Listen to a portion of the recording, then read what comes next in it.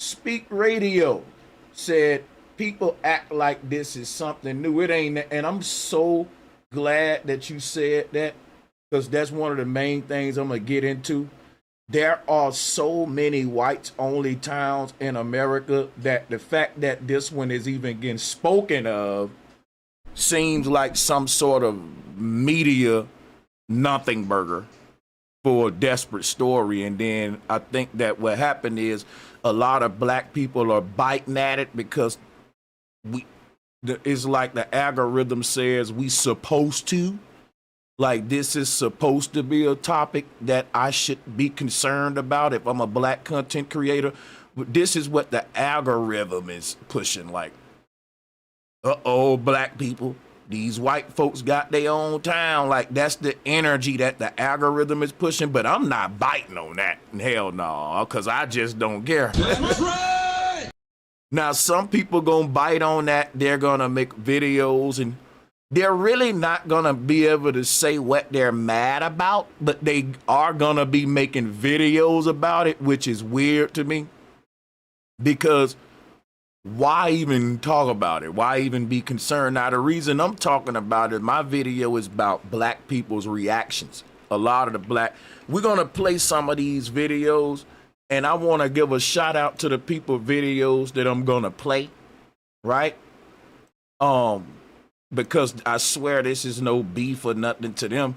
It's actually this that they got good content. So shout out to my brother O'Shea Duke Jackson. He's one of the first channels that I like collaborated with over here. If you look at my older videos, salutes to that brother. He's doing good stuff. I will be playing clips from his video, like just the sound bites, because I think that it's important. Him and the brother Willie D. Shout out to Willie D. Like, I think that both of these dudes are just doing their thing, minding their business.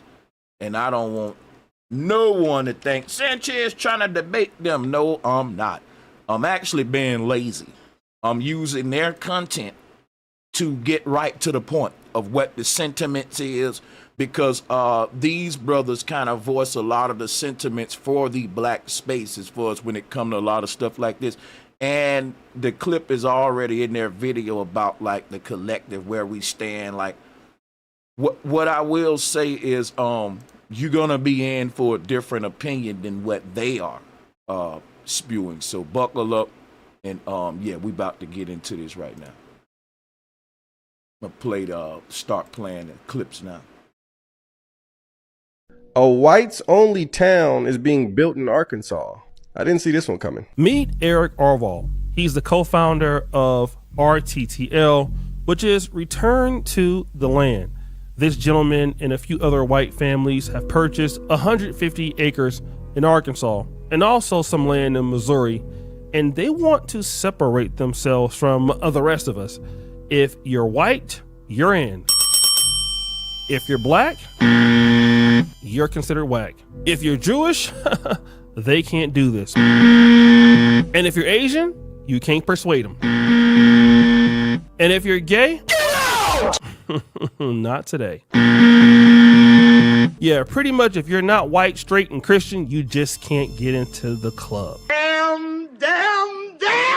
And recently, he pulled up to TMZ to basically confront a pretty interesting interview about his beliefs. Now, this interview is what we got to pay attention to, because this right here is what I think is going to be a little controversial or whatever. Bear with me. Give me a minute here. Okay. Let's get into this.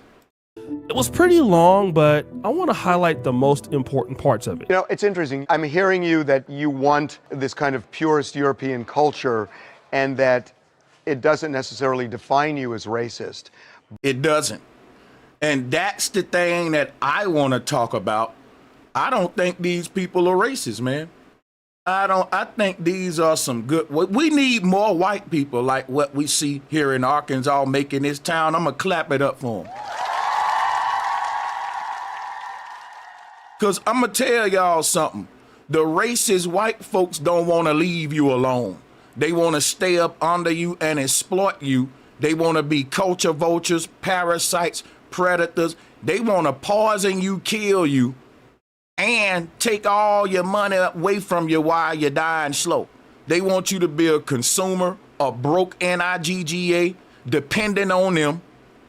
And the white people you need to be worried about, they ain't trying to get from up under you. They trying to build more prisons. They all up under you, buddy.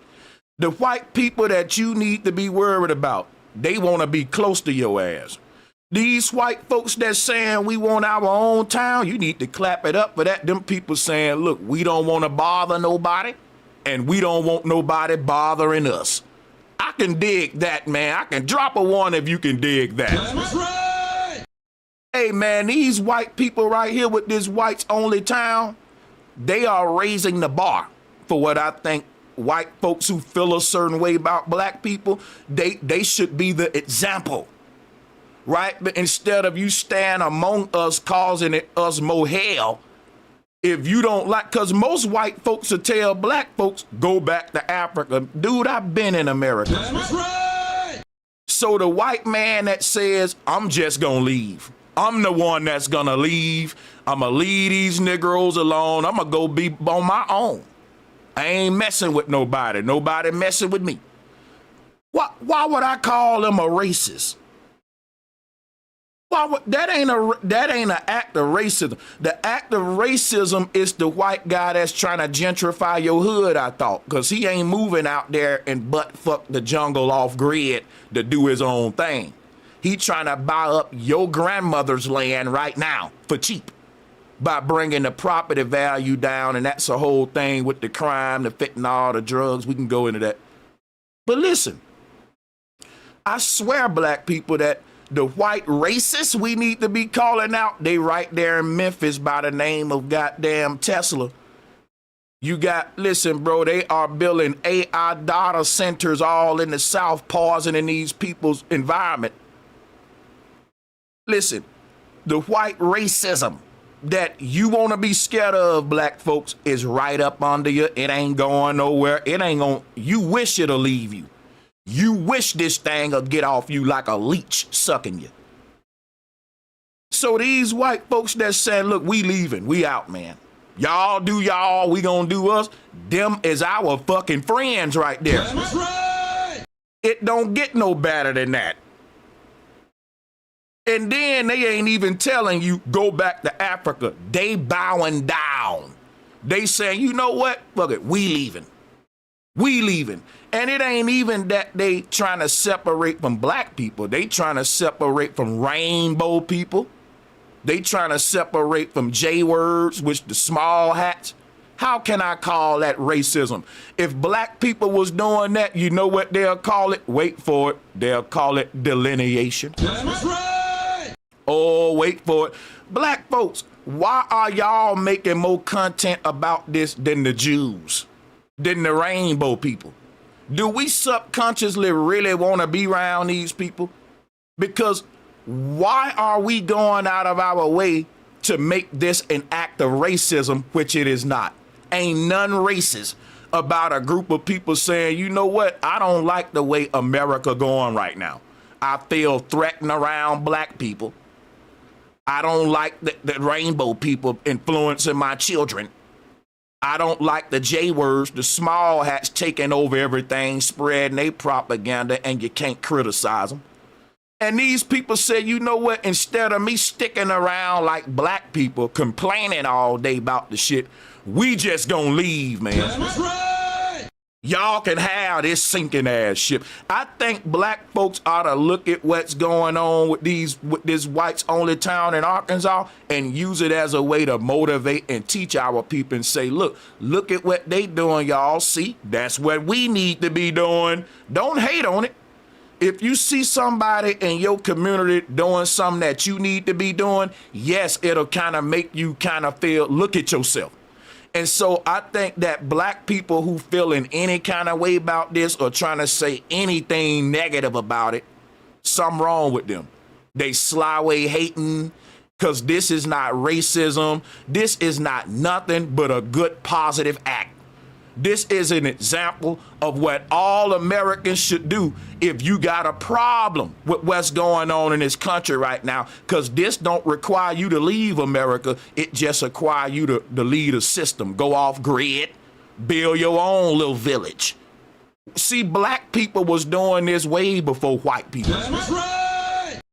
That's why when you Negroes try to come up here and debate me and be like, well, Sanchez, you cooning. No, I'm telling the truth, bro. What these whites only towns are doing is what our people was been doing. That's how Black Wall Street was born, out of an all black community. What you think Atlanta was before it became a big ass metropolitan? It was predominantly black, and it's still that way today. What you think Birmingham is? Yeah, you got a lot of white people there, but I'm talking about in antiquity, we had black only areas where if you saw a white person there, you looked twice like, what the hell? A white person in the town today, man. What is his business here? Like, you questioned it. Like, you know there's a white dude in town? It was that rare. Bro, it's still towns in the South that are black only.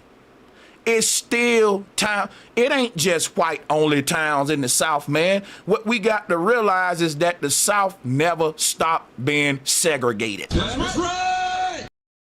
Let me say this one more time. What we got to realize, folks, is that I know what America taught y'all and the fairy tale that they want to put in your mind, but the truth is nothing really changed in the South since Jim Crow as far as living conditions. Seriously. Yeah, you see black folks and white folks sharing these metropolitan areas, but when they go home, the white folks go to Mount Brook, the black folks go to Bessemer, nigga. They don't live in the same towns. They don't. Not in Bama. It's rare to find towns that's 50-50 mixed black and white. No, they're going to be either predominantly black or predominantly white. And when you get to Alabama, you ain't going to find no Las Vegas type population where it's just so mixed. It's 50-50. It's 40-40-40 and 30-30. No, these are integrated, new age, new world communities that we see. LA, especially New York, very integrated. But when you get to Georgia, Tennessee, Memphis, man, listen, the whites over there, the blacks over here, man. And it's kind of been that way. It ain't really changed a lot when you get to the South as far as segregation, because you still got, and it's like that in California too, like Compton is predominantly black.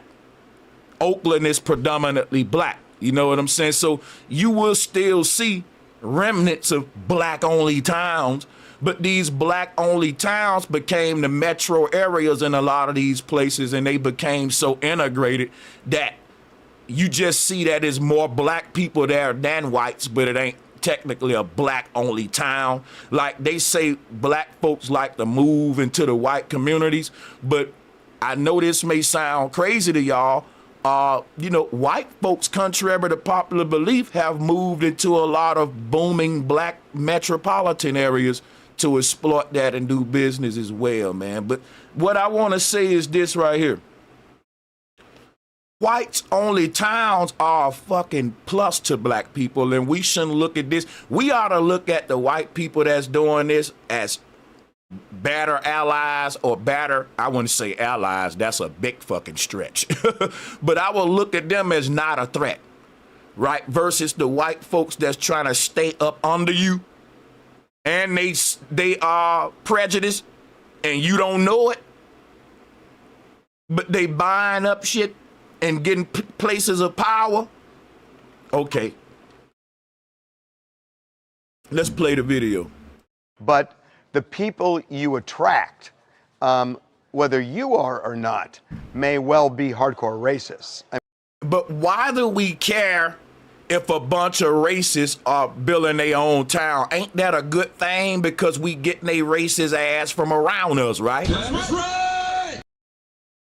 Why do we want them to admit that the people in your whites only town are racist? Man, I could care less, bro.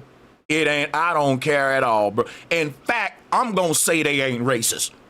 Because for you to be racist, you got to be practicing racism against me.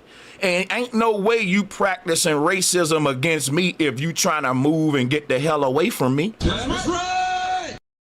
None of this don't make no sense how we reacting to it, bro. It's weird how TMZ reacting, how black YouTube reacting. This is not racism. Racism is the white folks that want to stay around you and don't want you to know that they racist.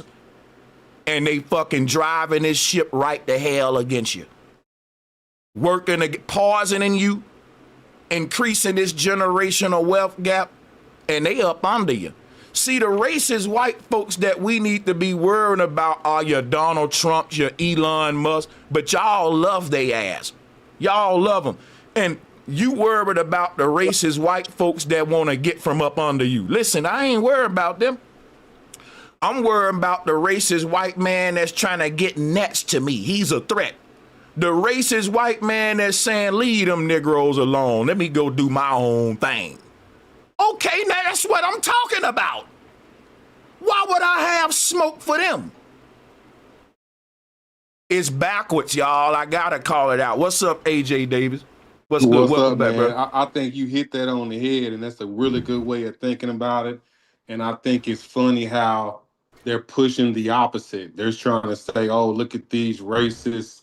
You know, like they want you to get in your feelings. Like this is not really a thing we supposed to be doing. You know what I'm talking about? You supposed to be doing that. You know, a lot of folks gonna say, "Well, we already did that, Black Wall Street and all that, and they took it over." Which, I get all of that, but at the same time, where you think they got it from? You know what I'm saying? I mean, they came over here to do that. You know what I'm talking about? These ain't never facts. You just got to remember that, man. I just think it's funny how the media is pushing it, and a lot of platforms are pushing it as if, like, look at these folks. These folks are like they wrong for doing it. Right. And I was one of the ones that I always, like, maybe the last, I want to say 20 years of my life, started understanding that, like, you really have a right.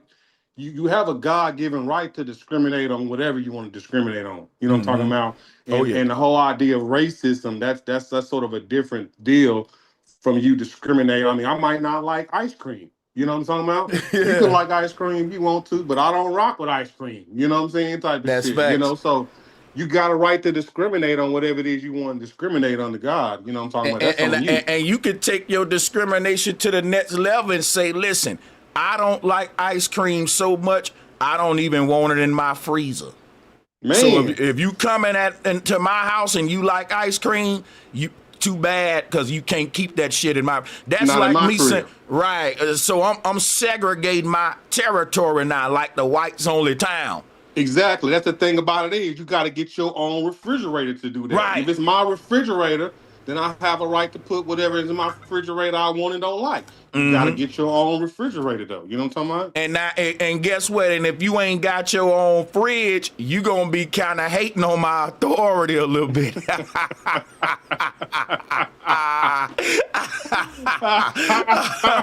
And we see this playing out. Hey, listen, because I'm so glad I'm not alone with this stance here today. Because the popular reaction is just that. It's reaction. It ain't thought through. Yeah. Salutes to the panel and to the sister Demi and to my brother Larry Newton and Wisdom Thought as well, man. Appreciate y'all for dropping through, fam. Yo, peace, bro. Yeah, peace and love, bro. Man. Yo, it's crazy. At the end of the day, man, all the struggle that we talk about and the so-called oppression they say we in and anything, I wanted to go back a little bit to what we were talking about the other day, man. I'm just now on this deal to where, like, you know what, man? Like don't nobody owe me don't nobody owe you shit, man. Nobody owe you shit. You supposed to get out on if you are God, you supposed to get out and make it happen. I believe we're supposed to be growing our own food, teaching our own kids, building our own homes, and that's how you get away from this thing, man. I yield the floor. Y'all got it. And you know what really stood out about this whole little story to me is that it proves how reactionary black folks is when it comes to the algorithm and media. Because listen, these white folks in this whites only town, They said, look, we don't want to be around blacks, gays, Jews. They named a lot of people, and the only people in their feelings for real is who? Mm-hmm. See, that's what I'm saying. I'm going to play this, though. But like I said, shout out to the brothers out there, man. I'm not, going against these brothers. And then they do great work, great content. You know what I'm saying? Sub up to these brothers. I mean, fair? I still don't really know what you mean by racist. Valuing race in itself, I don't think there's any moral problem with that. Mistreating people because of their race, there's a problem there, sure. That's it. Woo, come on, man. I'm on this man's side. Go back.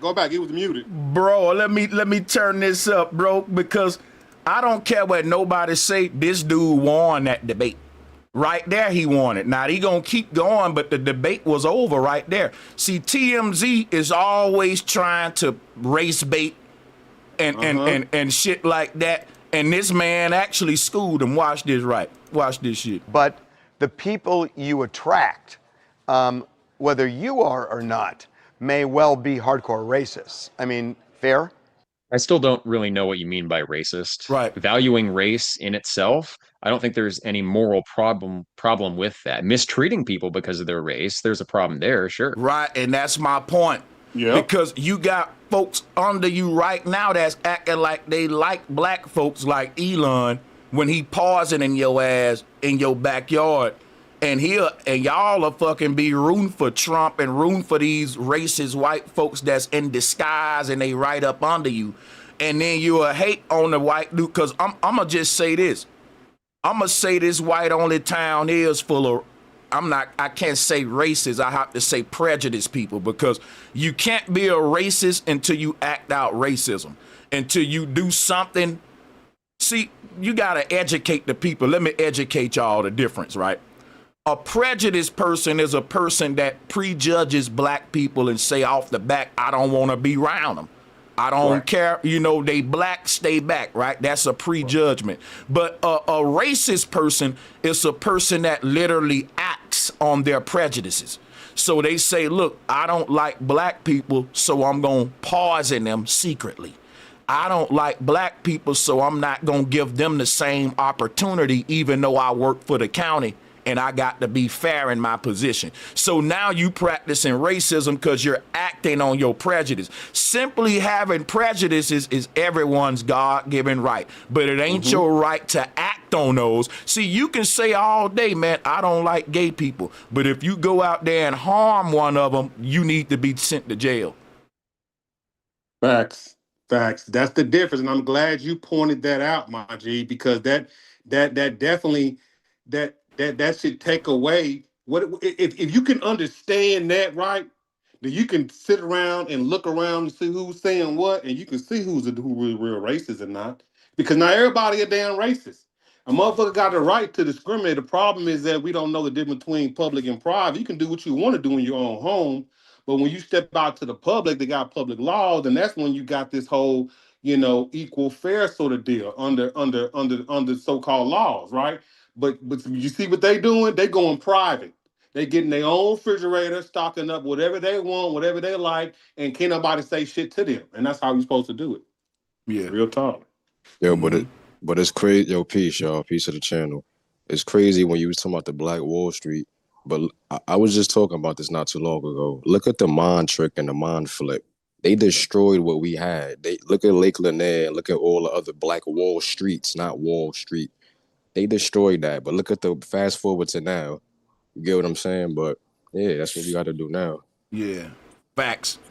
And I'm gonna play a little bit of this because basically what a lot of black creators are doing out here in these YouTube streets, they're going with the TMZ approach, and that's why I say I'm gonna be the black guy in the space that take an alternate route. I commend these white racists for building their own town. And I'm assuming that they're racist, right?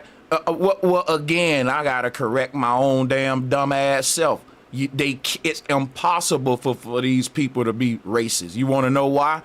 Because a racist white person is trying to be up under you to act out their racism. Like, if I'm prejudiced against white people, and I'm saying I'm just going to get from around them, I'm just prejudiced. I'm not racist. Again, racism is an act. If you acting out your prejudice against people, you know, you saying I don't like black people, so I'm going to tie a lasso around their neck. You know what I'm saying? So, but my whole thing is this right here. It is a such thing as prejudice and racism. We use them like synonyms today, but I swear they're not the same. They're And not the same. these They're white, not the same. they are not. And I will say that the white people in this white only town, they are prejudiced, but I can't call them racist. I can't, because they ain't done nothing racist against me.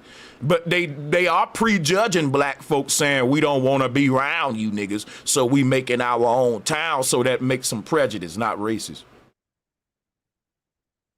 So that got to be specified, because we're looking for a reason to have beef with the wrong people. Like, they trying to get away from you, man. So why are you mad? You feel me? Right. They moving around. That's exactly right.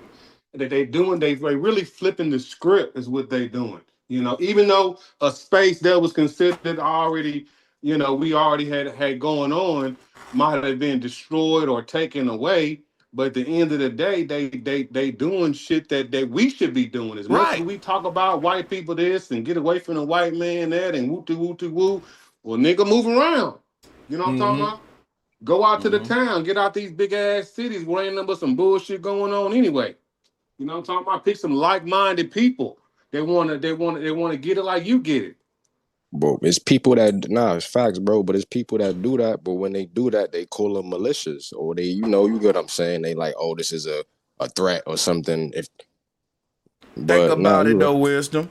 The white folks that's building. I just seen a brother on Instagram. It's funny we talking about this today, where there's some brother. It's a brother who got with a bunch of like-minded people, about 35 people, and they all finance like 20-something acres or something like that. And he's doing he's doing everybody a quarter acre each, for them to build their home and build their family, and it's self-sustainable, going to be self-sustainable. They're going to grow their own food, you know what I'm saying? They're going to have wells, they're going to have the solar, and really doing that shit, you know what I'm talking about? And I'm a follower. I just started following something farmers, I forget what it was. So I got to go back and look at it, but something farmers, where it's just a regular brother, man, who sees what we talking about, right? And you just got to find the right-minded people, man. It's sad that they got us, like, our vibrations are like mixed, like the pain is like all over the place. You got people on this, people on that, and for some reason it's hard for us to find the same frequency together, man.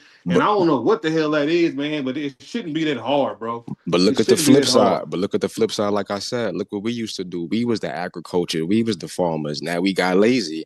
But I agree with you, bro. But look at this.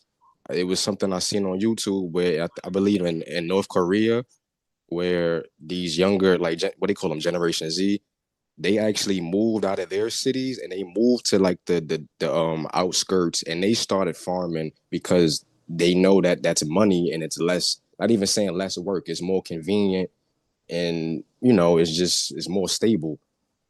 But facts, bro. We just gotta take action, though. Take action instead of reaction. I think that's really be honest with you, the whole future. The new goal I believe is food. I've been saying this for about 5 years. I don't want to, they say don't cash your pearls and shit like that. But I think that's really the new goal is agriculture and food. And then that motherfucker out in Africa, the new leader, I forget what town that is. The billions he didn't spent on agriculture and agriculture school, and got like 800 people teaching how to do high grade agriculture and growing foods. And I honestly believe food and agriculture is kind of gonna be like the new gold type of shit. You know what I'm talking about? Yeah. Bro, but it is, bro, because we depend on them, bro. Because it's like, look what happened. I ain't gonna say it, but look what happened not too long ago. Bro, there was lines. I've never waited on a line for a supermarket in my life, bro. I waited on a line for a supermarket for almost an hour. And I'm thinking in my mind, like, yo, what if ain't no food? That's what it's gonna come down to in the future. We about to go into a dystopia. What movie was that? Sanchez, Demolition Man. That's the type of future we going into. Because look, I'm gonna land right here. Trump said he trying to do something with homelessness, and saying if you homeless and mentally ill, they're just gonna lock you up, basically take you off the street. But who was that targeting? Because they saying that we represent most of the homelessness in America. Yeah. And let me take a shout out to Mike Murphy for joining us. Welcome back, bro. Yeah, go ahead. You want to interject? Yeah, Sure. before you step off, right?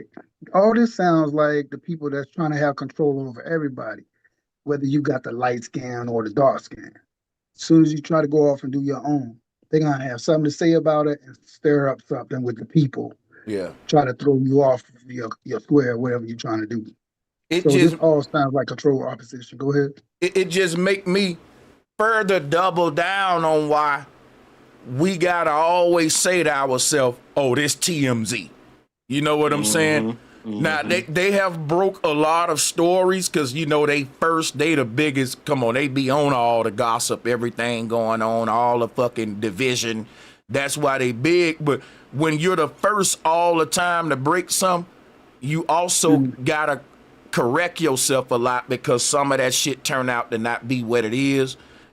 That's one of the things that come with that. But also, when your channel based around being the first with the controversy, the first with the story, with this or that, you gotta sometime make something out of something that's a nothing burger. So, like, if you look at TMZ title down there underneath this man, Whites Only Town Ignites Controversy. Now, they the first ones to leak this out.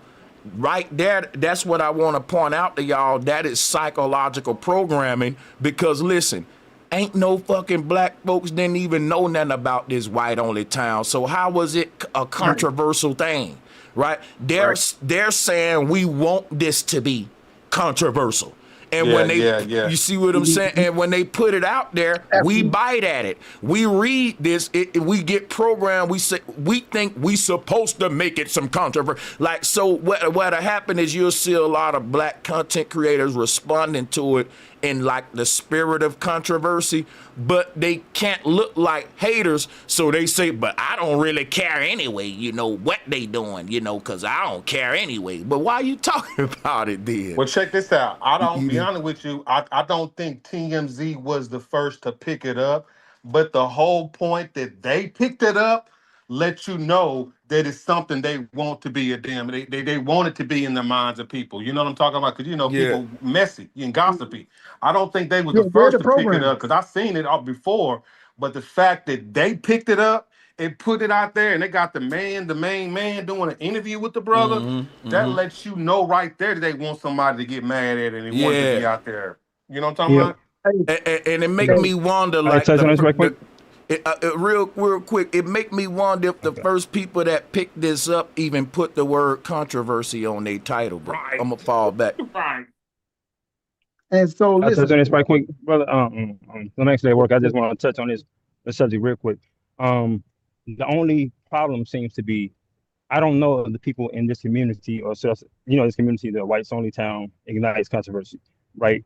If they are expressing things like a whites only town, that's the difference. When we had our quote unquote Black Wall Street, we didn't necessarily name it Black Wall Street. It was a bunch of black people holding it down like it was Wall Street, like that. And they were able to come to those community, cause disruptions, blow it up, and all kind of stuff. We don't do that to their whites only community. They do, or where you see black people and they say it's too many black people, so we're gonna call it this. We're gonna just like y'all saying about the title controversy this place on this. Well, they make it a Black Wall Street or a black community just because it's a bunch of black people that then they come and disrupt it and dismantle it. We don't do that to their bugheads. We don't dismantle their stuff. They do that to our stuff. And that's what I'm saying, though, Larry. The white folks that dismantle our stuff, they don't want a white-only town. They want to be in your shit dismantling it. So the white folks that said, you know what, we don't want to dismantle black people's shit. We just want to go build our own shit. I got to let them do that. Oh, yeah. Indeed. They should be able to do that. And, like, one of our problems is, and I'm going to actually land right here because I'm going to go back to work and I'm just listening, bro. I appreciate what you're doing, man. But, what we tend to do is start a black community. We got gardens, we got farmers and shit. We got, construction stuff. We exchange the money, trying to put up bank, but we don't have any kind of military. We don't really do that. They have a guard when they set up communities. We don't do that. And we all trying to build a whole community. We got to go rent moving equipment. We don't. We get millions and billions, and we not investing in tires is bigger than a building to make streets and that. Like they can set up a whole damn city in a year almost.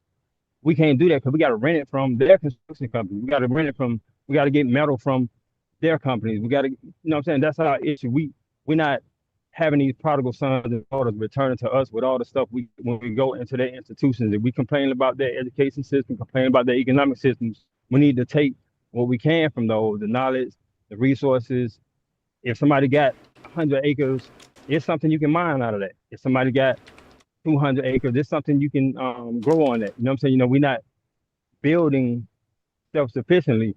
We're building what we still need the same people that we consider to be you know, adverse to us. We still rely on them heavy. They don't have to really rely on us. You know what, man? Okay, So- yeah, you got it. You next for sure.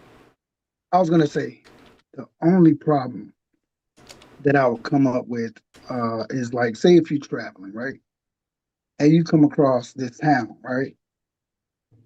Now when you go in that town, I mean you're not trying to live there, but say if you have to get service, gas or food or anything, like, and they just totally refuse you or come at you with some violence, that would be a problem.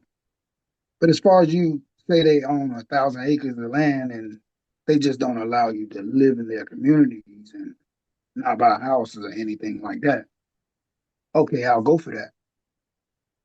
But just as long as it's not a problem me coming through that town, because you know, you need gas or like I just said. What do you think about that? I think that these are one of those towns you got to be looking for. You don't just stumble through one of these little white only towns, and the people who make these, they want it that way. See, if you end up on these people land, you tried to be there. You can't say, "Oh, I stumbled my way here." They're gonna be on your ass. That's what these, Right. you know what I'm saying. But I will, I'll say this. Damn, it slipped my mind real quick. I'm about to hold on a second. Yeah, so what I wanted to point out is that I think that subconsciously we're envious because what it shows is what black people need to be doing but ain't doing. Thank you. You know what I'm saying? Because if you Yes. look at all of the black men, what they doing is competing against each other, divided as hell. Everybody, you know what I'm saying? What this shows is a bunch of dudes coming together. And see, it's like the people who feel some kind of way about it, it's like the person at the job that's working with the new worker, and the new worker is just doing everything right on the job and just putting the pressure on you, man. Like, you got to step your game up because, you know what I'm saying, this new guy, he's killing it. So it's like, okay, that same kind of energy to where it's like, oh, man, look at what they doing. Here go another white-only town. Here go another white-only town popping up. What are you going to do, black folks? Y'all making the same complaints these people making. You don't like this, you don't like that. And what are you going to do? You know what I'm saying? So I think it's kind of subconscious envious.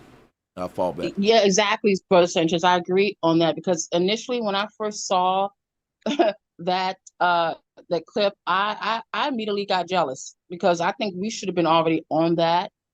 And then I was thinking, well, I mean, will it be, you know, we'll be able to get along? You know, for example, the FBAs and the Pan-Africans will be able to get along to do something like this because we ain't getting along as far as I'm concerned, you know. And what's crazy? Yes, I was jealous. Yeah, and the FBA can have their own land. And the Pan-African can have their own land. They don't gotta come together for that, you know. But I'm gonna let y'all hear some of this interview from this guy. Hold on. Now, in this case, basically the man is asking him, listen. Now, O'Shea wants this man to kind of admit that he's a racist, and I just don't see it. Like, I would debate O'Shea on that respectfully. Salutes to the brother. I don't think this is not an act of racism. It's the total opposite. Now, do we have a town full of prejudiced people? Hell yeah, because they don't want to be around niggas, gays, none of that, right? But they ain't racist because, again, we have to educate our people what racism is versus prejudice. Racism is simply you acting on your prejudices. But if your prejudice don't go to you acting on a group of people, just, in other words, I got the right to say, I don't like this kind of group of people. Ain't nothing wrong with that, man. You get that's sovereignty. Don't you know that nature gave you the ability to like some shit and dislike other shit for a reason? You don't gotta like everything. So, and if you say, well, most of the people that's populating America right now are the kind of groups I don't like, and you ain't trying to poison them people, kill them, exterminate them, you just say, well, I'm just gonna move away then. Move around. That's mature. That's a mature. That's mature. Right. That's some adult shit. So, and that's why I say, trying to say that these people are racist, it kind of make me think it in somewhere in the subconscious we're envious as a collective. I'm taking that brunt too, so I'm not picking on any content creator. I'm saying we. I'm gonna go ahead and wear that with y'all too, like the sister did. Really know what you mean by racist. Valuing race in itself, I don't think there's any moral problem with that. Mistreating people because of their race, there's a problem there, sure. Now, in this case, basically the man is asking him, listen, we understand that you guys want to move away from the rest of the world who's not like you, but don't you consider that to be racist? No, it's not. It's called delineating. Delineating. Because if all black people come together and say, let's get our own land, man. Fuck this shit. We getting up off the grid. We want to be independent. We want to dig some wells. You know, shit that the Nation of Islam should have been done. But anyway, if we do that, is that racist? Is that racist? Is if we say we don't want no other groups on our land? Is it racist that the Indians got a reservation and you can't go on a reservation if you ain't an Indian? Like, it's territorial. Is it racist that a bear got his family in a certain area and any other thing step in that damn line, he gonna fuck it up? Yeah, that bear ain't practicing racism. That bear is practicing survival and territorialism. What that's natural, man. A man ought to know that. Is that gang practicing racism when they say ain't no other gangs coming on this motherfucking block and especially ain't doing no business on it? This our shit.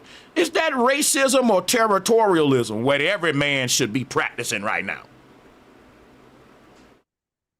Every man should be doing this right now. Even animals doing this.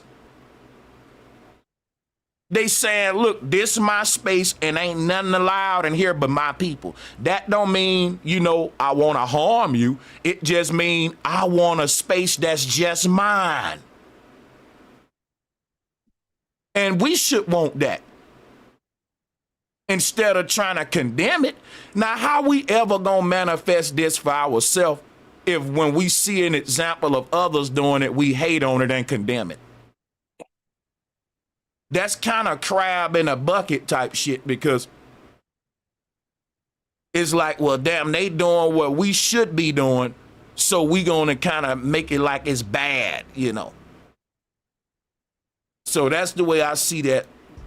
And very cleverly, he avoids the question by pretending that he doesn't understand what racism is. I think he understands exactly what racism is, and his answer showed it. I'm going to go back and rewind it. Problem. What he didn't understand is what the TMZ guy meant by the word racism, because TMZ trying to act like what they're doing is some racist shit, and he's saying, well, I don't understand what you mean by racism, and then he proceeds to explain exactly what he's doing, and he's letting you decide whether you think that's racism or not, and I'm saying, nope, it's not. Let's play it back. I still don't really know what you mean by racist. I don't either. In the context that TMZ is framing the word, you see the trip up that they trying to do to the man? Because TMZ is asking him the question like, wouldn't you consider that? No, I wouldn't. Okay, what do you mean by the word racist if you inferring that I would consider myself one just for delineating? You get it? Intelligent people understand the dialogue here. Right. Valuing race in itself, I don't think there's any moral problem with. Right, because even O'Shea do that with black people. Guess what we say? Blacks first. How you gonna have a B1 movement, but you ain't digging your wells and planting your own food? Because you can't say blacks first if blacks gotta shop at the same Walmart as everyone else. You gotta stand in line like the brother for 40 minutes. How you first? See, blacks got to be first when it come down to the grid. When the power go out, the grid shut down, blacks need to be the first ones to say, we got our own wells. We need to be the first ones to say, we got our own territory, our own crops. We ain't. So what do you mean black first? What they mean by that is we the first ones to argue to keep black people in a victim-minded state and fall for race-baiting controversy shit like this. Black first don't never go into any kind of boots on the ground shit like what we see in these whites only towns. See, these white folks not even saying whites first. They just showing you they put their people first by giving their people their own territory and own land. See, I'm gonna show y'all how sad this is. No one say that Amish people are practicing racism, but guess what? Amish people doing the same thing these white folks doing, and you can't go on their land either. You can't, any group can't go. They don't allow you on your groups on their land either. See, but we don't say the Amish people practicing racism. Yeah, there are Jewish towns in New York, what would be like sundown towns in the South. See, these up north niggas don't like to talk about this, but I watched some documentaries, see. But there are Jewish towns, y'all, up north that niggas can't be walking through at a certain time they damn self. With that, mistreating people because of their race, there's a problem there, sure. Tell me that man didn't answer with intelligence. He told you exactly what prejudice is. The man ain't denying. He said, yeah, we don't want gay people in our stuff. We don't want blacks there. He ain't denying that. He's saying, but look, that ain't racist. That's our right to do that. We got the right to do that, man. But racism, like he said, would be us trying to harm you. See, there are white folks right now, right up under us, that's poisoning us, harming us on an economic level, prison, institutionalized, different levels, man. And we rather call out the white folks that's trying to get away from us versus the ones that's coming to your ass with poison. And that's my thing. So the man answered beautifully, right? All of the black folks that think that got a problem with this man answer, you don't know the definition between prejudice and racism. I'm gonna let you hear the answer again. Still don't really know what you mean by racist. Valuing race in itself, I don't think there's any moral problem with that. Mistreating people because of their race, there's a problem there, sure. Tell me how that wasn't an intelligent motherfucking answer to TMZ, who trying to race bait. Now you know why they mad at his answer? Because he answered in a Machiavellian way. Now, if y'all don't study Machiavelli, Machiavelli teaches you never defend yourself and you never fucking see. This is Machiavelli. I ain't finna go into that though, but it's so dope what he doing, because if a person seeking controversy or argument using you, this is how you shield yourself from negative energy. And you tell these people, look, I mean, yeah, I don't want these groups on my land, but that's not racist, you know? That's, if anything, it's territorialism. I mean, if it's my private land, come on, it's my damn land. That's like, even as a black man, if I got a private land in Alabama with my family on it, I'm going to be worse than these white folks. Because I'm going to say, listen, not only ain't no white people coming on my land, ain't no black people coming on my shit if you ain't in my family. So, shit, they better than me. Because they saying it's white only. I'm telling you, my private land is family only. And if you ain't in my family, you may get fucked up stepping on my land. So get mad at that. And bro, they setting themselves up. Cause like, okay, say if you want to go and get your own land, they be like, nah, you ain't want them people to have their own land. Right. When Y'all try to get right. When black folks try to get their land and dig wells on it and shit like they are doing, there are whole movements. First of all, we ain't gonna act like it ain't no black folks doing this. It just ain't enough of them doing it. And they mostly doing it in Africa, like the brother Zaylocks and all them, because it's cheaper and shit. You get more land. But there are black people building their own towns just like this. There's a whole Hebrew Israelite community in goddamn shit. I forgot. They got a whole documentary on it. I'm gonna pull it up right now. And people was giving these folks props.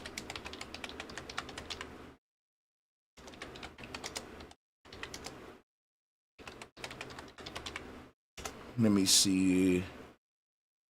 Yeah, it is, where did they have their own land? I think it was in Africa or something.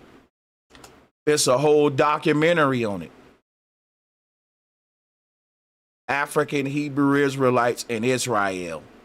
But they overseas somewhere, they got their own Hebrew Israelite community.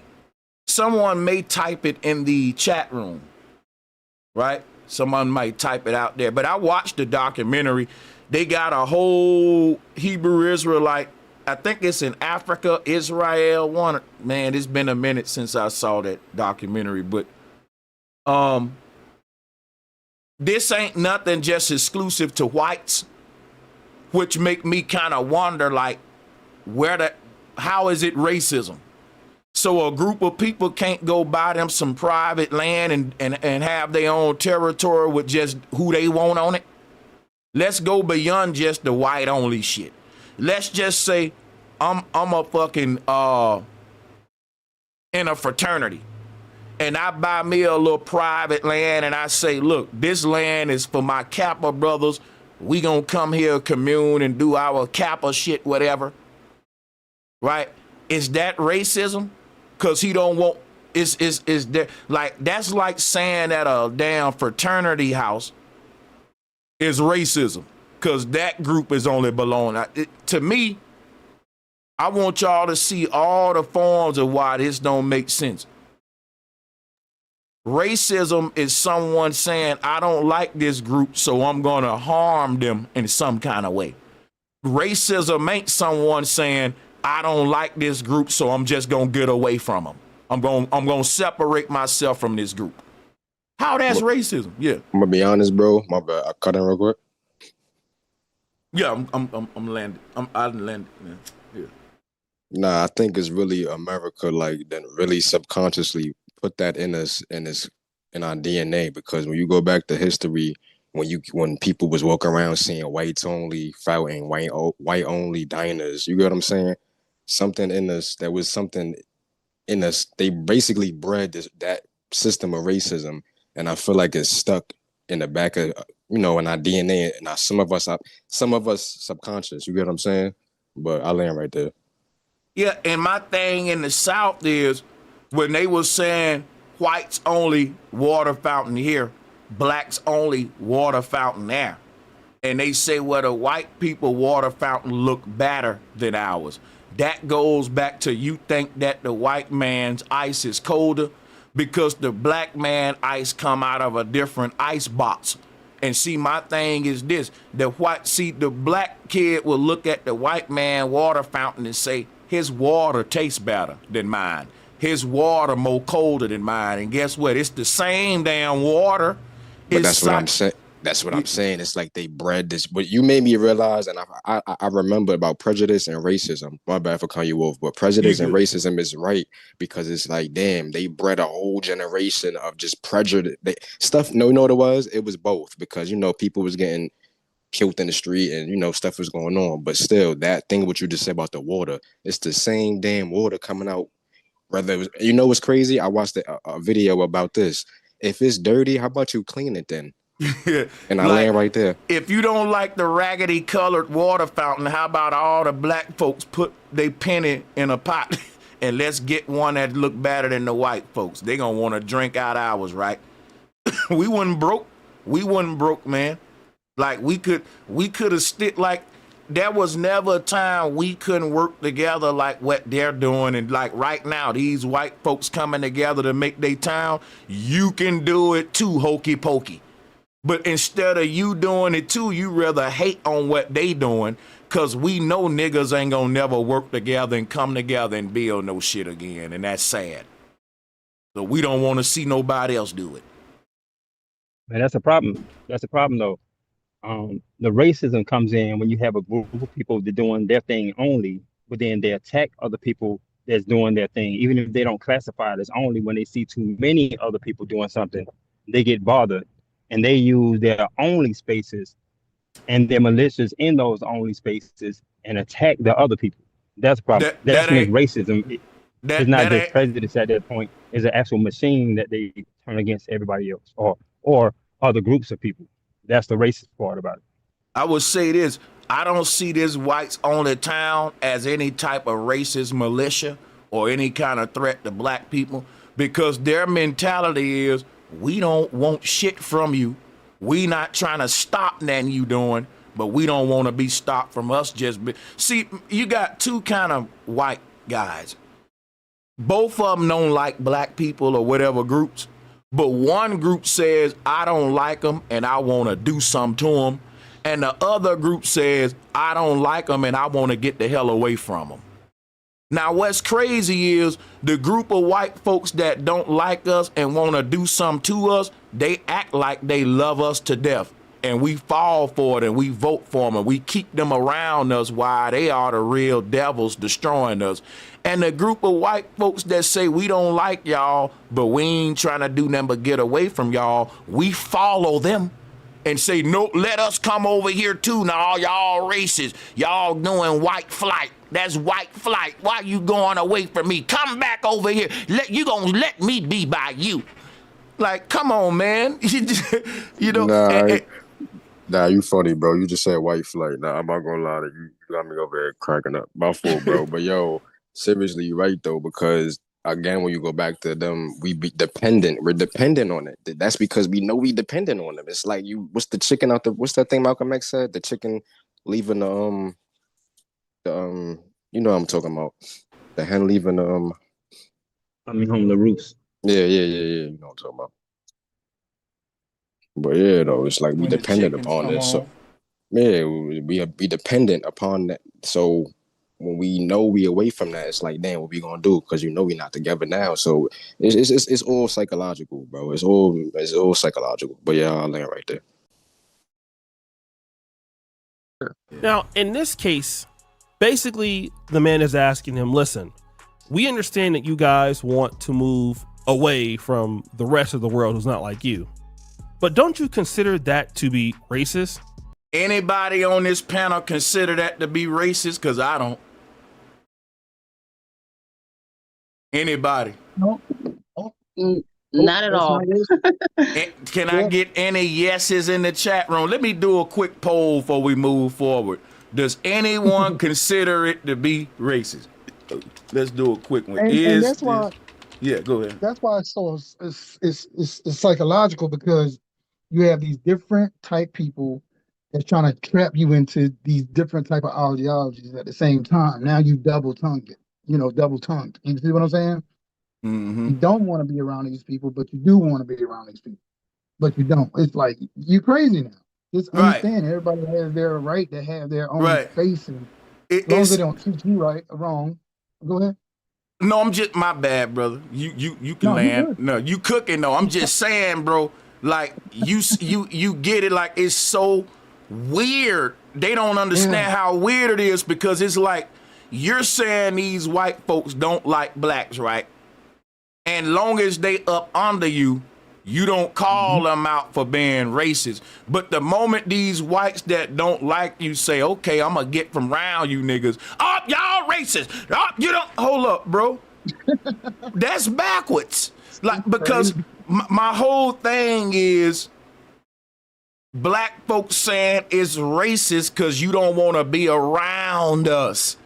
And it's like, if you ask them niggas, do you want to be around them? Hell no, I don't care about them having a white only town. I don't want to be around them either. So you practicing racism too. So you telling me you don't want to be around these white folks. Y'all both around each other and y'all don't want to be around each other. And the white folks say, well, I'm going to move away from you. And you say, well, something wrong with that when neither one of y'all want to be around each other anyway. Yeah, and I want to say this. I want to tell everybody, y'all better watch y'all psychology. Like, y'all see things on the internet, right? Y'all see how crazy people are. Bro, you got these people in your family.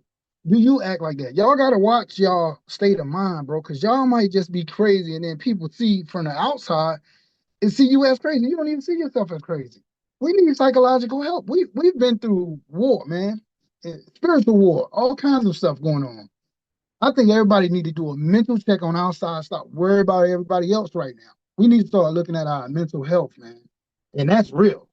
These females are crazy. You can't say nothing to them. These guys, they just as crazy. They date the females that's just as crazy. Like, shit, I'm a black man, but I don't like to be around some of you motherfuckers. Excuse my French. Bro, And we I need was to just start finna checking say out. that. That mean I'm up a bunch of niggas now racist, nigga. I don't like to be around, like for We need to real. start checking our own mental health, man. For real, for real. I'm glad we having this show. Hell yeah, man. Like the way we reacting to this is like the exact way TMZ want us to react. And TMZ know how to make a fool out of black people in these social spaces when it come to these so-called controversial, because this ain't no controversy. This shouldn't even be a story for niggas. We ought to be telling TMZ, man, that's a nothing burger, bro. They doing what we should be doing. Next story. Right, right. I feel like I was lucky enough to learn a little bit about the importance of being private, the difference between public and private anyway, and learning like we do, like the lesson you were teaching earlier about being able to, like, you have a right to discriminate, and ain't necessarily difference between that and racism. You know what I'm saying? But most people are not really keen to that because you've been programmed to think it's the same thing. You know what I'm saying?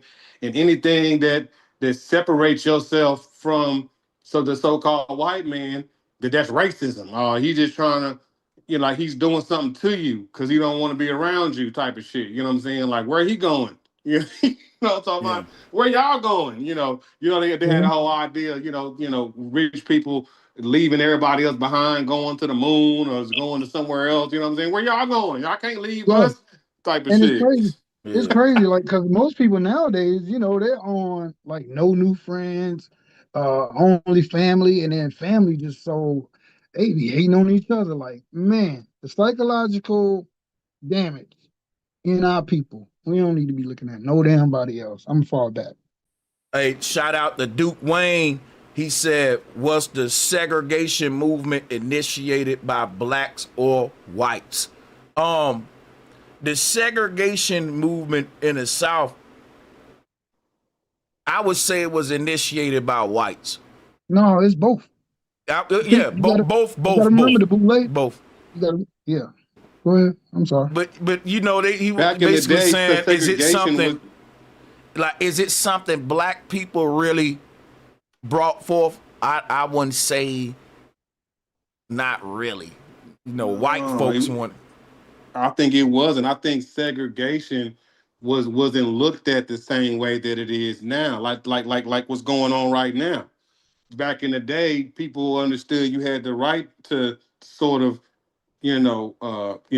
be prejudiced and be around who you wanted to be with. Wasn't nothing wrong with that. But then what happened was, I think it goes back to some kind of way, you know, one way got tricked into, like you saying, they water fountain looked better than ours. There was some sort of like some sort of co-op was initiated, and it got the people riled up to go against each other. You know, I think I think there was, you didn't have to like one another, but everybody had a respect. You know what I'm saying? Right. Like, you ain't Man, gotta people don't. like me, bro. I And Bro, may this that's is like this you, bro, that's right? People this don't because is understand things are just But not one way in everybody life. had like a certain respect for, like, okay, this you y'all, know this us. At the end of the real day, we quick. have respect. We gonna leave each other alone. This got to be plugged in about segregation. Like, blacks couldn't have started segregation because segregation, when you think about it, was a result of Jim Crow laws. So now watch this, right? Blacks didn't start segregation. What we started was the civil rights movement, allowing us to go into the whites only spaces, basically. So what black folks started was like what we doing today. We was saying, man, that's racist if you won't let us eat with you white folks and shop at your store. The same way we reacting today to this whites only town, that was the civil rights movement to us. Instead of us saying, look, white folks don't want us in their spaces, let's go build our own shit. We went and marched and fought to be included in their spaces, and now we've been exploited in their Hey, spaces.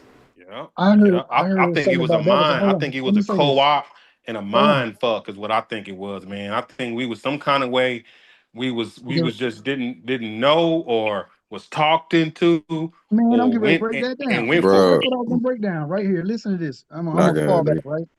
That civil rights thing was kind of janky, bro, because it was set up from both sides, from inside. You know how they always got to put somebody inside that look like you to break you apart, right? So this thing was it was kind of set up like these people. We had our own stuff. We didn't really want or think about separating from nobody because we had our own stuff. That's just the way it was. But when the people saw that, damn, if we could get them to come in on our side, then we can win and we can always keep them suppressed. You feel what I'm saying? So it was a setup by these people that look like you and the people that don't look like you. Y'all remember that? Nah, facts, you right, bro. Because they had children out there. You know, they showed us in school with the children marching and protesting, crying because they couldn't drink out of a water fountain. Come on, it's a psyop, bro. But yeah, Yeah. go ahead though. Do your thing. That's facts. Because we was, think about this, right?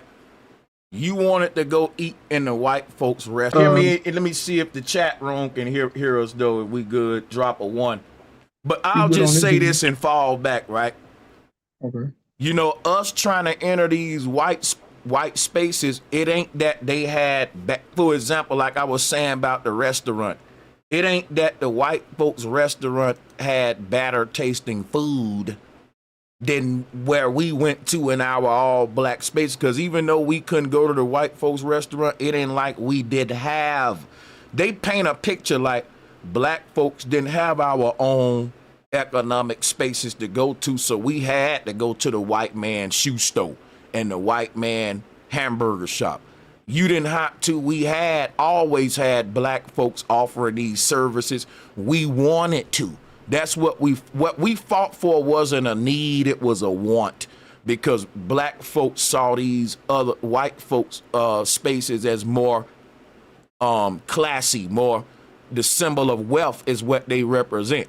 You know, so it's like if you able to, because like I said, the food in the white restaurant wasn't better than the food at Big Mama's restaurant in the hood. You know what I'm saying? It's like rich niggas now. They say, man, I want to go to Roof Chris. I want to go to these upscale, fancy, white ass restaurants that you can barely pronounce, and you eating caviar shit you don't even like for real. But when you go to the cheap ass restaurant in the hood, that's when you really licking your fingers and shit. Like, oh man, it's good as hell. Hey, bro, Yeah. bro, can we distinguish something? Now I noticed this too. We can't just throw it at the white people, the regular white people. We got to throw it at the Jays. Now, let me show you something. They were the ones that were more upscale. They were the ones that had like all they shit really together, like recipes and stuff That like that. this we ain't, These listen. folks, I ain't trying to cut you off. I ain't letting the Jays off the okay, hook. I'm just saying this what you gotta realize. They got buffer classes. They got yeah, it's yeah, that's what never I'm them, saying. it's never them then the people. It's them then the rich whites and the rich blacks then the people. They don't work directly to the people. They indirectly work to us with our house niggas. Today, house niggas would be Boule, your talented 10, your buffer classes they get. And then it's a buffer class to buffer the buffer class. So you got the Boule, that's like your Prince Halls, all them niggas. Then your white guys, them Scottish, right? Masons, it goes higher than that. Skulls and bones. One hand watch the other. There's an intricate hierarchy in between the people and the small hats. It ain't just the people then the small hats. It's the people, the fraternities, the entertainers, the corporations, the fucking KKK, the religious leaders, the Boule, the Scottish, right? All that before you get to the small hats. So that's why I just deal with the direct buffer class first. But yeah, you right. I feel we gotta let folks know that behind all of this puppeteering the whole shit is those small hats. Mike, you ain't lying for sure. Go ahead. Listen, because I was talking to one of my homegirls, right? And this girl, she real dark skinned. So she just Saponi Indian, right? Now her side of the family, real dark skinned people, they were always very educated people. I mean, thorough. I mean, building tennis clubs and stuff like that. They had all that knowledge. They created the lunch schedule for all the schools and stuff, right? And they work with the UJs. These were the upper class people that they call them white people. But the regular white people, you always see them. They were real country. They own land. They were farmers and stuff. It was just, you're right. It's a separation between them people, man. But yeah, I just think that we were kind of tricked into the segregation thing. But I'm gonna fall back, man. Nah, facts, bro. And when you look at the school system too, it's like this is what they showed us. So that's just that's all I'm gonna say. It's just the school system is what they showed us. Cause nobody told me my grandfather was fighting for no civil rights. So I'm just saying it's just what they told us what history was. But yeah, I land right there. Hey, and matter of fact, let me do something real quick. You see something. I don't know if y'all can hear the audio. I'm playing the video. I stopped screen sharing. Let's see. We ain't heard nothing yet. All right. And very cleverly, he avoids the question by pretending that he doesn't understand what racism is. So O'Shea said that this white man avoided the question that the TMZ host asked him by acting like he didn't understand the question. And I disagree with that. I think that he didn't understand the context by which the TMZ host was using the word racist. Because because if you think about it, it's ignorant to use the word racist for a group of white people that's trying to get away from black folks. That's why it is a tactic what old boy did. I didn't get the chance to mention that earlier. It is a tactic when somebody trying to stir an agenda and using words and say something to you that means you're giving into what they're saying. But for instance, in courtroom, when people say, that the judge, are you a U.S. citizen? And you ask back, well, first of all, what is a U.S. citizen and where do you derive the definition from? Like, what are you talking about? You know what I'm talking about? Well, like, what does it have to do with what we're doing here? Because if I answer that question, then that kind of puts me into what the gender that you're stirring, and you're stirring the ship. You know what I'm saying? And I ain't got no say so. So when you ask a question back or answer it like that, that sort of takes you off of that. Be like, that's not what we own. You know what I'm saying? You're already assuming that's what that is, and that's not what that is, type of shit. So yeah, he's answering the question in a real smart way. He know what the hell he's doing. Yeah, man. Now you basically they're using his own little sly sarcasm against him, because in the beginning he was like, well, I'm not really sure what you mean by racism, but that'll be like somebody saying, man, you a fake ass nigga. And you respond with, bro, I don't know what you mean by fake. Like, you know what he mean, but he using it to me. Like, when you in context when you're addressing me with it, that ain't how you basically saying how the hell I'm fake. You know what I'm saying? So that's what he's saying. Like, how is what I'm doing racist? I'm not harming these people. I just don't want to be around them, and that's my human right. And the funny thing is, we don't say that the white folks who really racist, who want to be around us, is racist. And when they right up under us, killing us, we say, let's choose the lesser evil. Now, what if these lesser evils say, you know what, we just gonna leave you niggas alone instead of exterminate you. We just gonna do our own thing and let y'all be. Black folks will run behind those white folks and say, man, y'all racist as hell. Y'all just gonna leave us here? Massa, you just gonna leave me here? Massa, no shoes? See, what did the white man say? He said, if you free the nigga will come knocking on your door begging you to get back in that damn plantation. Come back. I'm just saying, man, like you trying to say that these white folks racist for saying we don't want to be, we gonna go do our own. The racist white folks are the ones that want to keep messing with you. They want to stay by you and keep sucking on you like a leech. Not the ones that's leaving you alone. I don't get it. How are you mad at the white folks that don't like you and leaving you alone, and you more mad at them than the white folks that don't like you and they poisoning you and fucking you up every day? You literally saying, I'm gonna just vote for the one that ain't fucking me up the most. But you mad at the one that just say, I'm gonna leave you alone, man. Bye, I'm leaving you alone. Come on, bro, that's some back. You can't make this up. Hey, welcome to the show, Bobby and Q. That sound like barbecue, don't it? Bobby. That's funny. Salutes to y'all niggas. Yeah, But I thought whites only town been existed. That's what sundown towns was historically, I thought. What's good, Chief? Sundown towns mean like, during the daytime, if niggas maybe come work there or something like that, or maybe having business, but after the sundown, that means you got to move around. He trying to say ain't nobody even allowed to stay in the town if you ain't white. I think that's a difference. I know pretty much, sundown towns where I've, been through and stuff, the majority of the population up to like the 90th percentile is, you know what I'm saying, white. They might not just come out and say white only town, but it's kind of inferred with the, you know what I'm saying, with the day-to-day optics. And they got private security. My bad. Yeah, I think only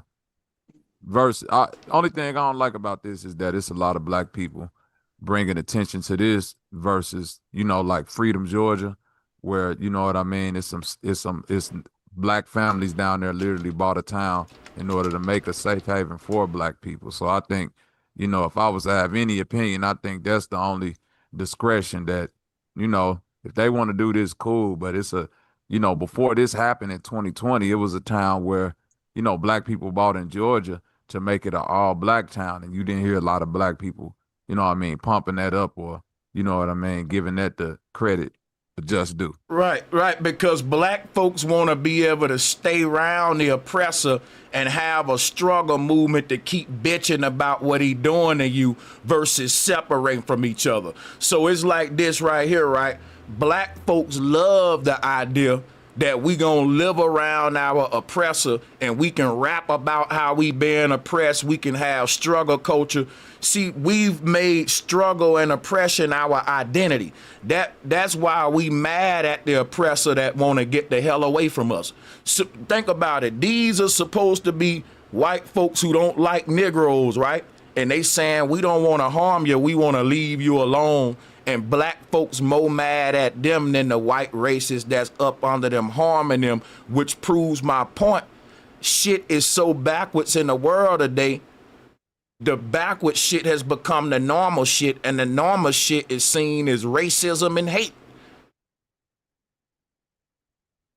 It's crazy, man. Yep, that's what I was saying. That's what I was saying. It's them folks that want to keep this shit going. Right? They want to keep these niggas in that state of mind, struggle culture, and make us make music off of that and keep us in that same state of mind. Or Yeah. Got him! Clearly understands what it is, but what he's saying here is it doesn't really matter as long as we're not willing to admit that. We just want to be by ourselves. And that's the most important thing. So why is it racist? Like, why is somebody... It's not racist if they're not harming you. Think about it. An act of racism would be Emmett Till. An act of racism would be a black man just got lynched in this white-only town. But the act of racism ain't just them having a white-only town. Like, I know that there are sundown towns and white-only towns in America. That is not an act of racism because white people want their own town. Now, if I'm driving through that white-only town and they do something to me, then now they're fucking acting out their racism. It ain't just prejudice. Now this is a racist ass town full of racist people, and this shit need to be burnt down because it's built on hate, and it's gonna be producing hate crimes when the group that they don't like come through here. So like the brother was saying, he's saying, look, I don't care about your white only town, but if I can't drive through it safely, now we got problems. I agree with him. The brother who said that earlier, whoever that was. Oh, that was me?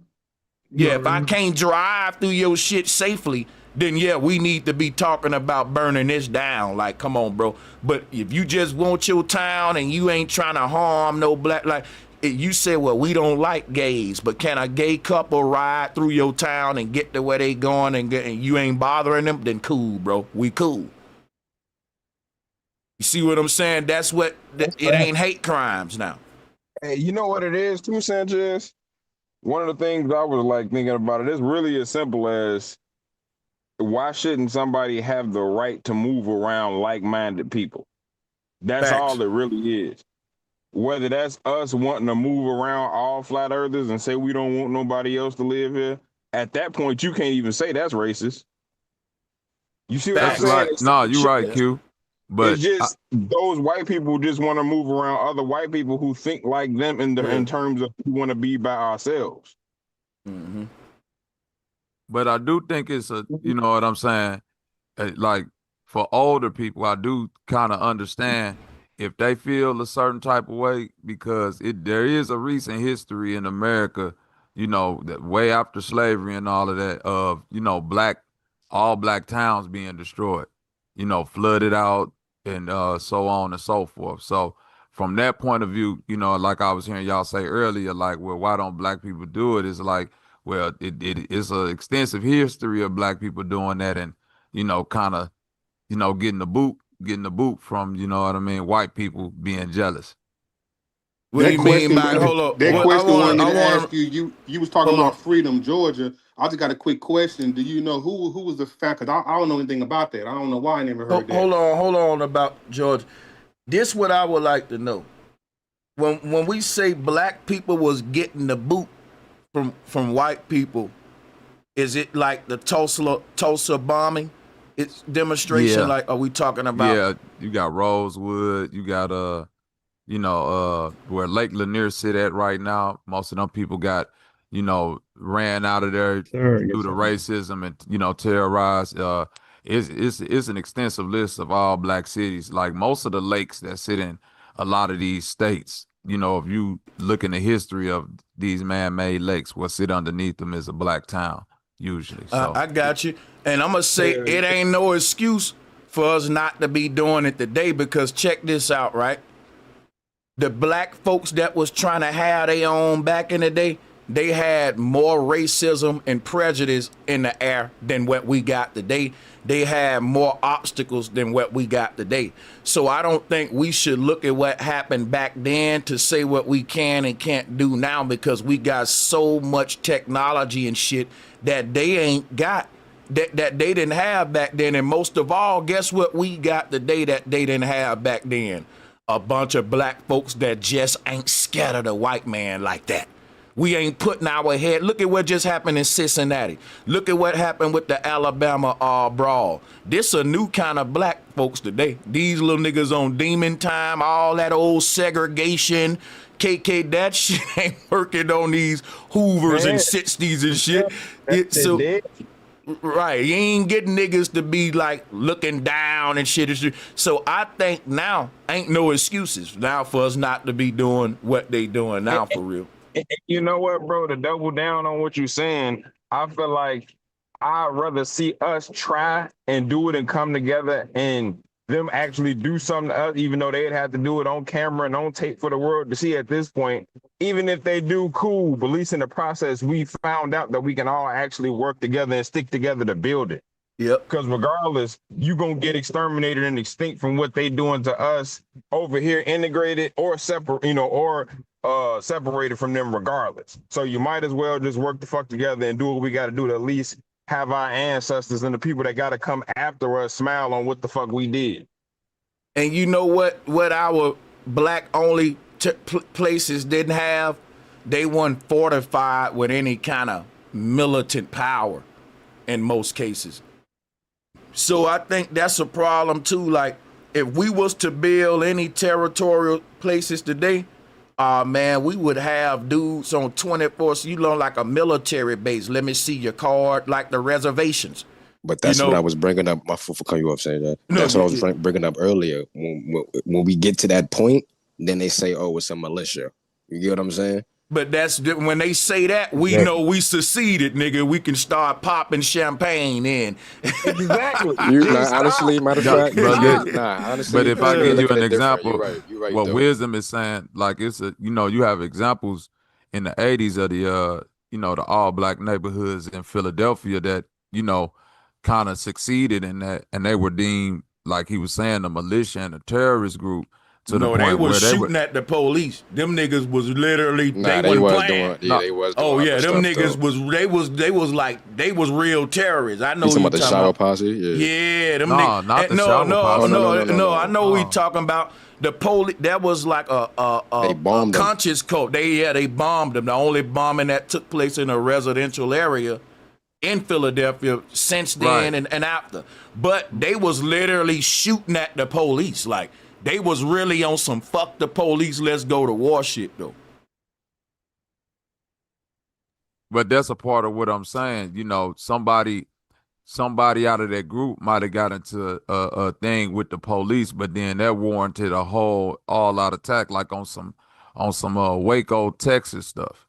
You dig what I'm saying? They bombed children, women. You know what I mean? It was like they took it overboard. So it'll almost be like, if, to your point, if we start up a community of all black people, we can't regulate every family. So if you go out and do something, Sanchez, or I go out and do something with that warrant, a military or some type of, National Guard action to come and say, well, now that one person did something, yeah, we got to shut down the whole city because they might be on some terrorist stuff. That's the part that didn't make sense. The thing about these Amish communities, if an Amish person go out there and commit a dumbass crime, the police gonna lock that individual up and leave that Amish community alone. It's gonna be by the individual. The Philadelphia incident, right? That didn't take place on private land that was owned by that black group. Those were black people that was renting out a residential house on a regular street with everyone else, which kind of it ain't really a good example to use them. The Amish group would be a better example, right? Because they doing what this white only town is doing. They got an Amish only town, right? And then they Amish only town, they can make all the laws. They decide when the street lights go off. They got their own mayor or whatever like that.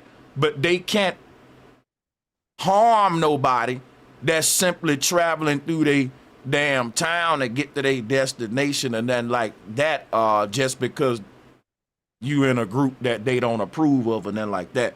So like when it come to black folks, we gotta give it, I think the only examples we got are like Tulsa, the Black Wall Street and all that. That would be a good example of when they were sabotaged our collective efforts.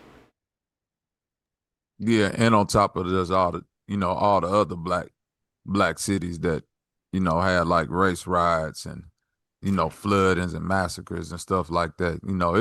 It's as recent as my granny born in the 40s, so this is her history. You see what I'm saying? So it ain't like it's a distant past.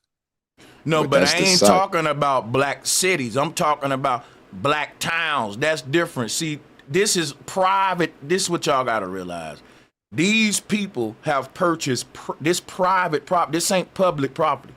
So most of the time when we talking about, like, let's say about the Watts riot or the riots in Oakland, that is public police, city, county space. I'm talking about black folks getting our own private land, like what they do to Freaknik on in Alabama.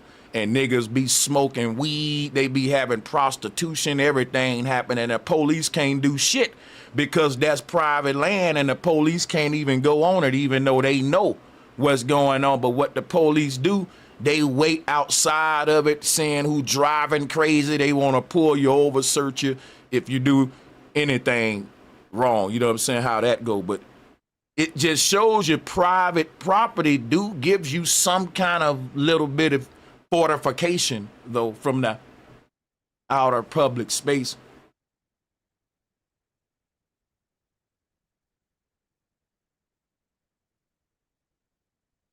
I'm gonna hit play on this. Racist for wanting to do that. And he said that pretty much in an interview. So the interviewer decides to kind of rebuttal the question from a different position. But you say valuing people because of their race. A lot of people would say you're devaluing people because of their race. That's okay. Think about this, what I don't like about here's what I don't like about black people who are trying to have the same sentiments as TMZ, as this host right here. Black people, y'all devalue people because of their race all the time, though, bro. Like, come on, bro. We literally call the white people devils. We say that they ain't even real humans. The sun don't like them. Some of you use words like Caucasoid. It's a bunch of them. Neanderthal. Shit, man, you go on and on and on. So it's like, what I say to black people is what I tell a kid. Son, you got to be able to take what you dish out. Now, son, if you're going to be joking on people, you got to be able to allow others to joke too, son. Like, if black people gonna say we black first and we value black people over all other groups because we be one, and every other group, far as we concerned, you ain't even got the original DNA that we got, right? That's how we talk. And other groups may say, well, we feel the same. Well, we're gonna value our group over every other group, and any other group that ain't white, you ain't worth the same value as white skin, so you're undervalued or devalued. I think both groups do that, blacks and whites. And I think if both groups gonna do it, neither can complain. See, neither can. If both of y'all joking on motherfuckers every day in school, then neither one of y'all can come home telling daddy, man, he was joking on me. I'm gonna say, son, you joke on people every day, and boy, you stay joking on people. Now you got to be able to let those people joke too. Simple shit. I was thinking, what's up, panel, bro Sanchez, everybody, Duke of Memphis there. What up, Duke of Memphis? Welcome to the bill. What's up, man? Shout out to Issa, Israel, everyone that's joining. Hey, I'm not looking at the back call all the time. I'm screen sharing, but I'm gonna drop the link right now, and we will let more people on as y'all queue up. Salutes to the chat room too. I'm gonna read I ain't looking at the chat either, so the donations, I'm gonna read them in a minute. Well, just like to be something, you have to not be other things. I wanna get through this video, guys, because we've only played 2 minutes and it's a 13-minute joint, and I had some more of them too. But definitely interject, man. You know what I'm saying? If y'all, you know what I'm saying, it's all good. Value something, you have to value it above other things. To Devaluing people because of their race. Well, just like to be something, you have to not be other things. To value something, you have to value it above other things. So that's true. Now, you can't tell me that this man right here ain't answering in a very fair way, intelligent way. I'm on his goddamn side, man. Fuck that. Because guess what? The whole thing is this right here. It's natural. If I value one thing and that's valuable to me, everything else ain't on the same level as that thing. And we all got the right to do that. If I say my favorite color red and my brother show up with a birthday gift and he have me a bunch of red Nike hats, right? Fitted caps or whatever. And then my cousin give me a blue hat and I get another box full of black hats.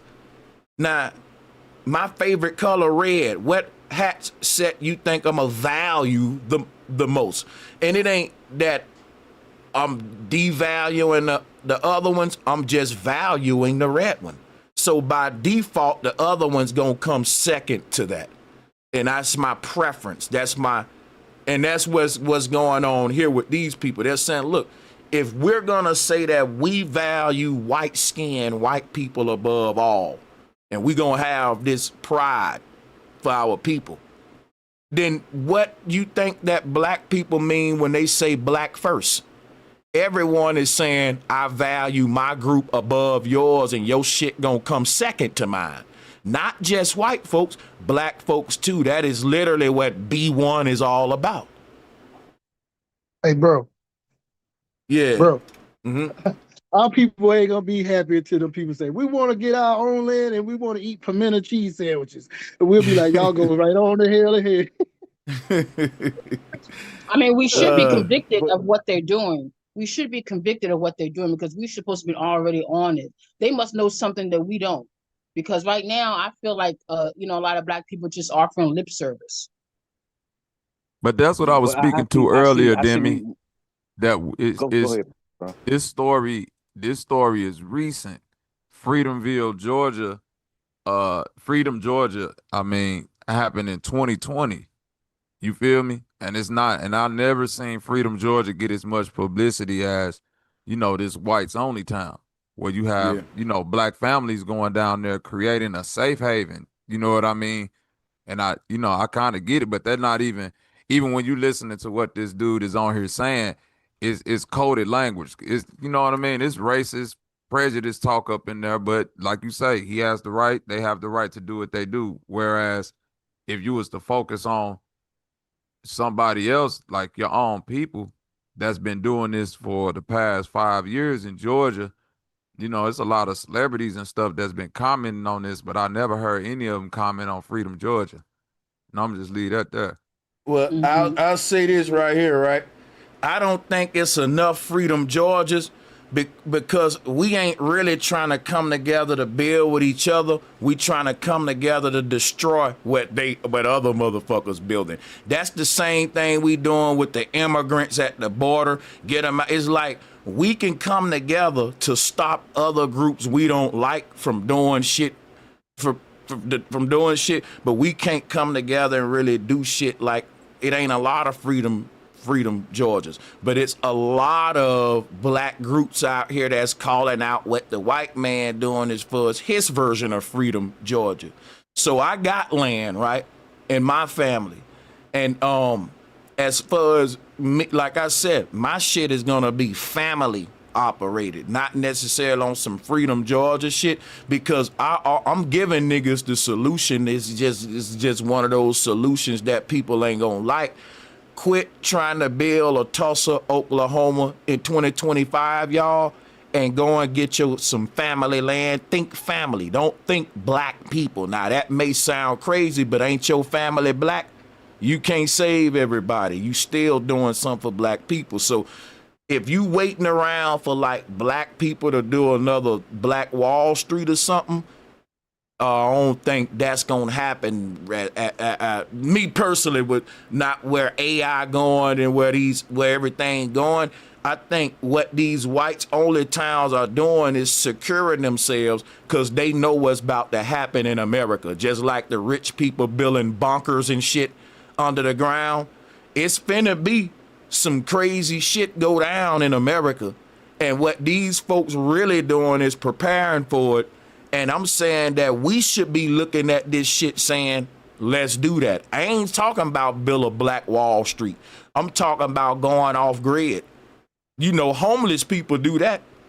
They go off grid and they build a little forts. You got people online that's off grid and shit, building shit in the woods, Scar in the woods, all these niggas. That's all I'm saying. You already got. So I'm not really even coming up here on some let's build a Black Wall Street type economic only shit. I ain't dealing with economics. I'm talking about just a town. And most towns are gonna start with large families. And Sanchez, it's the civil rights movement is still a whole lot of money being funneled through that, and a lot of big name black folks is being paid off that. So to have a movement, the movement what we're talking about right now will go against that whole movement where we wanted to get with the white people. You know what I'm saying? Now we're trying to get away from them. It's like that's crazy how that's going right there. Yeah. It is. It is, man. Shout out to the panel. Because we were so invested in the civil rights movement and joining with the white people. You know what I'm saying? For a long time, and they still spending a whole lot of money on it. And to have a movement where we're trying to get our own, it'll go against the whole civil rights movement. To me. Oh, I didn't know we wanted to join with them.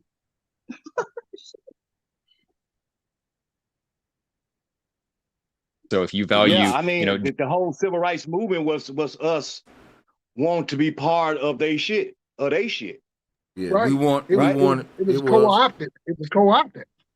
Yeah, I agree with that too. That's how we started. The trick is this too. It started off with black people. It ain't that the original grassroots civil rights movement wanted to integrate.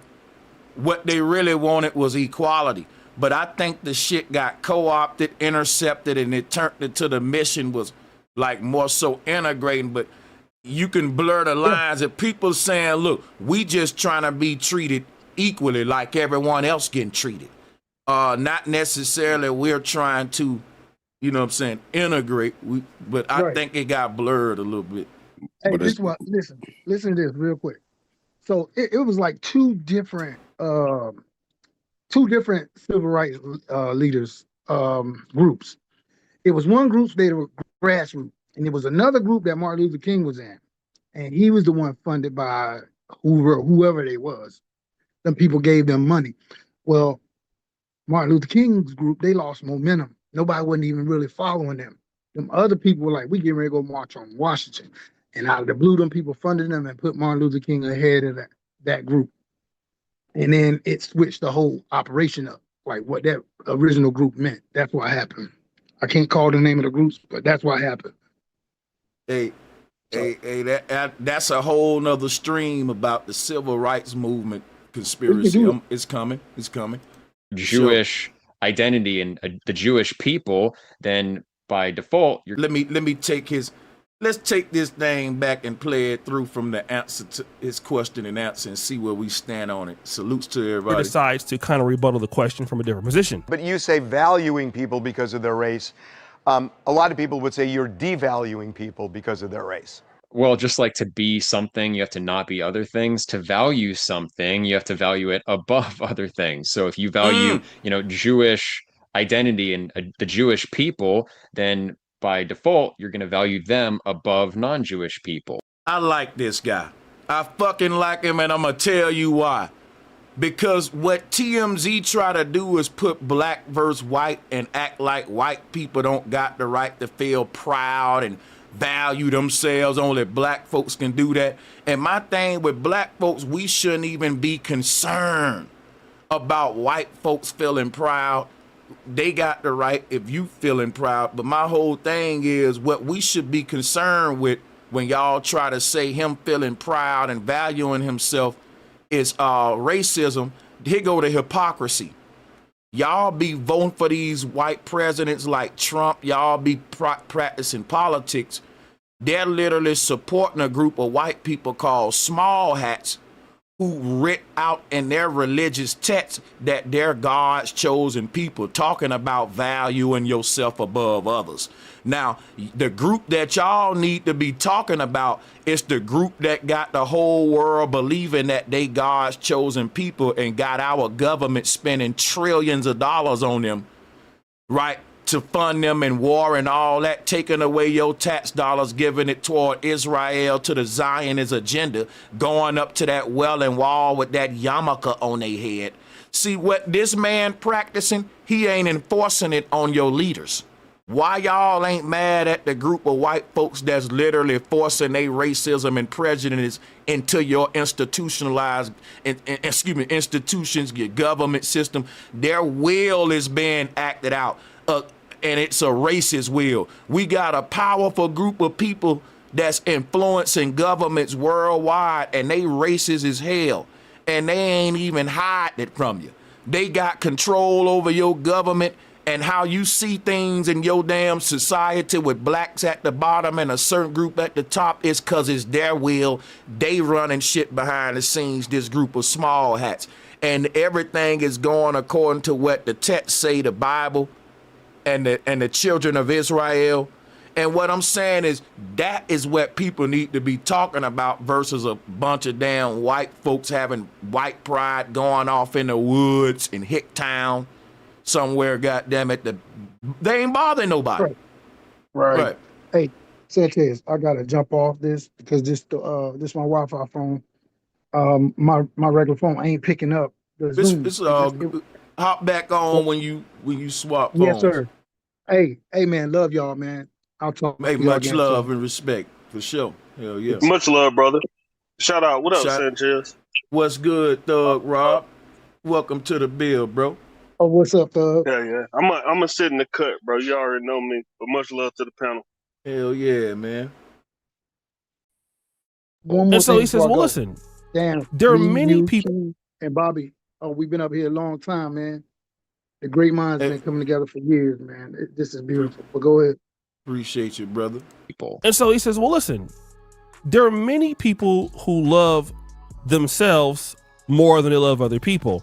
To be something means that you can't be the other thing. That's true for somebody who says they're Jewish or somebody who says they're black. But the problem with this argument is it also eliminates people. Like, you can be certain things at the same time.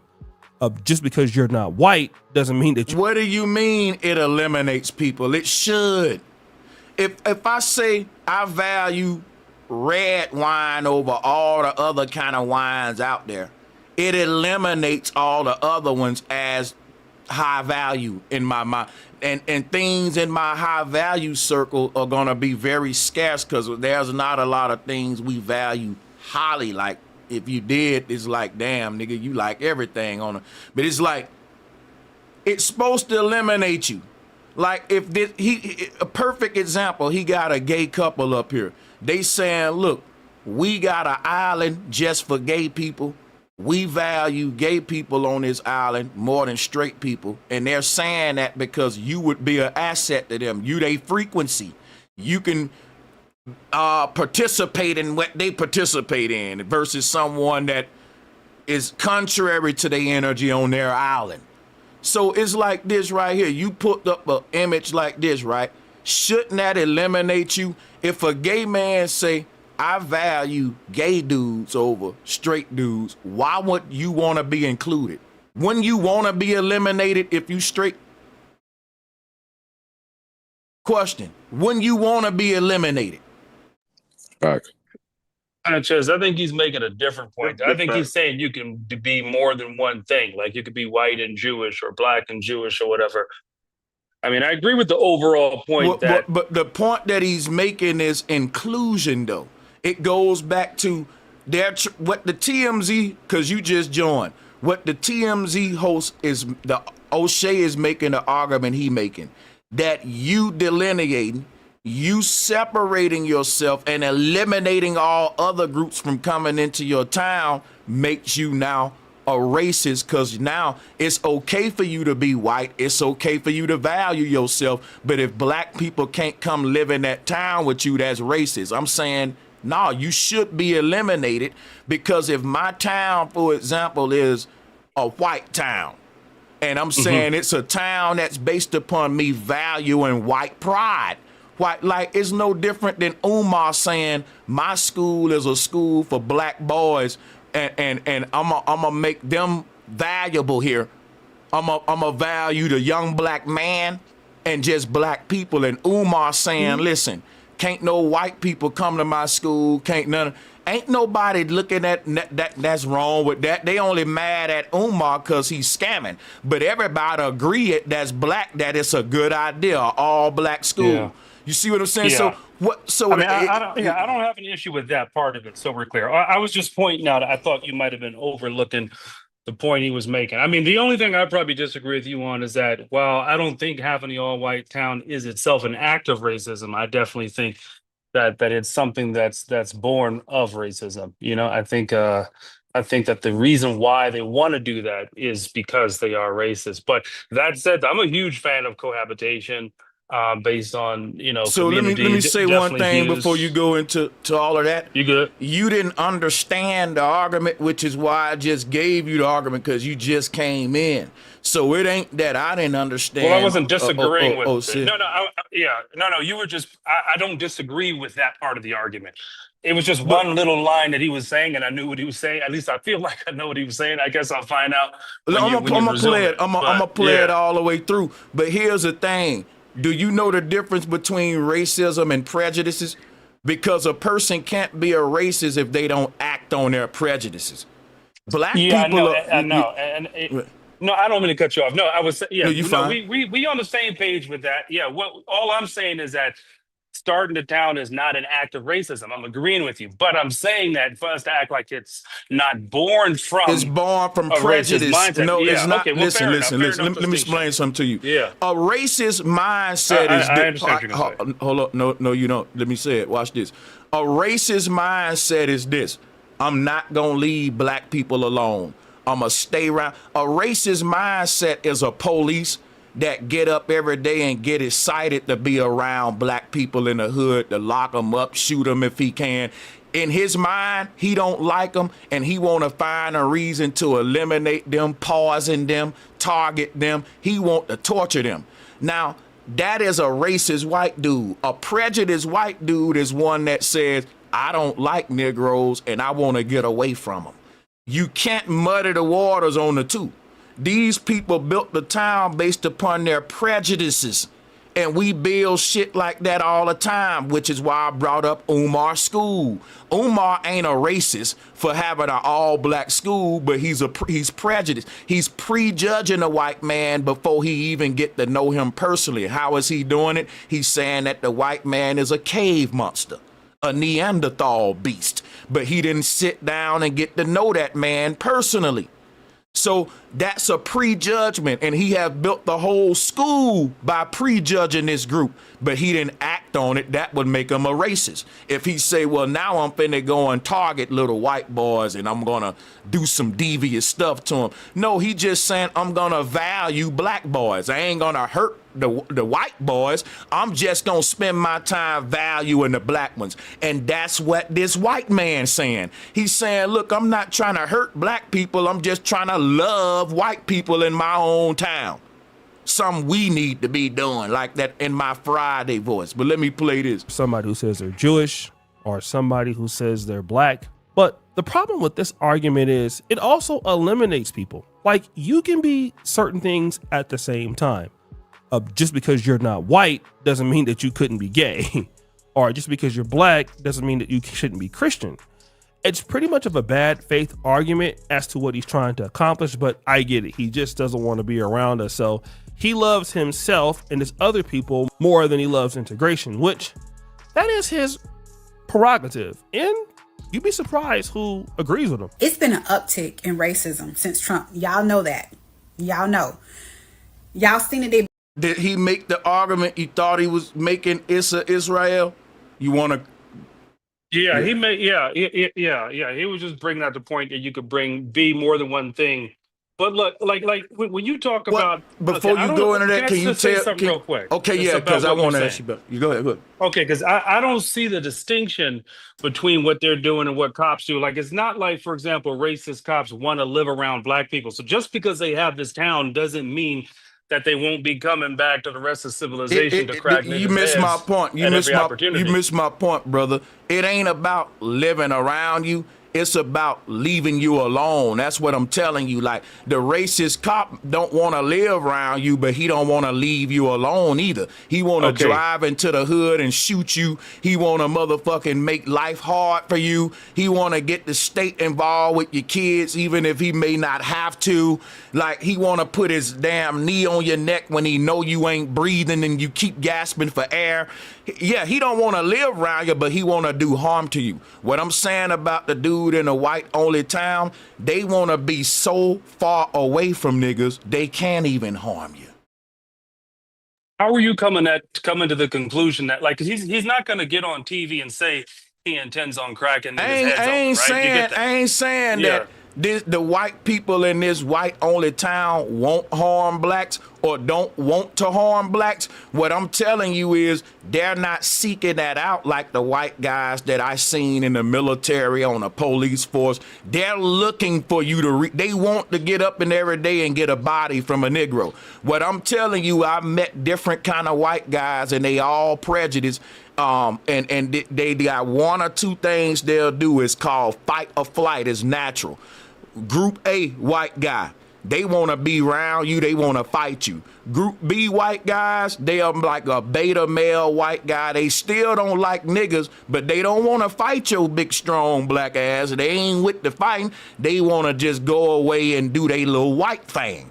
And you can look at that like a Amish community. Like, Amish community people ain't really harming me directly. Now, what I was bringing up was Elon Musk, right, with an AI data center in Memphis. No black people are saying, look, he's biologically attacking our people over there in Memphis, but they mad at a white folks that ain't biologically attacking you, that just want to go and live on their own in the fucking woods, and that's been happening. So that's why I'm saying niggas who making this out of something, they not from the South, because it's so, drop a one if y'all know white only towns is old shit and niggas making it a new nothing burger. Yes. But you do realize that, like, white supremacist strongholds, that's typically how they move. They have white That's how only I communities. move, bro. Not Yeah, only so do it I just want, seems naive, that's I guess, how, that's to think how, that these no, people bro. don't I intend you harm. I think you seem naive, because let me ask you a quick question real quick. Do you like these people? Yes or no? Just a yes or no. I don't like or dislike them. I'm Okay, just, okay. just have no I'm just feelings saying, towards them. do you want to be around them? Yes or no? No. Okay, so if they get from around you, what's the problem? Yeah, but again, what you're doing is that you are assuming that because they want to live around each No, other. no. I gotta mute you. I ain't assuming nothing. I'm just asking a question, and I don't like what you're doing, brother, because you ain't answering my question. I asked the question: do you want to be around them? No, you don't. They don't want to be around you, so they getting the hell from around you. I'm saying we should have beat them to that. We should have beat. If me and a dude in the room arguing, and I'm like, man, I don't like you. Well, I don't like you either. And he storm out the room and say, man, I'm not fucking with you no more. If he beat me to that, I'ma feel kind of like, damn, I wish I could have beat him to that, because, nigga, I'm not fucking with you. But he was able to walk out the room first and separate himself first. You see, and it'll make me wanna walk behind him, though, and keep arguing, because he kind of got one up on me. And that's kind of subconsciously what we doing with white folks, because look, we don't want to be around them. They don't want to be around us, but they was the first ones to walk out and slam the door behind them, and it don't feel good. I get it. I get it, bro. And remember, this town is not just saying they don't want no black people. They said,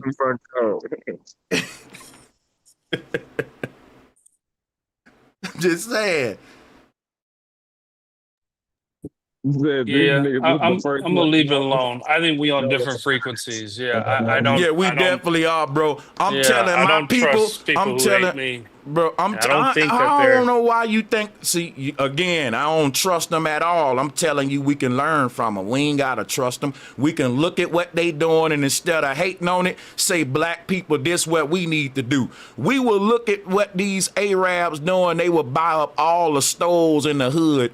We have the same amount of money, but we buy chains and cars, and then we go and shop at they stores and be mad at them for having a fucking store when you could have bought it. Why ain't our rappers buying up the stores? They buying up the goons, the guns, the syrup, the studios, the strip clubs, and then they go and pay another dude for their gas and services and service stations to service they people. They getting serviced by fucking foreigners.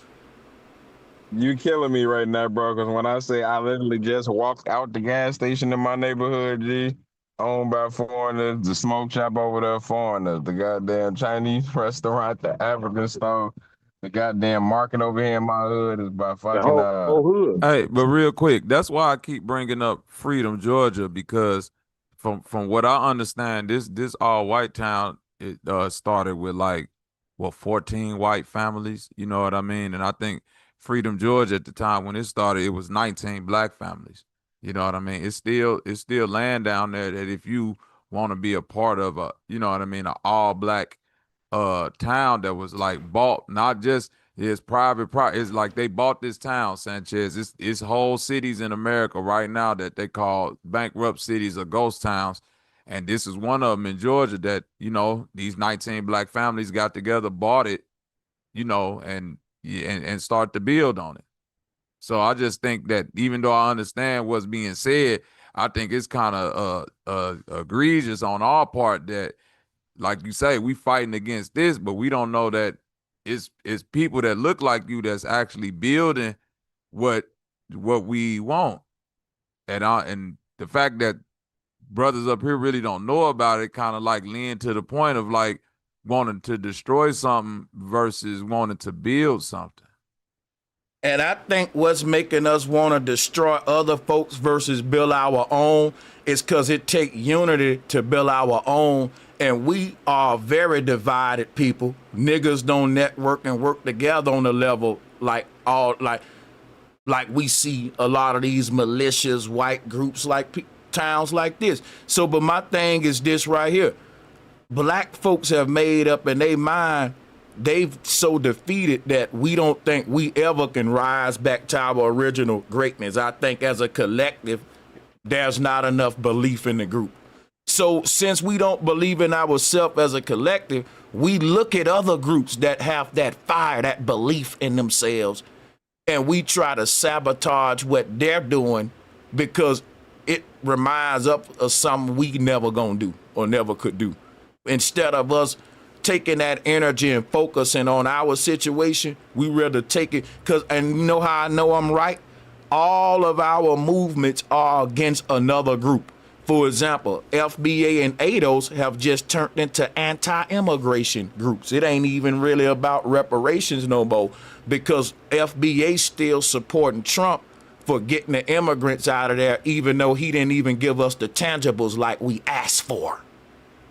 So that's now a tangible that and what I learned about the people in power, what they'll say they gonna do something for you, but when they get up there, instead of them doing something for you, they'll say, look, black people, look at what we didn't do for your enemy over here. Y'all don't like this group, we gonna kick them out of here. And I'm like, bro, after you do that, let's still come talk about that platinum plan, Trump, you forgot about. See, everything they talk about doing tangibles for you, it get replaced with what they didn't do for another group, and y'all go celebrate. Look at what they didn't do for y'all, right? But look at what they didn't do for you when they told you about the platinum plan, reparate, all this shit. But see, we so happy to see another group go through what we went through, and niggas will tell you, well, they wasn't there when we went through it. What about when we went through this?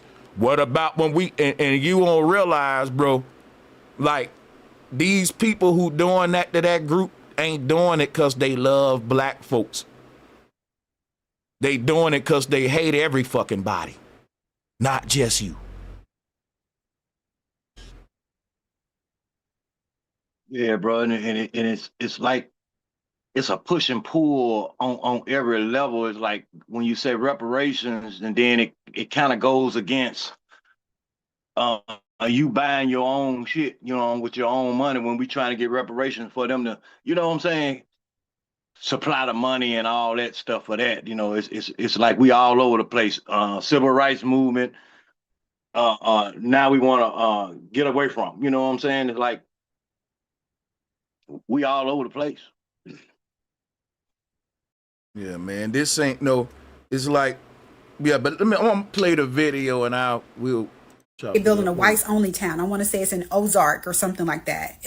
Missouri. Is Ozark in Missouri? I don't know. Only Ozark I know is the Netflix show. Shout out to O'Shea for this dope video and review. Make sure y'all sub up to the brother's channel. I never heard of Ozark before that. But they're building a whites only town. And it's a white creator on here. I'm going to post his picture. He was so flabbergasted. Oh, it's 2025. We shouldn't be doing that. Yes, the fuck they should. And please build more. Please build more. Let us know who you are. Because I want to know that I don't need to fuck with you. Now, clearly you have people such as this lady who's from the black community like, look, we glad you're going to stay over there. We want to know exactly who you are. And you know what? I got to be honest to say I applaud people like this. And the reason why, it's not because of their position. It's because of their willingness to stand firm in their ground, to say, hey, listen, this is really what we believe. We don't really want to be around you, and we're not trying to pretend to be around you. But hey, this is what we think. Yeah, I don't applaud their position. I'm with them on that. I think that any group of people that prejudges another one that before they meet them, just like what we may say, well, white people are devils. No, some of them are angels, man. Watch this, right?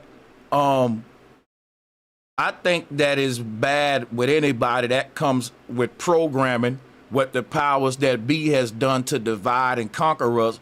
They're telling each group what they want them to think about the other group versus the groups getting to know each other on the ground. So we grow up, every group with their prejudgments about the other one, and that's given to us through social engineering since children and various programming and stuff like that. I got a question for Bobby. Okay. And then I'll play the video. I hear you, bro. Why in your opinion, do you think that those cities aren't like growing and catching on, and people are not looking to support It's that? definitely growing. I'm saying it's just not getting the attention from black media. That's the only thing that I'm speaking on. Like the fact that, like how some of y'all up here, like how you said you didn't know about Freedom, Georgia, but we know about this whites only town. So if we was really, you know what I mean? If it was really a concern about having a space for black people only, then you would know about Freedom, Georgia. That's the only thing that I was saying. Yeah, and I'm going to tell you like this. A lot of folks that's making these white only towns, black only towns, Asian only towns, they really don't want the publicity on this shit. Like you can't really get cameras in these Amish communities and shit like that. Because some shit is you be about it, don't talk about it. It's a private property for a reason. It's private. I want to be off grid. I don't want a motherfucker to be able to find me less than, like I said, I got land with a lake on it in Bama. So like me talking about land is like me talking about a penis. Like I got one. I don't never think to do it because I just got one. But my whole thing is this right here. It ain't nothing to talk about. Y'all are adults. You spend money on everything. You acquire some land. Study about YouTube, land. See, the thing is like you saying that we gotta make it cool to niggas by showing it off and shit. Like, look at my land and you don't know about this land or that land. You can show these niggas about all them lands and they still ain't gonna motivate them niggas to go get no land, because check it out. If the fact that the damn economy about to crash, the dollar about to crash, we damn near finna be in a drought famine situation, don't make a nigga wanna go get land, him saying mine ain't gonna make him motherfucking gonna wanna go to get it either. And he got children and he ain't thinking for the future and resources and shit. See, some shit right there is like paying your bills. I don't got to show you that I'm paying my light bill for you to pay yours. You niggas ought to be motivated to think survival with some shit. But I do get what the brother's saying, you know. But at the end of the day, that form of motivation is a farce to me. Like, them niggas ain't gonna do it because you stunted on them. You know what I'm saying? Because you showed them your shit. Because they ought to want to do that for their family any damn way when they know what's up ahead. Right. We've been knowing. Oh, I'm sorry. My bad. No, you got it, sister. No, I was just speaking in general, though. But I just wanted to say we know the answer. We've been knowing the answer, but that's the answer, is to get off grid and do what we do. We just haven't took action to it because we're too busy entertaining. And the reason why I keep bringing up Freedom, Georgia is because if you're not in a situation, like my family got a bunch of land in Mississippi. So if you're not in that type of situation, then that would be a place that you can go and acquire land and be around people that look like you, if that's what you know what I'm saying, if that's what you seek to do. That's why I keep bringing that particular place there up. You go. And here's the thing about Freedom, Georgia, too. They're in one of the most populated black states in America, where is so many black people in Georgia with the most power, to the point where you got to damn near move to Georgia to get on in the rap game nowadays, where it used to be you had to move to New York. So that shit is shifted. Like CNN is in Georgia. Negroes is winning in Georgia. And my thing is, the fact that Freedom, Georgia gotta be promoted by any other person outside of Georgia is a goddamn shame, when you got all of these rich ass motherfucking black folks in Georgia. There should be a whole tourist marketing shit on TV. I mean, they marketing everything else, ATL. See, they want to market the crime, the rapping, the syrup, the pills, all that about Georgia culture. But they ain't, why ain't rappers, all these Georgia rappers, Atlanta rappers get interviewed every day? They don't bring up Freedom, Georgia. See, I think the people who really it's a smack in the face on are the people right there in Georgia that don't know about these places. Because I can tell you the places in Bama of refuge. And if every man learned their environment and where they at and start there with your own, there will be more Freedom, Georgias, and they won't need outside motherfuckers to promote it, because Vegas do their own tourist promotions, marketing and all that to get people into their city. So that's what I would say to the people in the South and to the people in Georgia.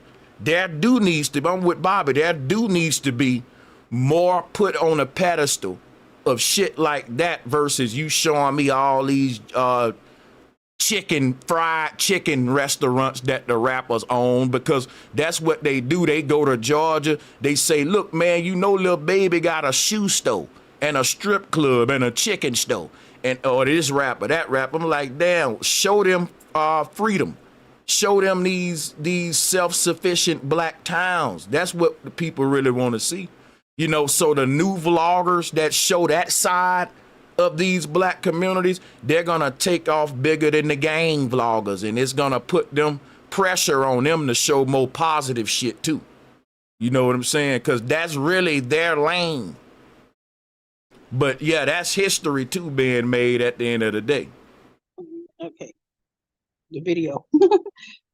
Okay, for sure, Demi. Got you. Believe this, and I think that's fair, because so many times as blacks or minorities, we get around people who we think that we're past that zone, which is racism and prejudice, and only to find out later that this same person is talking behind your back, calling you this, calling you that, or is behind. I don't think that's a good example, because They ain't talking behind our back. They talking in their own privacy of their own private property in town, and we're eavesdropping, so to speak. That's how I look at it. You know, and then I think he framing this wrong, and it make black folks look silly because we never thought that racism had left. Like, we never thought that. I'm gonna play it back. This is what we think. We believe this. And I think that's fair because so many times as blacks or minorities, we get around people who we think that we're past that zone, which is racism and prejudice, and only to find out later that this same person is talking behind your back, calling you this. I assume, and I ain't gonna lie, coming from Bama, even when you cool with white folks and shit, like, this may sound weird to y'all, but I've had white homeboys and shit who you'd be like, man, he cool, he ain't racist. You probably be in situations where he down to die with you and shit, some of y'all. But you may say, man, that nigga granddaddy racist as hell. And so in that household, there will be some racist talk going on. Some of y'all have dated white girls, and just the daddy or the mama be racist. So I think that even though we've integrated in America, we still know that racism and prejudice ain't going nowhere. And I think a good way to see that is even in interracial couples that deal with it and know that anyway, that that's part of the society. It's calling you that, or is behind you struggling and something like that. So it's pretty good to understand that you know exactly how the person feels and they want to move very, very far away. And then there's also another problem with this whole situation. So a certain segment of the black community is up in arms. Tell me something I don't know. They're upset at the fact that a group called Return to the Land has set up an all-white settlement in an area of Arkansas. This group is now working on setting up another settlement in an area in Missouri. Now, I'm not one for segregation, believe me, but I believe I'll live next to whoever wants to live next to me. And if they don't, that's their business. But let's not act like black people haven't been segregating themselves for years. But wait, it gets worse. Let's not forget, a couple years ago, Ashley Scott and Renee Walters got together and created their own community, their own black community. They wanted to create generational wealth and keep their legacy and culture. So I'm confused. What's the problem when the white people want to do it? And I know what you're going to say. You're going to try to bring up history and that victimization mentality. We're not doing that. We are not doing that. That happened many years ago. We're talking about now. Yeah. So both of these are black creators on TikTok who are saying, listen, these white people have every right to move away from blacks. I know a big butt coming from my nigga O'Shea. Because why? Nobody says it's the wrong thing when blacks do it. Now, again, when you listen to an argument like this, it seems that the argument is based on meritocracy and parity. But unfortunately, it's not. You see, the reasons why whites want to be away from blacks, it's not a power issue, okay? It's not an abuse issue. I don't think that none of these whites can say that I want to be away from blacks or Hispanics or Jews or gays, because I feel like, you know, I'm in danger. I hit a ceiling in my career. No. You want to know what the reasoning that he used? Well, I'm tired of this system failing in the LGBTQ. Those are the arguments. Now, typically, that's pretty much the arguments that we make too. When blacks moved away from rights, like we have in Mound Bayou, Mississippi, it was to create their own city away from oppression. And that's why Mound Bayou was the first black city in the country. And what you saw in Mound Bayou was something that you ended up seeing in other places, such as Haiti and North Carolina. We also saw this in Tulsa with Black Wall Street. The ability of blacks to fund their own situations, start their own businesses, start their own social groups for fear of discrimination. And eventually, we already know what happened with Mound Bayou and Haiti and North Carolina and Raleigh districts and Tulsa. They ended up doing what the blacks feared, which is destroying them. These white people are not oppressed. Black people still leave the United States Why do we feel that those white people ain't oppressed, y'all? Now, that claim that he just made is based on what evidence? Just because a person white don't mean that they are immune to oppression. Only a certain percentage of white people are beyond oppression. The rest of them are, you can call them poor white folks. They on the same, in fact, Negroes is doing better than a lot of these poor white folks in a lot of cases, man. Real talk. So you got a lot of poor white folks that you may not think oppressed that's living in, like these folks in Arkansas, bro.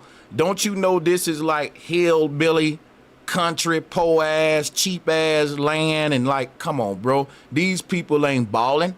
That's like me going to fucking West Virginia, buying some cheap land like Alabama, Mississippi. We talking Arkansas.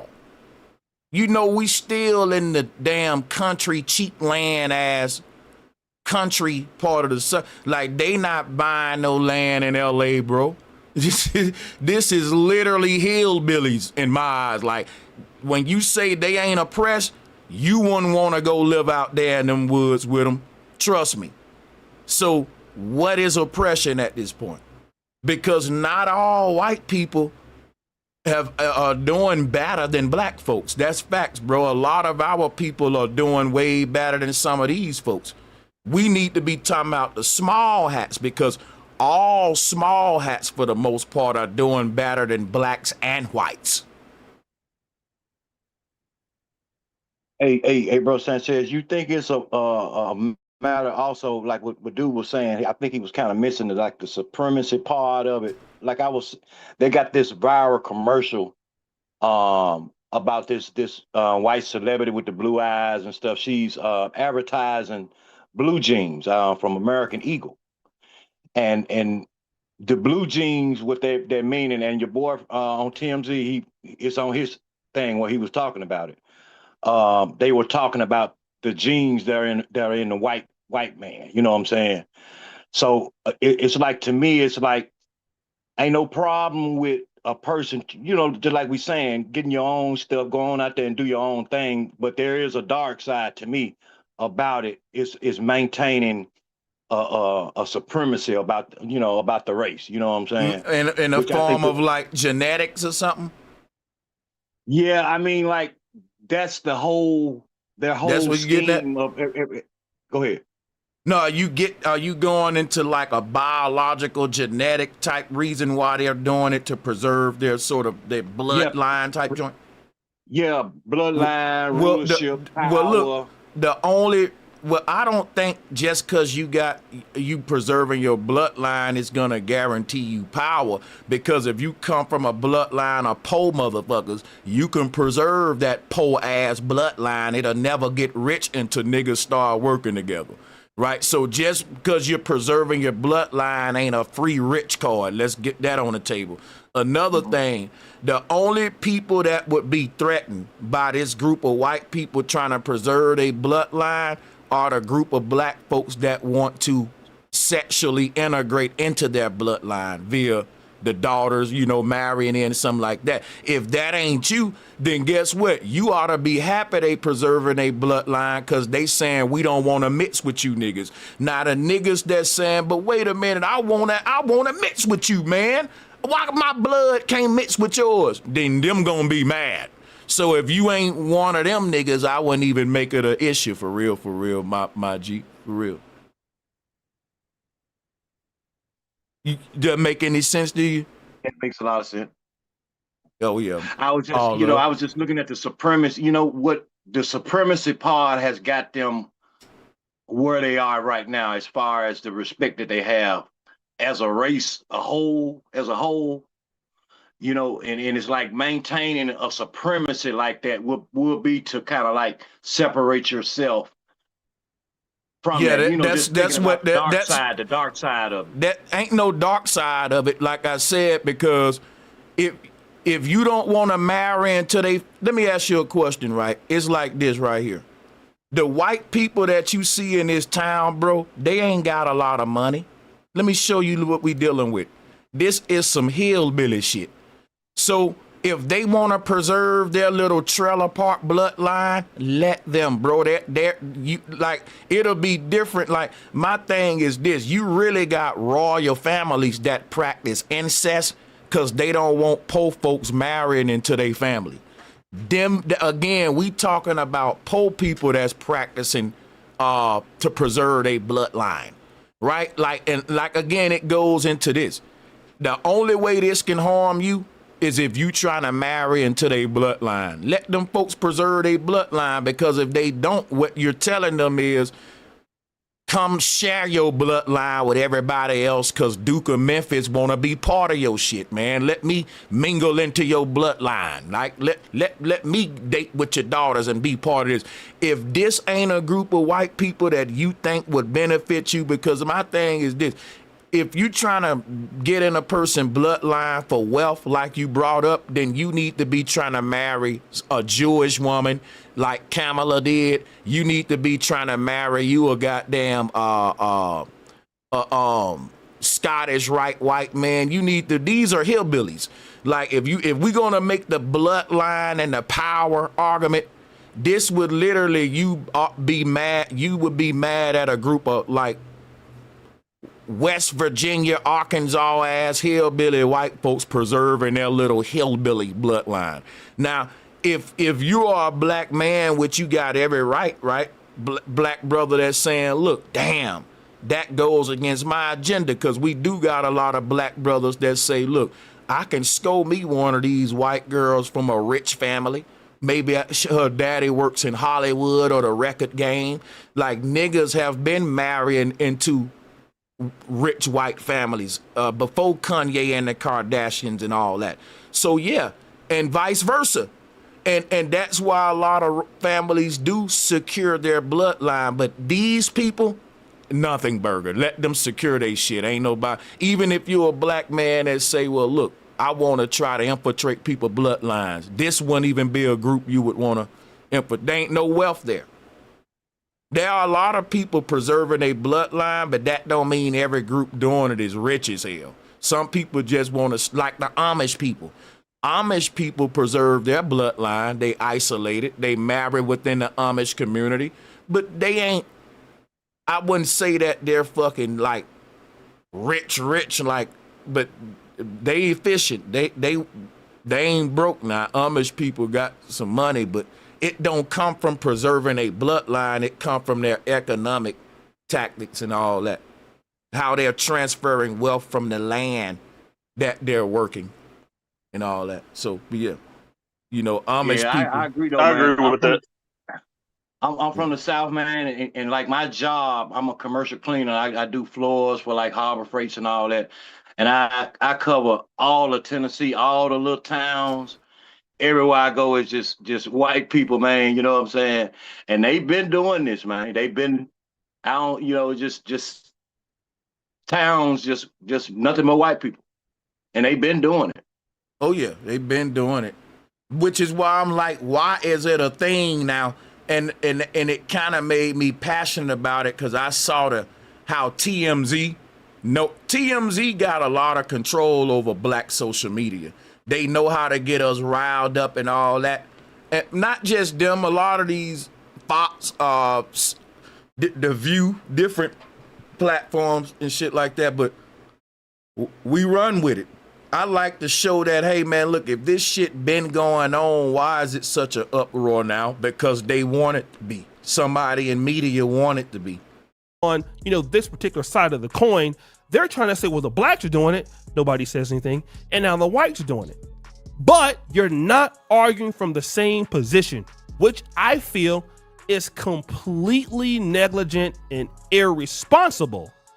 But wait, there's more. Now, O'Shea argument is you ain't arguing from the same field because they not oppressed, but we oppressed. Them some fucking hillbillies. It's like white people in West Virginia and Mississippi, all them got they little white. Don't y'all know all of these white-only towns or sundown towns are poor-ass hillbilly whites? Tell me I'm lying.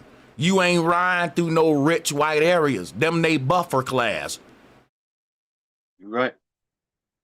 So when niggas be like, but those white people ain't oppressed, man, there's been white-only towns all through America, and it be some broke-ass, mad-ass white folks, too. For the most part. That's just like that black YouTuber, his name Pootie, right? He went to the most racist all-white town in America. And don't you know, he was probably the richest motherfucker in town. When him and Charleston White went to these towns, them niggas probably had the most money in the whole town. Y'all think I'm making this up? A black YouTuber like Pootie probably got more money in his bank account than that whole little po-ass Sundown white town, bro. That's mad facts. You don't think that's facts? No, that's hella facts, bro. I ain't gonna lie. I'm really entertained by his videos. So I forgot the name of that white guy, but I probably watched like 3 of the videos, and I'm pretty sure what you're saying is factual, because it probably boosts their economy to that town, you know, because he went to the city, the town hall, and some more stuff. He just didn't go there and do video. He did some other stuff. So yeah, he hit the nail on the head with that one. It's a bunch of old houses, cheap land, and ain't nobody checking on them towns. Niggas stay out of them. And it's crazy because the most racist white folks are the brokest ones, and the most racist or prejudiced black folks are struggling. I know it. You go to the hood, you see a bunch of old black men bitter towards specifically white dudes who ain't got shit either. But they'll be voting for white politicians. You'll see a black dude in the South talking shit about white dudes down the street in the trailer park, but he voted for Biden.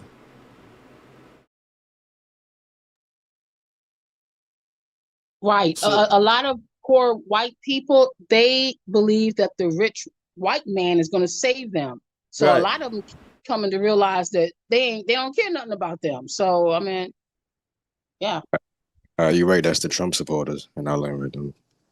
You ain't lying, man. All those white folk, they so poor, and it's the big businesses. It's making all the money. They got all the money in those little towns. The citizens are poor, man. Nah, facts. Yeah, salutes. Yeah, the whites doing shit, the Walmart in the town, the Walmart in the town probably bring all the money in. You know what I mean? That's how small the towns are. If they got Speaking of one. that, the Walmart got all the money, but meanwhile, when the Walmart go to the small town, it sucks all the money out from the small businesses. You know what I'm talking about? So it's hard to sometimes have community in certain places like that. Like I said, especially when the Walmart come to town. Because some towns doing just fine by themselves, right? Yeah, they may not be the richest town, you know what I'm saying, but they ain't the brokest town. They getting along. And the Walmart come in town and blow all that up because they're able to have cheaper rates, take jobs away. So meanwhile, the little small and the little Mom and John pops, they little stores go out of business because everybody now shop at Walmart. They able to give it to a nickel cheaper. You know what I'm talking about? But That see happens a lot. but that's what I'm saying though. Like, you got a lot of poor white folks that can trace they land back to generations of white folks in the South on that land. Same with black folks, which is a part of history niggas don't like to talk about. Here go what I want to point out about what you saying and the corporate takeover that you can see in the South. There are towns in the South that's so far back in time, they don't even got an AutoZone or a fucking Walmart. You got some towns in the South that's so far behind, the McDonald's be like the fancy shit. To be the only shit in small towns, butt fuck nowhere. And then when you want something in the town, everything mom and pops. When I was young coming up in Bessemer was a hybrid town like that to where you didn't have to shop. Matter of fact, it was more mom and pop than corporate shits like Walmart, where we ate at, and all that was downtown Bessemer. And it was a lot of like Cal's Ego, Mr. Styles, niggas shop there for their clothes, not Foot Locker, not Hibbett's. It was local stores that was owned by people in the city. So that's what I'm telling you. There's a lot of towns in the South, they don't have a big lot of big corporate names in them even to this day. But my point with that is, it's because the invaders, the crusaders, are the corporations. This is what the small hats is. They the corporate takeover. McDonald's is a land company. They're a real estate company, not a food company. They buying up all the land in the guise of corporate it's a corporate takeover, but they telling these poor people, we're trying to upgrade your city because y'all so poor, y'all behind everybody mom and pop stores. But guess what? If you want to upgrade their city, then give those mom and pop stores a loan versus put a Walmart right there and compete with them. Yep. I learned about it. Also goes into what they call gentrification, because I'm just back in Dallas-Fort Worth now. But when I was up in North Texas, far North Texas, like Sherman, Denison, little town I was in, Denison, I had got there right when it started switching over, where these little small houses were getting torn down and bought up and renovated. These lots were used to going for like $5,000, started going for like $25,000, and you can always tell when it's coming. Because at first you got these little bitty small little like Watson Burger they got up there and Wild Burger and things like that, the little mom and pops. But as soon as you see they put in a Chick-fil-A up in that thing, they put in the Sonic, they got the Walmart now, you already know what's coming, bro. You already know what's coming. You hit it on the head. Sonic, that was one of the first restaurants we got in. Because guess what? Back in the day when I was young in Bessemer, we had shit no one else had. Like hot. Did y'all have a Hot and Now hamburger? Like we had shit that was just our shit. And then later, those same places that was just local burger spots or local chicken spots later became KFC. It became, they bought these businesses out and, it became regular establishment. But see, this is a corporate takeover that's happening. It ain't even about making these cities more convenient. It's that, think about this now, getting rid of the mom and pop stores, which was the employment you had to get hired by these mom and pop stores back in the day. You know what I'm saying? Now you working directly for the corporations, and they may say, look, you got to take the jab. They may say, look, you got to do this or do that or go along with the corporate. That's what I'm saying. Yeah, that's how it is, bro. It ain't community no more. Now it's the commerce. Now it's business.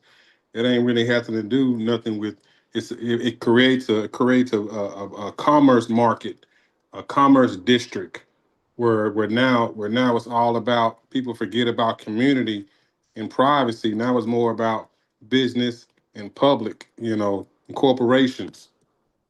You have to learn how to maneuver in both of them. You have to learn how to be out in private, and then come.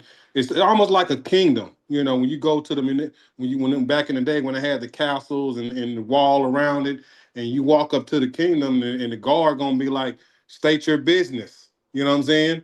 Okay, you want to do this? Okay, now leave your guns and weapons here. You can get them back when you come back. We have to learn how to rock in the public and know how to maneuver in the private. You know what I'm saying? And we'll be all right. They can have a big city. Let they have a big city. The ones that want to be in the big city and live that kind of life, y'all can have it. It's cool to go hang out in it. You know what I'm saying? And do business. You know what I'm saying? And work in commerce. But then at the end of the day, then you can take your ass back home to private. And we have to learn how to do both. Instead, they got everybody jammed into these big municipalities and these cities and shit. And you wonder why they have control over you and they want your ass, because you in commerce, you're dealing with business, and they got the right to regulate business. If you want to be private and take your ass, like you said, get your own lane and do your thing. Real talk. Yeah, so I'm just saying, like, black people are hating on these white folks for trying to get the hell away from them. And they're trying to find a reason to make it like, to find a way to, smear this shit, but cause I want to take this argument back that he made. It didn't make no sense to me. These white people are not oppressed. Black people still leave the United States out of that fear. Now, we don't have to say that fear is qualified in your honest opinion. Start their own social groups for fear. I want to know if y'all hear this next argument or whatever. If y'all, we need to break this one down. Hold on. Seeing it other places such as Haiti and North Carolina. We also saw this in Tulsa with Black Wall Street. The ability of blacks to fund their own situations, start their own businesses, start their own social groups for fear of discrimination. And eventually, we already know what happened with Mount Bayou and Haiti and North Carolina and Raleigh districts and Tulsa. They ended up doing what the blacks feared, which is destroying them. These white people are not oppressed. Black people still leave the United States out of that fear. So O'Shea saying those white people are not oppressed because they didn't go through Tulsa and all that. Y'all get what I'm saying? And I'm saying that argument right there is flawed than a mug, bro. That's just hating because we didn't go through Tulsa. Ain't nothing stopping you niggas from coming together today, like that girl said earlier in his video, and doing what these white folks doing. But see, you know what's stopping black people from doing it today? They point at Tulsa, they point at Mississippi, they point at the cities he pointed at, and they're saying, look, the white man destroyed all these, so we ain't gonna do it no more. So he's basically saying it ain't the same. Y'all can build a city and don't have to worry about it getting destroyed, whereas we don't. Anything you build, you got to worry about it getting destroyed. Our problem was thinking that we never had to worry about fortifying it, which is what I was saying earlier. You notice that in all of these historic cities that black people built, they weren't militia-minded with it. I'm just saying, like, fortifying what the fuck you build is something we got to learn. Like, yes, there's even gated communities in Vegas that's fortified with security guards that's armed. If you don't supposed to be there, and they got to identify all that. So Indian reservations, right? Like, ain't nothing wrong with you building a wall around your shit neither. And like the military base and gate cards and all that. Listen, if you ain't one of us, you got to drive around our shit. And guess what's so deep about that? You can now contract with the city and you can say, look, if you don't, if y'all want to build a road through our private land, it's gonna cost you this many $100,000 or even $1 million, depending on what the project looking like. Because now we got private land, it's our private town, and if you wanna, you gotta go around our shit. And the bigger it is, you may have to go around a long way. So if you wanna build this road through here, boom. Like, it's financial opportunities that can even come from this too. Don't slip. But see, the whole thing, man, we didn't really think like that. I think that it's so lazy for black men today to look at what our ancestors did in the past when it was a different America. White folks, it was a system of Jim Crow. It was so much hate and racism and people getting away with lynching you. There was no affirmative action. There was none of the stuff. All the stuff that we got today as black people, for us to try to compare our situation today, what our ancestors went through in the past, I'm speaking for the ancestors when I say they not happy with that. That's lazy. Because our ancestors is on the other side saying, listen, we did it when all the odds were stacked against us back during Jim Crow times, and y'all ain't doing it today when y'all got way better opportunities than what the ancestors had. So I don't think the ancestors agree with these excuse-making conclusions, these little victim things, because it's a different world today than Tulsa. And like I said, Look at what white people getting beat down in the middle of the street by black people today. Tell me I'm lying. Look at the Cincinnati brawl. This ain't no, see, we keep trying to compare the past to today, but in the past, you would never hear about a white man getting beat down in the streets of Cincinnati by a group of blacks. It'll be the other way around. Times have changed. See, black folks will tell you when like with the Cincinnati brawl, they will say, well, things have changed. Black people ain't playing no more. We standing up and fighting today. Then when you say, okay, let's build our own town, well, times ain't changed. They'll bomb that still. We still gonna compare that to Tulsa and back in the day. But when it come to us making excuses for us acting like barbarians and beating these white folks down in the street, then it's, well, times have changed. But when it comes to why you niggas can't work together and build another Tulsa, oh, because what you did back in the day. But no, times have changed, right? The white man ain't bullying you no more. You strong, right? With a K, not a T. You strong. You strong, right? So you strong. So guess what? Let's rebuild. Ain't no excuse for us not to build. Our ancestors built during a time where you will never hear about a white man getting beat down in the street. Our ancestors built these black communities in times when America was so racist. Just them doing that was a revolutionary act. The world's so different today. Like I said, look at the Alabama brawl. White folks ain't beating niggas down in the street doing no Tulsa bombings and shit today.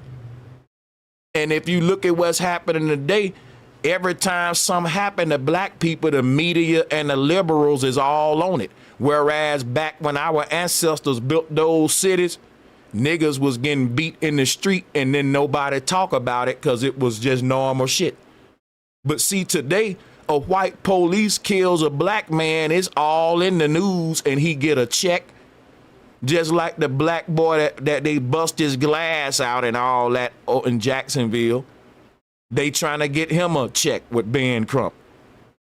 So black folks is getting, they like the shit is changed like a mug today, you know, and it's crazy because we will acknowledge those changes, but then when it come to, okay, so why we ain't doing what the ancestors did? Where every time we try to build, they knock it down, then they bring up some shit from the 1600s or something. You remember way, way back in the day, a city with the photos in black and white. Let me pass the mic, man. You know, back in Selma, you know, and we did it that time, long, not once upon. Nigga, get out of here with that. Niggas got record labels. Like, niggas got shoe companies, record labels, all kind of shit today. You niggas, oh, bro. Here, now, we don't have to say that fear is qualified in your honest opinion, but many blacks do it for many reasons. I live in the continent of Africa, and many strong pro-blacks have left the United States out of some level of fear, all right? Because of oppression. Bro, speak for yourself, man. Niggas is not over here scared. Niggas is over here beating the white man ass in the middle of the street. What? O'Shea don't come to America, ain't been to America in a while, bro. Niggas is not scared, bro. Don't do us like that, bro. We ain't in fear, bro. We ain't in fear of oppression. We embrace the fucking oppression. We tell other niggas you didn't get it out the mud. Don't we do that? Nigga, if you weren't oppressed, we look at you crazy. Like, what, you didn't go through nothing?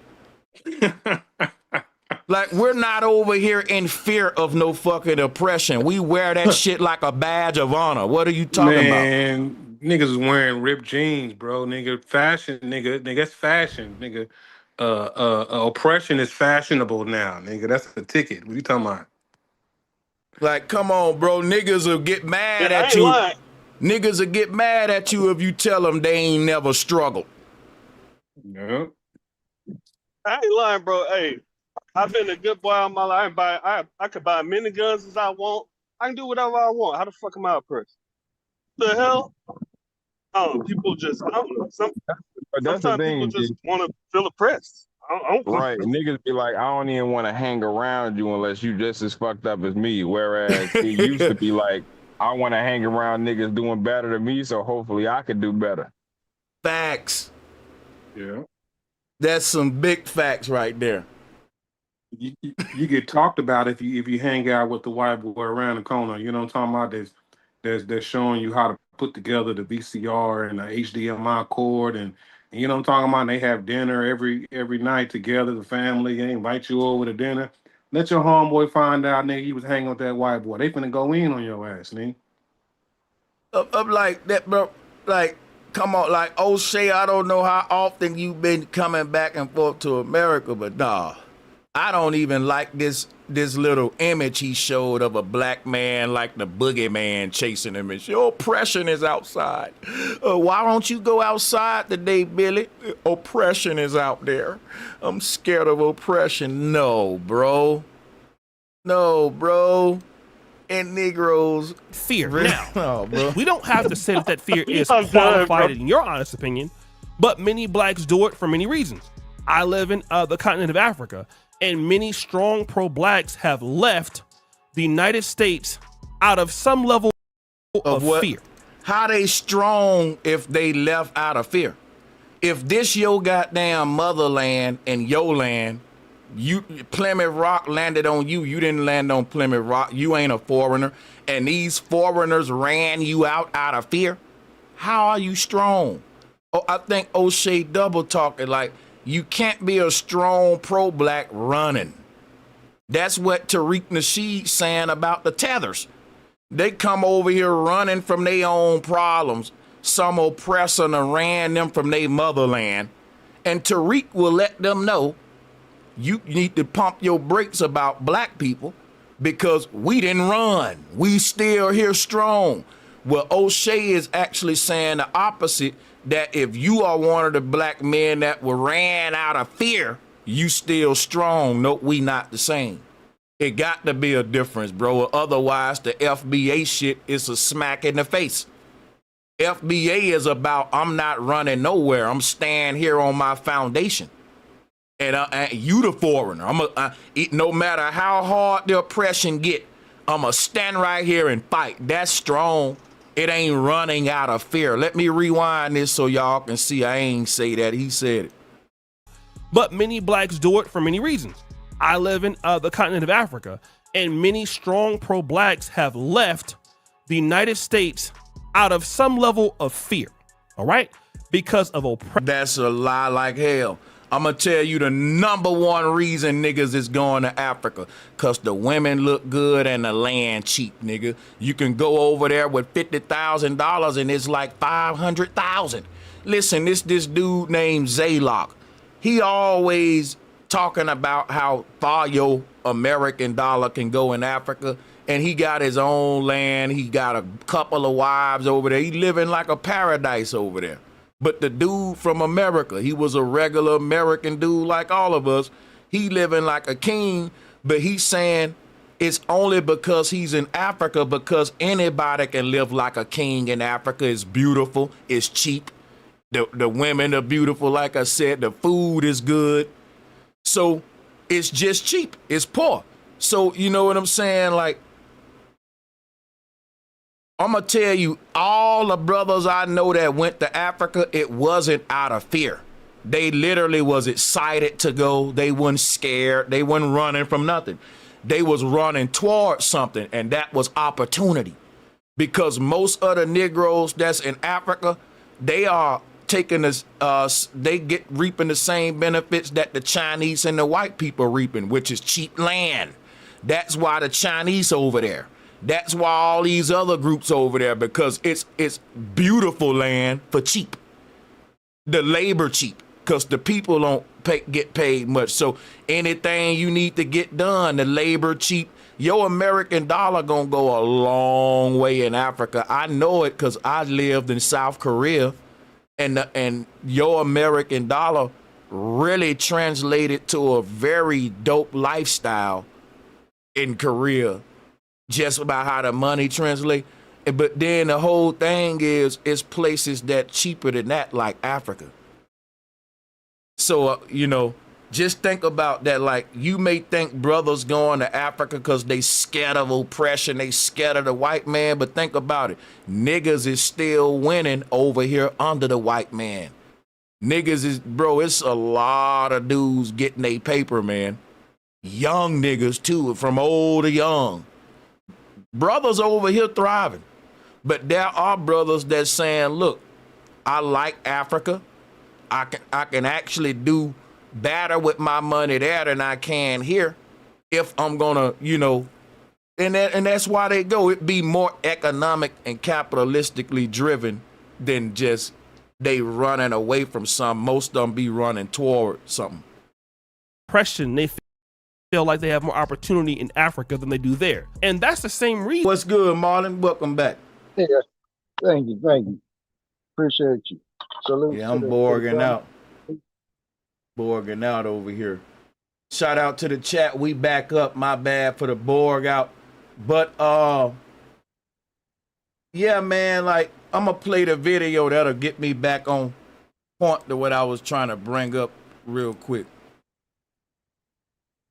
Basically build their own communities. Y'all can hear it. It was not because they hated whites or they were trying to preserve their blackness because of the same reasons why the whites are. No, the whites, because they hated whites or they were trying to preserve their blackness because of the same reasons why the whites are. No, the whites are doing it for a completely different reason.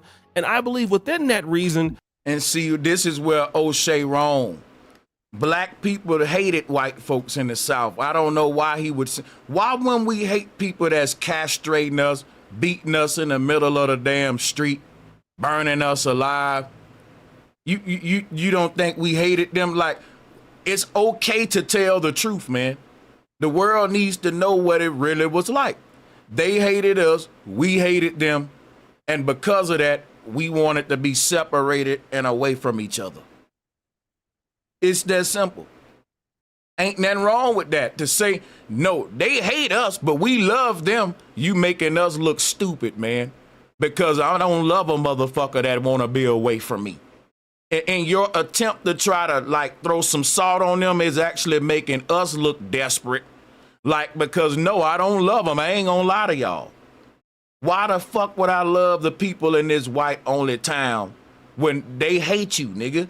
If you ask that white man, do you love black people, he'll have a hard time on camera because he's prejudiced, but he ain't acted it out, so I can't call him a racist.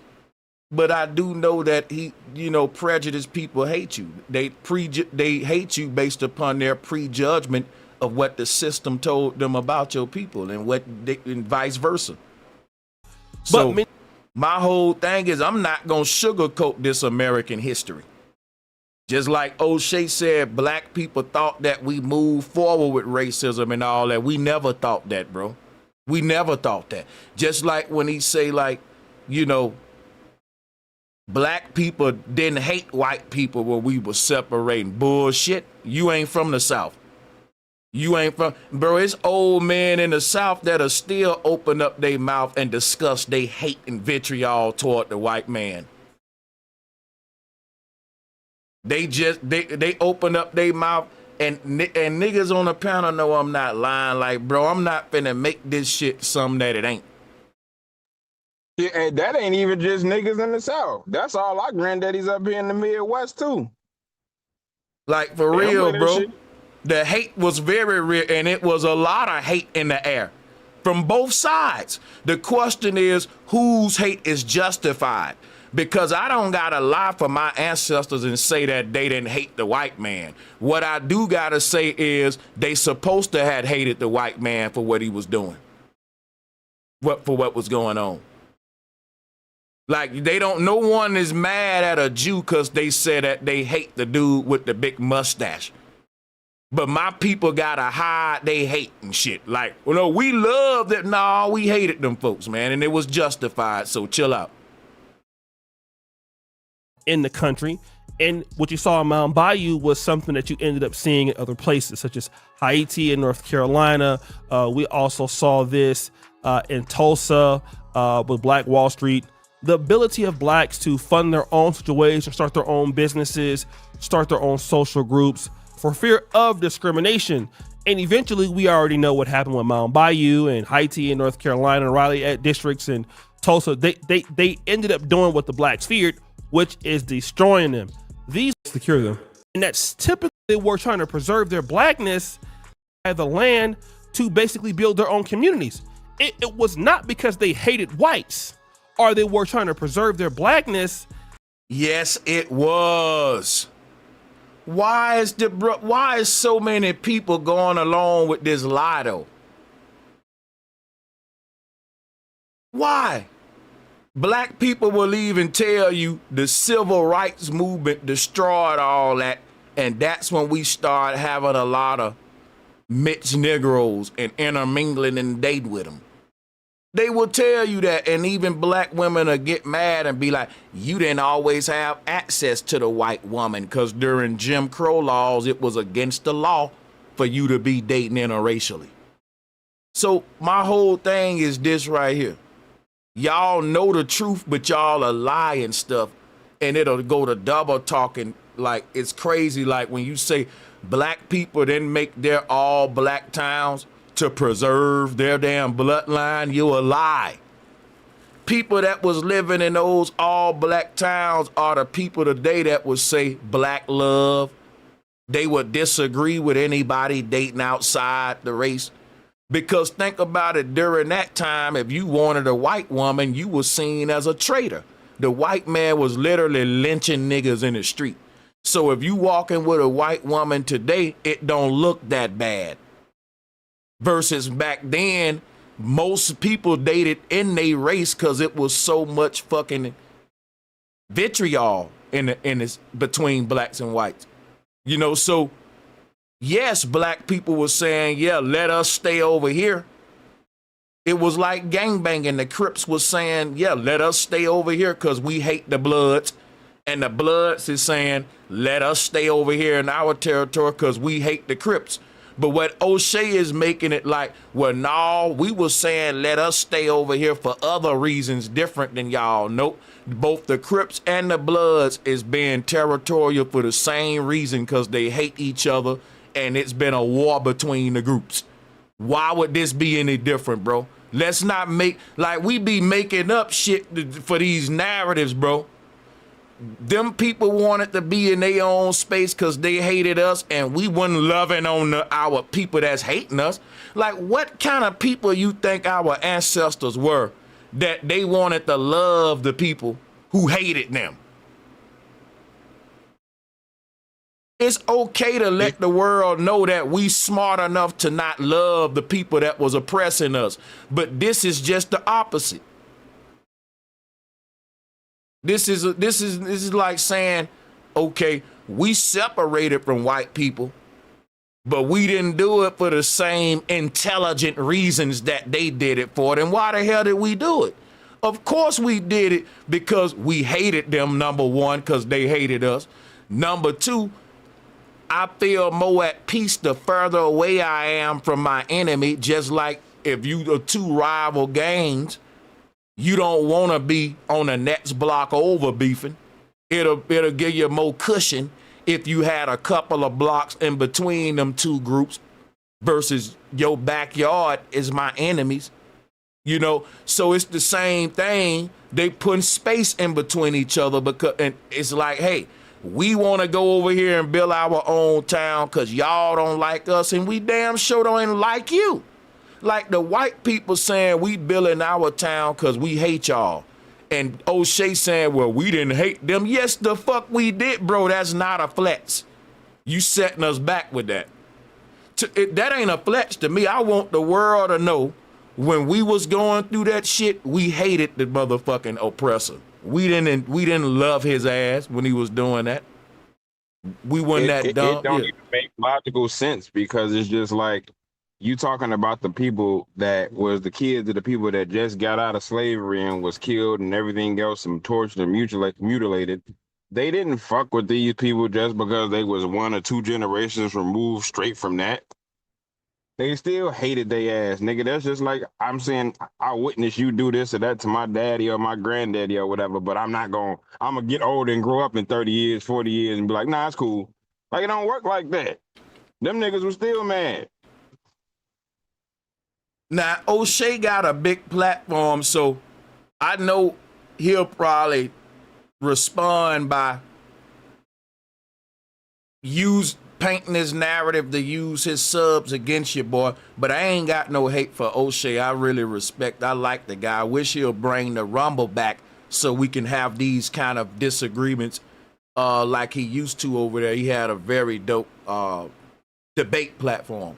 This would be a fire topic for a Rumble, man. You know, I would hope that if he saw this, he would look at it like a way to bring a good community little debate versus a controlled narrative being biased and one-sided. So, you know, salutes to the bro.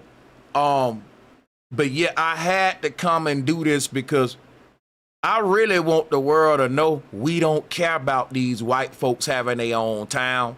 But it seems like we kind of hating on them a little bit.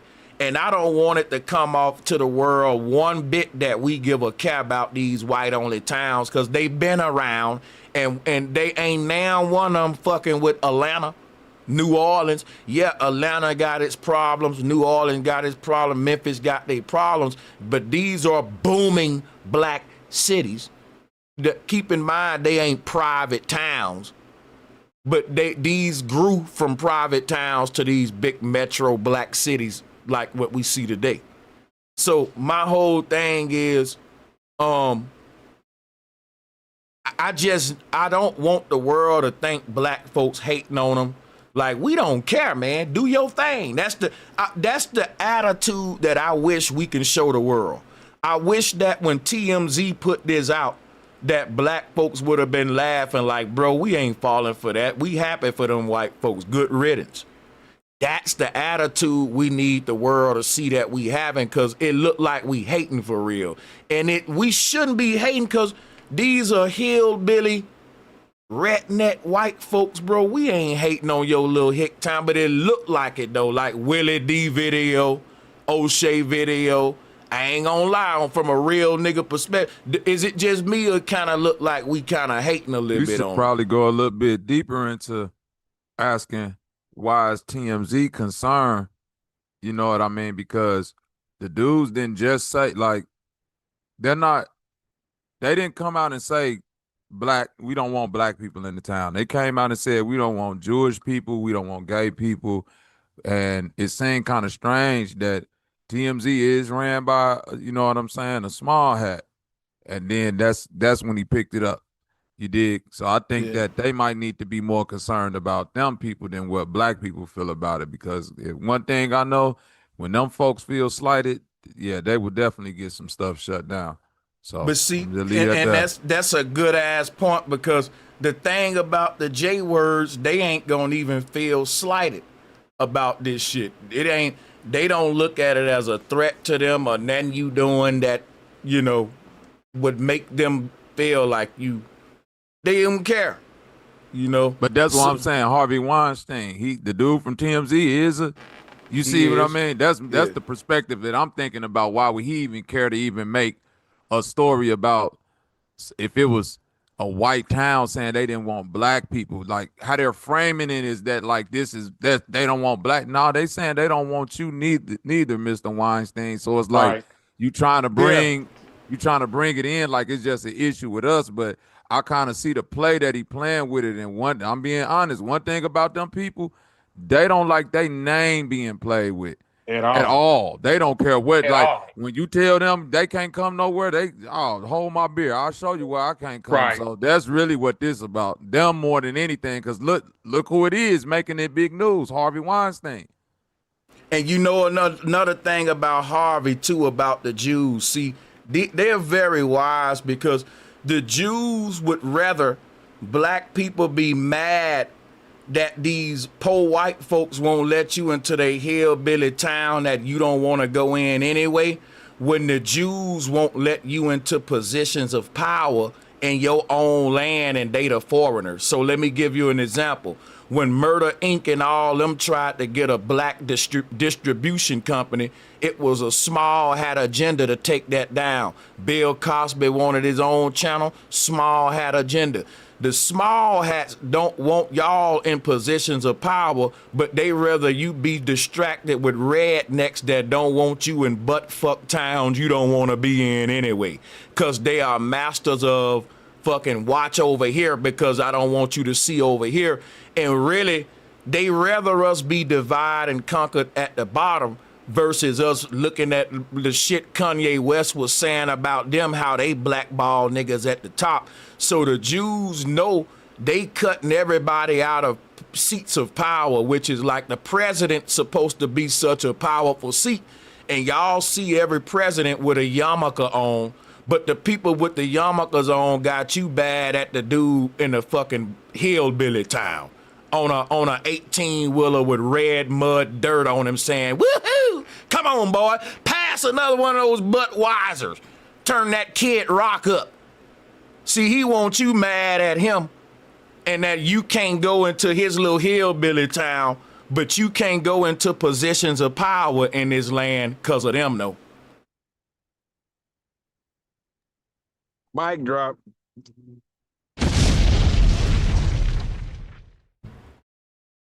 We fall for it too. Because of the same reasons why the whites are. No, the whites are doing it for a completely different reason. And I believe within that reason, there is a superiority complex. And that's why they're also doing it. Because let me tell you something, bro. When I was a rapper, I felt like I was superior to every other rapper. And that if you rapping, you inferior to me. And if you don't think so, then we can have a battle right now. We can have a freestyle battle. And it was a real testosterone thing. Like, I was taught by other rappers, you supposed to think that you the number one MC. Even if you pay respects to the number one MC and you know, okay, the attitude you need to have when you on that mic is that ain't nobody fucking with me, because I'm going to hear that in your vocals. I'm going to know if you don't think you that guy because you ain't going to spit it with that energy. That's why they telling you that. So my whole thing is this. What group of people will teach they people not to be? See, when you say a superiority complex, that ain't built into white people. That's built into capitalism. Prove me wrong. Anybody living in a capitalistic system, that will be rich and poor, superior and inferior. Now, white people just so happen to be the ones who make up the wealth class and all that. But the people in buttfuck Mississippi and these white sundown towns, they know they don't got the kind of money that most Negroes got. That's what I'm telling y'all. It ain't a superiority complex for them. It's a we thought we was the token group, because white folks in power, like the small hats, do use poor white folks as a buffer class over blacks, but they don't need them like that. They only need a few of them, just like they only need a few blacks to be the buffer class. Ain't a lot of black people in our talented 10th or the upper percentage of what we call the boule. That's a small group of families that's the voice for the whole race. So just like, but think about this, right? This is what we got to realize. When you try to say these people got a superiority complex, the people who think they superior ain't running away from the world complaining about the system. That's what black folks and poor white folks doing. These people are doing the same shit we doing. Black man, I don't like how America treating us. I'm going off grid. I'm gonna get me some land. I'm gonna get me some chickens, some cows. Fuck this system. Black folks think the same way these poor white folks think. Tell me I'm lying. Tell me I'm lying. So that ain't a superiority complex. These people were very clear that they don't stand for what America currently stands for now. And yes, part of that is America catering to blacks, catering to the rainbow group. But think about it. Black folks say the same thing. These damn liberals giving all our benefits to the rainbow group. The poor white folks saying the same shit. They saying they giving all our benefits to these black folks and these rainbow groups. And the poor black saying they giving all our benefits to immigrants and the rainbow people. Everybody bitching and moving away from the system because what the system ain't doing for them. Stop me when I lie. And they're galvanizing in groups when they do it, just like in that movie Mad Max. Everybody formed a tribe based upon their vibe. They've been doing it in Africa. You see all of them tribes in the jungle? They doing what these white folks doing. Like, let me change the words. Instead of us calling it a white-only town, how about we call it a white-only tribe in the jungle? Because when you go to the Bushman tribe, ain't nobody else in that tribe but Bushman people, and they don't allow no other group in there. So why would you be mad at the Bushman tribe? Because when I go out there and form my tribe based upon my vibe, it may not be on some dumb shit like just because your skin white. My shit may be you can join my land because the way you thinking. I ain't tripping on your color. You got to be a certain mindset, but different people may form their little tribes based upon different vibes that they jail with. And I ain't tripping because I ain't gonna lie. I want to do the same shit. I ain't gonna lie. And that's why I'm not hating on them, because I want to do it. And in my mind, I don't care why that nigga did something I want to do. A nigga can say, it's like this. This is what O'Shea doing, right? Let's say I want a black on black Benz with black rims on it. And my homeboy go buy a black on black Benz with black rims on it before I get it, right? And I go and tell everybody, but listen, he didn't buy his shit for the same reason I bought my Benz, why I want mine. You see, I want to buy my Benz because I know the specs on it, how the gas mileage work. He just buying his shit for show.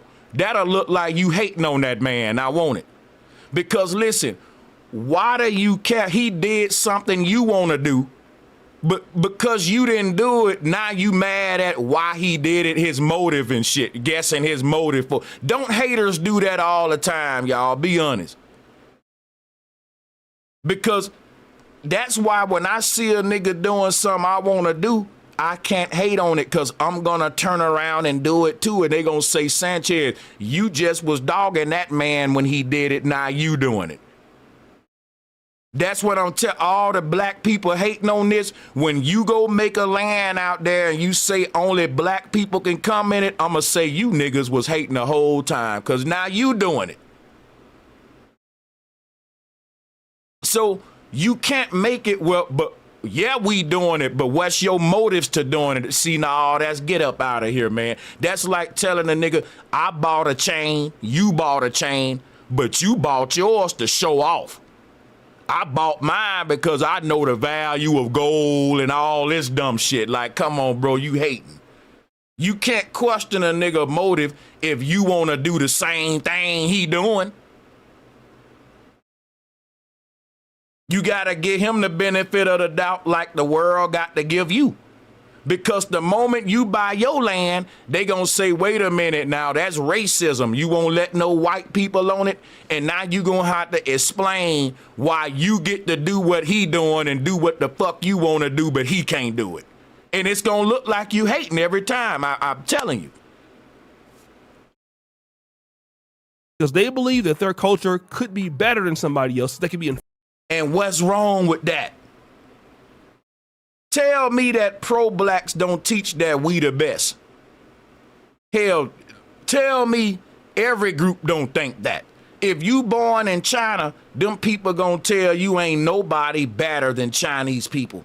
But like I told you, if you a rapper, every rapper gonna tell you I'm the best MC nigga walking the earth, especially if it's in a debate setting, say a freestyle setting.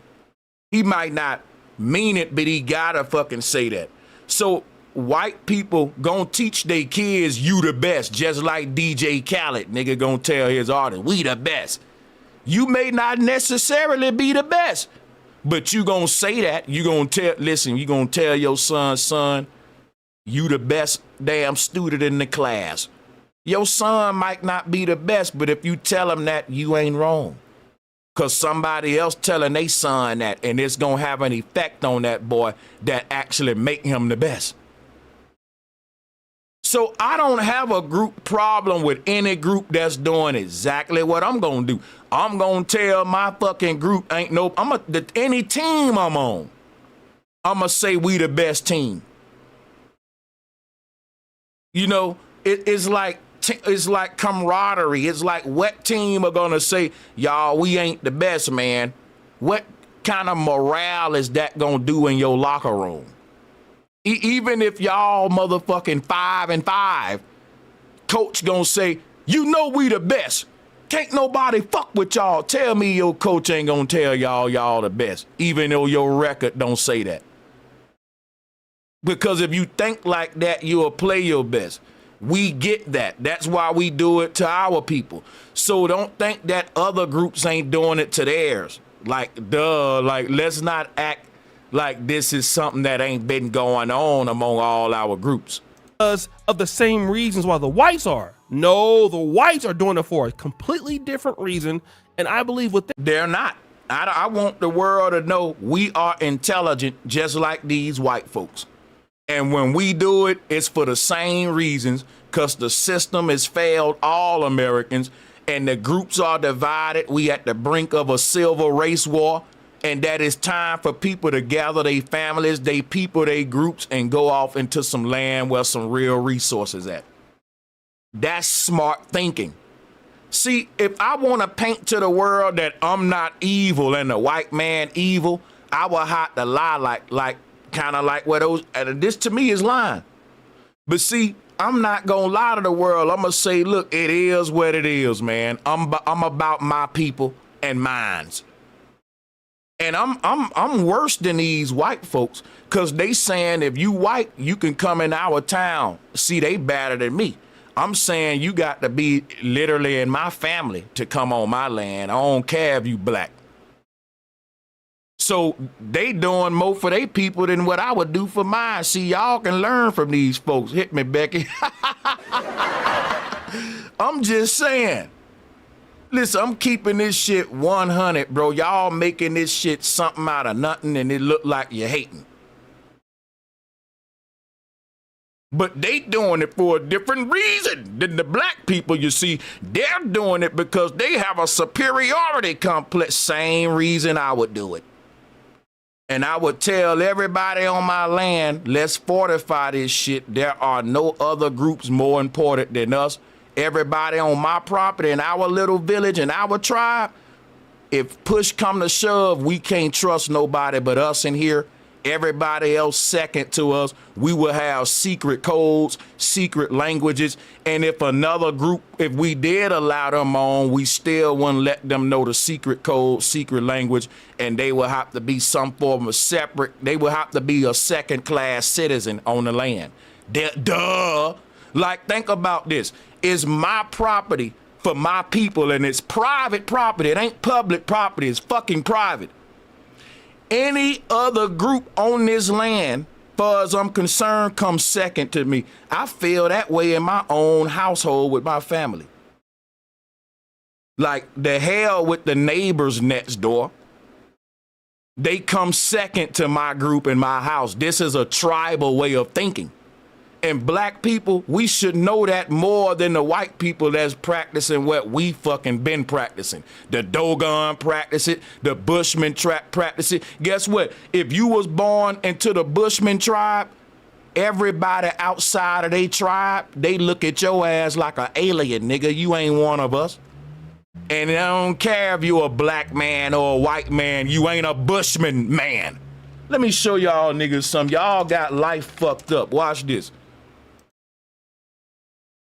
Everybody in the world play by the same rules that these white folks playing by, and we want to question their motives. Who gives a fuck about your motives for preserving private land for your people? My question is why we ain't doing it. I ain't trying to question why that nigga doing it. I'm trying to question why I'm not doing it.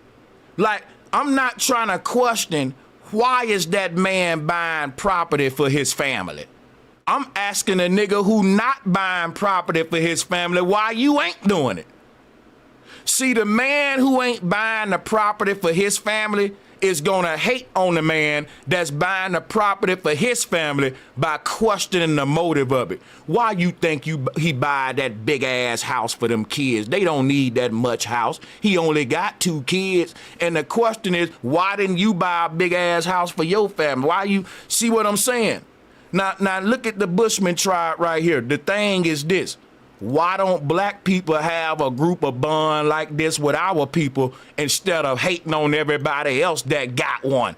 Ain't nothing stopping us from loving on each other like this. Check this out. See, the Bushman tribe don't give a fuck who you is, man. If you ain't one of them, you second to that. You ain't gonna change that. If you're not born in the Bushman tribe, they gonna always look at you like you're second to a Bushman. I think that's kind of dope. I ain't gonna lie.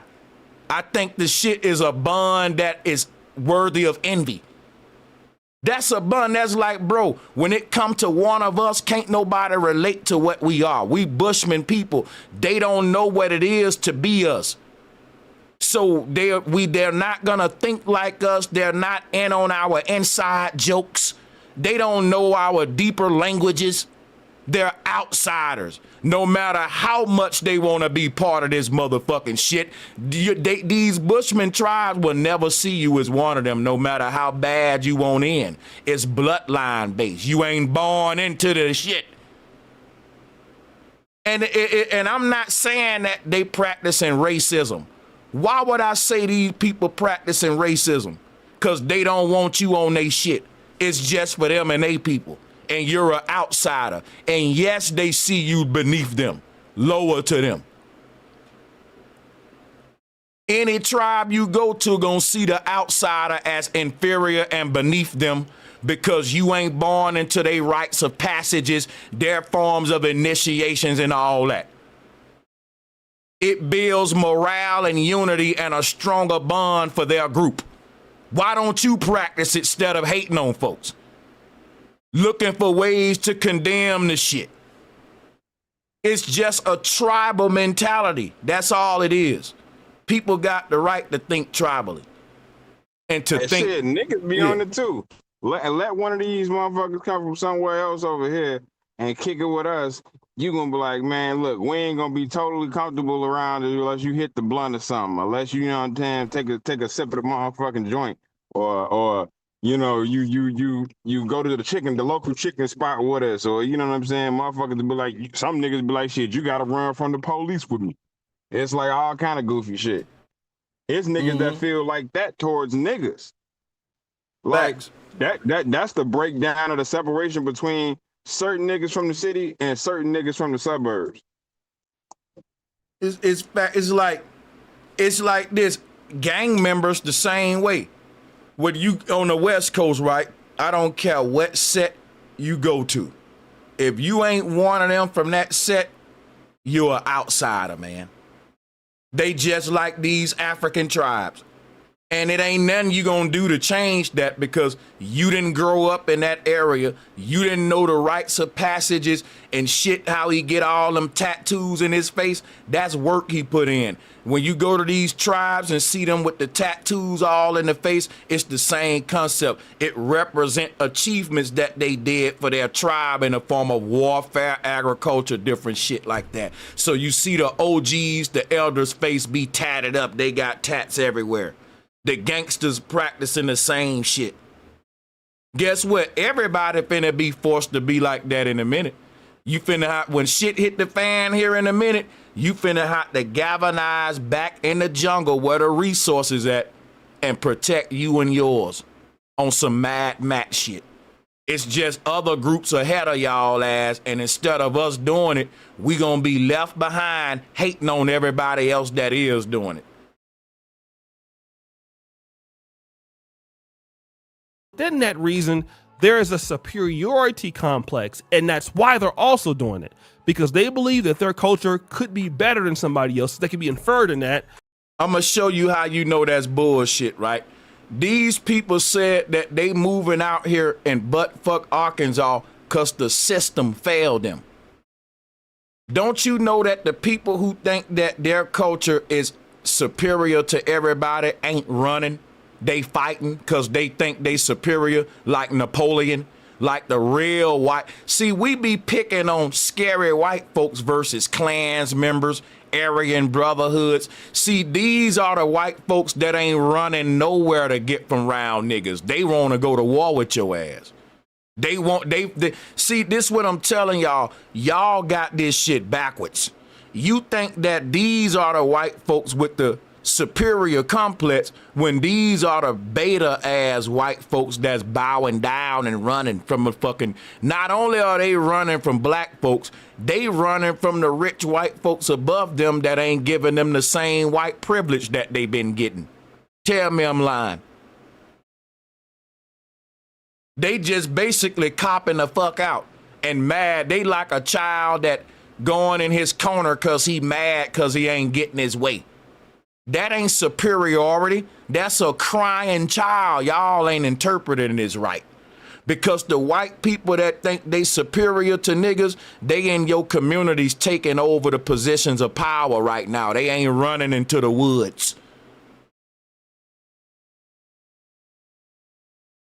And that's typically what traditional racists think. So when you get blacks arguing on, this particular side of the coin, they're trying to say, well, the blacks are doing it. Nobody says anything. And now the whites are doing it. But you're not arguing from the same position, which I feel is. It is the same position. Guess why these people say they run into the jungle? These are white folks that are anti-establishment. These ain't no Trump hat, MAGA hat wearing white folks. These are white folks. I get what O'Shea saying because but he's missing the mark. What he really should be saying, there are a bunch of white folks that feel like they should be favored by the powers that be because the powers that be are white in this country. But they're getting a reality check, O'Shea, and that's what we need to be pointing out. In our attempts to hate on these people, we're missing what's going on in America right now. And guess what's going on in America right now? The system is letting all its puppets know we don't need you no more. We can replace all of y'all with AI. We don't need the Diddies no more. The fucking white supreme, the dumbass, hating ass clans members. Guess what, bro? When the world go digital and AI is the new police, they already have programmed the racism into AI. So when AI start policing the world, they ain't gonna need buffer classes anymore, y'all. That's what I'm telling you. It's gonna be the powers that be, AI, then humans. It ain't gonna be the powers that be, the Boule, the Freemasons and all that, then the humans.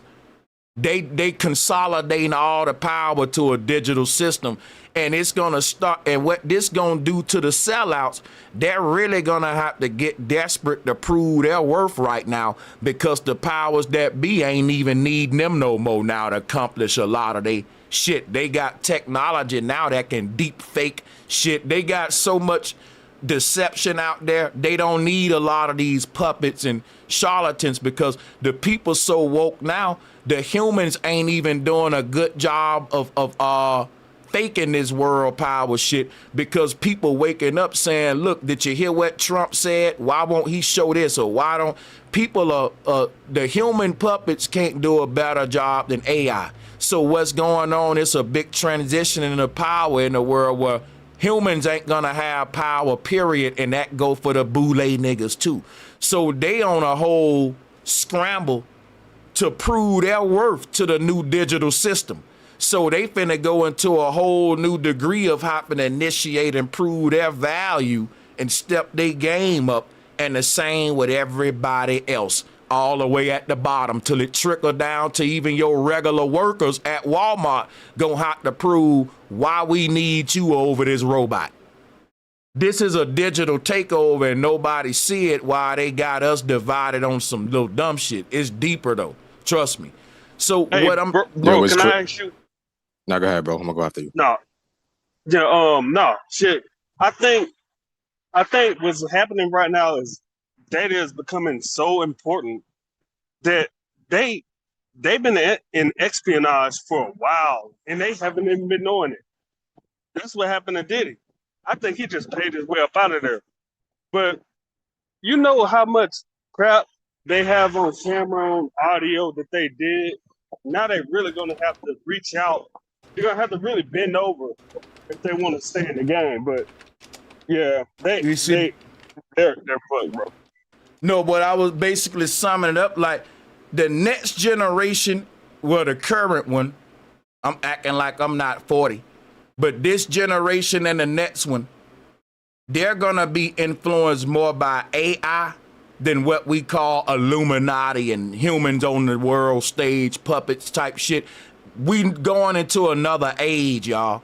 And if you look at what's happening with the kids, they already tested in the world government. They don't need human seller. They finding out we don't really need humans for shit no more. We don't even need humans to be our sellouts no more, because the kids are following animations. The kids are following AI characters that ain't, they more influenced by some AI shit than a real human. So it's really finna get crazy. Like, but people don't know that this shift is this deep. So they still arguing surface level human affairs. You know. But like I said, these people are going into the jungle because the digital system that's coming. Like most black folks that's moving their family in the jungle, it ain't even race related. It's system related. Because what am I telling you? My oppression ain't coming from no white people today. It's coming from a system called America. Y'all missing that. A white man ain't motherfucking directly oppressing my people. A system is, which is why that same system is even targeting some white folks who bitching about the system. So it ain't that our people was ever bitching about white people per se. We was bitching about the system that they was using to oppress us with, because they didn't do it directly. They did it through a system of justifying it, of making it morally legal, and all of that. And they doing it through a system today, but that system is making you point at another group of poor motherfuckers that's getting targeted by the same system. So much so that they moving into the damn jungle off grid, just like we said we're gonna do because of the system. Now tell me one black folks that's going off grid for any other reason besides America going to sugar the shit right now. Every nigga that I know that's talking about going off grid, they are telling you, bro, the dollar dropping its value, the system crashing. They ain't saying I'm running from white people. I'm running from the KKK or the Aryan Brotherhood. Or basically, niggas ain't scared of no damn white man no more, O'Shea. It's 2025, bro. Stop. Y'all gotta stop this shit. I swear we ain't scared of these folks, man. Quit trying to make us scary cats.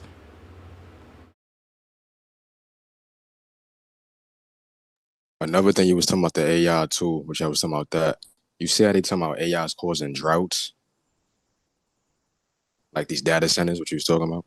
Like it's literally taking resources, it's damaging the water and all that. But yeah, I ain't right there. Yeah.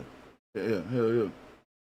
That's what I'm saying, like, it's crazy. Not arguing from the same position, which I feel is completely negligent. And he's saying is negligent because white people building their land with a superiority complex and we're not.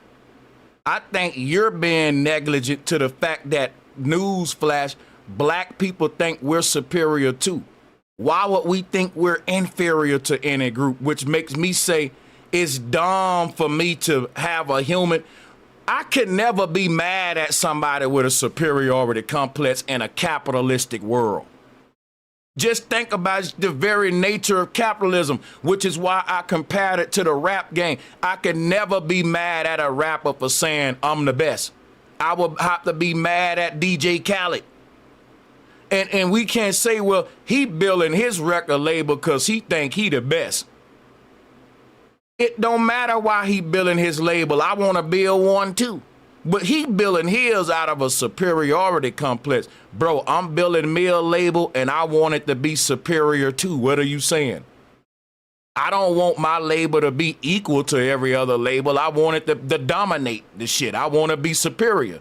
Like Def Jam was at one point. Like, why do it any other way?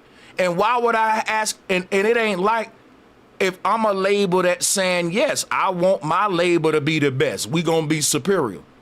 I wouldn't be mad at another label that's thinking like that. I get it. I'm doing it too. A nigga ain't gonna make me not think I'm not that nigga in the room. And ain't no man gonna say, bro, you up in here stunting and flexing around the women cause you think you that nigga. I'ma say, you right. You a genius, sir. That's why I'm dressed good, talking this way, and I think that my shit don't stink in here. Oh, bro, he got a superiority Nah, brother. Nope. It ain't a complex, it's a reality in a capitalistic game that if you don't think you superior, you might as well not even play the game. That's like an NFL team showing up saying, we ain't the best. Come on, bro, you might as well not even play that day. Irresponsible. But wait, there's more. Like, we're trying to find a reason to hate on these white folks, and I'm not gonna find it with y'all because it don't make us look good. We're gonna look good when we say, we don't care, nigga. We clapping for them. That's how I was hoping black folks would respond. But it's like we're trying to find a way to hate on it. And it just don't make us look good because I really don't want the world to think that black people in 2025 hating on some damn hillbillies in butt-fuck Arkansas. No, we ain't, bro. We happy for them folks. I swear, and we ain't even looking for nothing wrong with it. In fact, we need to deliver they motherfucking ass some cookies out there to they goddamn establishments, sir. We got to let the world know, like, because you know when these folks was going out there, they was saying, black folks gonna hate on this shit. Because they been saying they wanted to do this. And look at what we're doing. We hating on it. But see, because we can only bring up to where we did it in the past, just like what O'Shea did. They doing it now. But see, your excuse is, but that's a bad comparison. That's negligent because they ain't oppressed. Ain't nobody trying to tear theirs down. Ain't nobody trying to tear your shit down today. We can't keep riding off Tulsa, Oklahoma, man. We can't. That's the past. It's 2025. Until we build a town today and some white folks come knock it down, then we can't be making that excuse based on what our ancestors went through, bro. That ain't right. That ain't even fair to our ancestors. Because if they was here today, they would rebuild Tulsa. They wouldn't say, well, they knocked it down one time, they gonna do it again. Your ancestors didn't do that for you to give up. If your ancestors was building black-only towns during Jim Crow time, you know they would attempt to do it today when black folks is fucking getting pandered to by these political parties today. So you don't want to build in your time when it's easier for you than it was for the people that you using as your excuse, which is so messed up, man, if you really think about it. Because our ancestors wouldn't even agree with that defeated mentality. And you know how I know? If we thinking like that now, you know we would have never built the Tulsa during Jim Crow time. Because think about it, our ancestors saw that the white man was already sabotaging little bitty ice cream shops, little black-owned shoe parlors. Way before we built big-ass Tulsas, we been knew what the white man will do. It didn't stop us from building it, and he may tear it down, just like when I was a child, I would go outside, I would kick over an ant bed, and the ants will just go everywhere. So many of you knock down that ant bed, you don't know how much work that is. Now, guess what? The ants start rebuilding that shit right away. They don't even wait one day. They start the very second you kick that shit over, they go into bail mode. Right there, let's rebuild this shit back. They never say, well, they kicked over one ant bed, why we gonna build another damn ant bed? Irresponsible. But wait, there's more. Mr. Arval is quite active on X. He says this: we've been blown away by the level of support. White Americans want and deserve our own spaces, and we're going to do what it takes to secure them. Now, this what black people should be doing, ain't it? But instead of us doing it, we gossiping about the people that is doing it and slyway hating on it. This ain't gonna get us, and we can hate and gossip all we want. These people still gonna fortify their town while we slipping as a collective. And it's a lot of shit about to happen in America. It ain't the time to be hating on people going off grid. It's the time to say, damn, that's what we need to be doing. Now let's do it. If you use Ethereum or USDC and you want to support me to keep it up, here's this long thing there. He also says the same thing. Some folks have expressed that they'd like to donate through Bitcoin and Tether. Bitcoin, thanks for support. It's needed and appreciated. Right, this white-owned town saying, listen, if you white, you welcome here, which is why we only asking white people to donate to us. They ain't asking black people to donate. They ain't asking Asian people. They're in business among their own people like how the Jews do. Why would you hate on it? We should be learning from that. Now, this is interesting. When you want to start your own community, you do so by begging for donations. This is from your own people, though. Like, O'Shea dropped the ball on this one big time. Because ain't nothing wrong with, listen, if I'm building a fucking town for black people only, I may say, listen, black people, I'm asking y'all whatever little bit you can donate, and what I'm giving you in return is you never homeless. Your people got your own land. Now, this ain't for everybody, which is why I'm not asking the white people for donations. Think about it. Umar Johnson ain't begging white people for donations for his black-only school. Would that make sense, y'all? See, ain't nothing wrong with you asking the people donations who you providing a service for, like what Umar's supposed to be doing. He's providing a service, a black-only school for boys. So guess who should be donating to Umar? Black men. But guess who donate to Umar the most? Black women. You know why? Black men do a lot of gossiping about what we should be doing versus doing it. And most of the time when a black man have a plight that's for black men, like the manosphere, you saw that didn't work right. A white woman came in and broke that up and niggas was protecting her. Black men don't do shit but gossip and complain, hate, bitch, and backdoor each other. Blackball each other, nigga. It's a crab in a bucket mentality. That's all I'm saying, bro.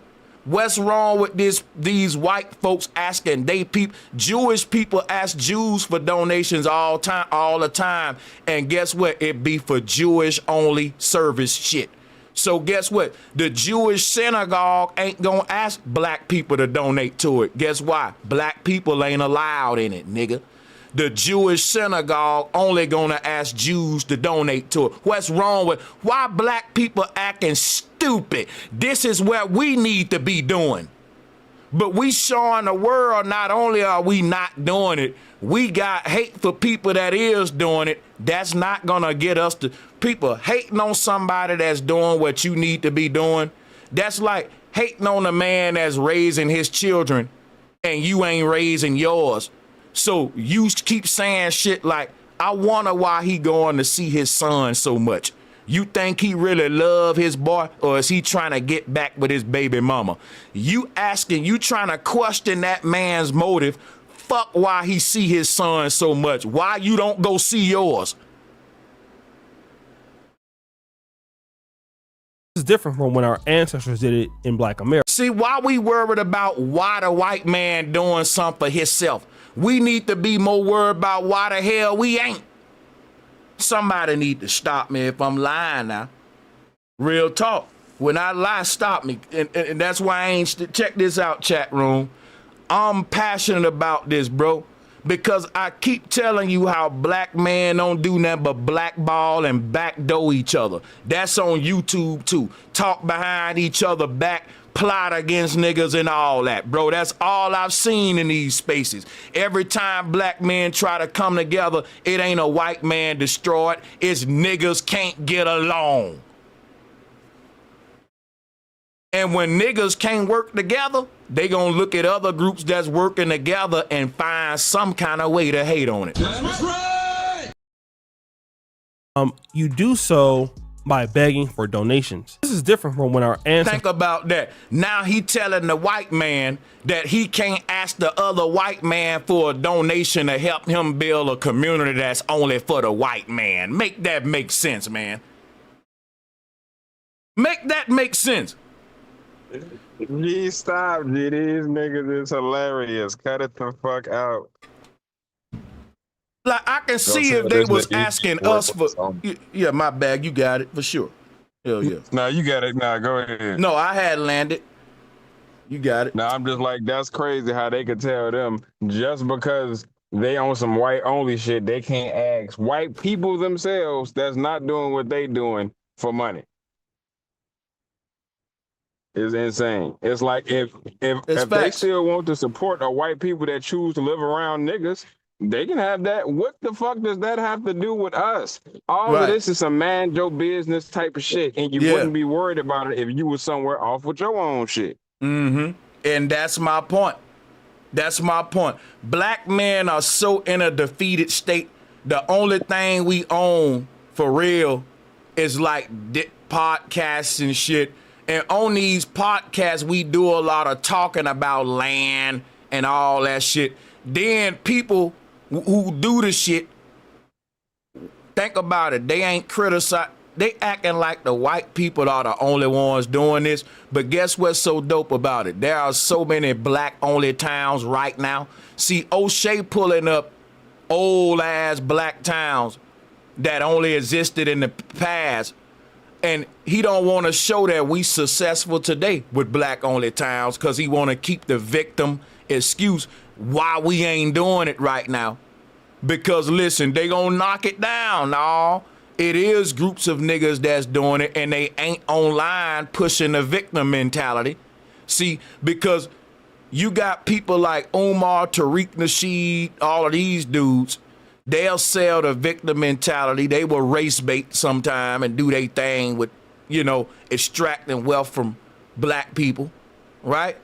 But when a white man actually builds something for his people, unlike Umar, for example, now, these guys right here, they ain't got no problem with Umar begging black people for donations to build that school. They only problem is you doing what you said you was gonna do with them donations. Why am I bringing up Umar? Umar got he got damn near $2 million from black people, and the school ain't built. Not only they ain't built, is in a bad condition. We bought into it. Black people ain't mad that what we paid into have not manifested, right? On the other hand, you got a white-only town. White people donate to that white-only town, and guess what? That's a real fucking town that a white man can go to and live on and see where his donations went. It ain't like the city that Akon built in Africa, where he took all the black folks' donations and then built shit. So instead of us holding our people to a higher standard so we can have what they got, we just done gave up and stooped low to a point where we just gonna hate now on everyone that's doing what we supposed to be doing, because subconsciously we don't think we ever gonna get it the fuck together. So everyone that is getting it together, let's find a reason to hate on them type shit.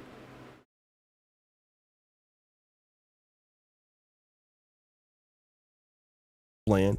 I really believe that you don't have a whole bunch of skill there or anything to market to the rest of the world, to the United States, pay for your segregation. When the blacks did it, we had to pay for our own separation. And he doesn't have any money to fund his dreams. So he's no different than any other scammer out there, in my honest opinion, doing so. You know what? Why I got a problem with this? We ask for donations to help us give you content that you like. So anytime I'm asking the people to donate to give me something, it's so that I can give you something as a service. In this case, content that you like. This white man ain't doing nothing different. He's saying, listen, white people, if you give me your donations, I will create a town that you can come into whenever you feel like it. Now watch this. How is that scamming when that is the same thing Umar Johnson doing, but Umar Johnson is literally scamming because he ain't really built the school yet. These people are literally, let me show you, bro, we can go back to these clips. They ain't playing, nigga. They popping them little bitty mini houses up. They got the RVs, the trailers. They not playing, my nigga. It's a town, and they building on the infrastructure. So if you go to Umar school, you don't see construction workers there every day getting that shit prepared for class. You a tax person is you just kicking a can for years to get the money, and ultimately it's gonna lead to some form of vandalism to where it says, well, we couldn't make it happen for some reason. It's a cash cow. This ain't that. Like, we literally got black people scamming our community like the black church, which is a multi-trillion-dollar industry. It's promising our people a better reality. And it's got them buying into this shit to these big churches around the hood. Like, you talking about white folks putting their money into their people's shit. And my thing is, if you're pro-black, why do you care if this white man is scamming white people? He ain't scamming no black people. We should celebrate it. Our enemies getting scammed. Think about this, right? If a white person donate to this shit, they racist, right, O'Shea? If a white person donate to this, it's because they believe in the same shit these folks believe in. So why you trying to save them? Let them get scammed because they don't like you, right? You see what I mean? It's just hating for real. This is different from when our and we're going to do what it takes to cure them. If you use Ethereum or USDC and you want to support me to keep it up, here's this long thing there. He also says the same thing. Some folks have expressed that they'd like to donate through Bitcoin and Tether. Bitcoin, thanks for support. It's needed and appreciated. Now, this is interesting. When you want to start your own community, you do so by begging for donations. This is different from when our ancestors did it in Black America. You see, we couldn't. When our ancestors came together and built our own community, everybody had to contribute to it. Or in other words, everyone had to put some in a pot or donate some to the land. For example, black people that come together to form their own town, they may need a bunch of lumber that may not be on the land that they purchase. So you will have black people who may have trees or whatever on different part of their family properties. They may cut lumber from their private family property to help this new black town. So for example, if Sanchez say, I'm finna start a new town today for flat earthers, I may have flat earthers from all over the world donate something to me because they like what I'm doing. So it may be some flat earthers in fucking Dubai that say, listen, we're flat earthers in Dubai. We finna give your ass a bunch of gold. We like your idea, this some flat earth. I'm just giving a crazy example, right? You may have a flat earther who family got this cows and shit. He ain't say, look, Sanchez, I heard you building a flat earth town. I'm gonna send you 5 cows, man. I like that idea. So everyone that's on my vibe and on my idea gonna buy into it. And ain't nothing you gonna be able to do about it, man. That's what we need to be doing. That's what I'm saying, bro. Instead of hating on it. They showing you how the game go. Learn from it.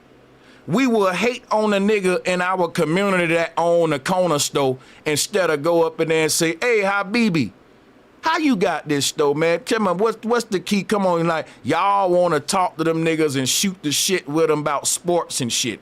I will be asking them niggas about business. They'll say, oh, he's a very inquisitive nigga. We got to watch him.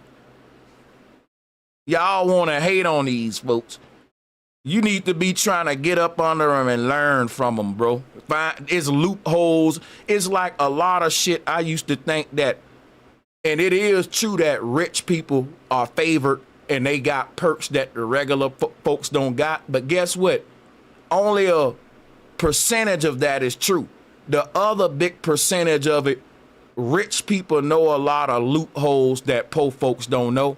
And I found that out when I changed my tax man, nigga.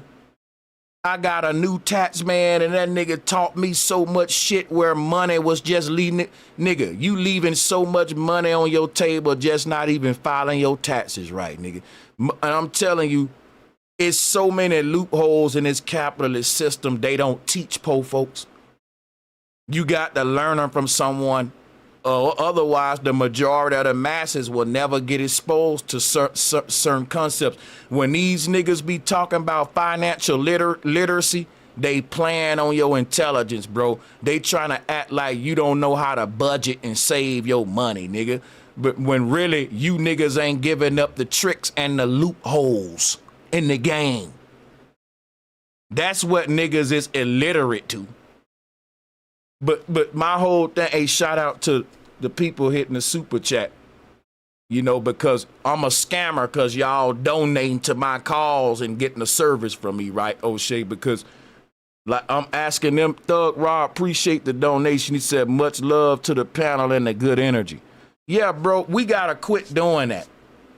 Just because someone... Yeah, that ain't, bro. I want to support, bro. Shit, ain't no scam. Niggas tripping. That's what I'm saying. Like, we gotta quit doing that. Like, if a person stand for a cause that you don't agree with, and they want people to donate to that cause because they know there's other people in the world that's just as prejudiced as them, it ain't scamming.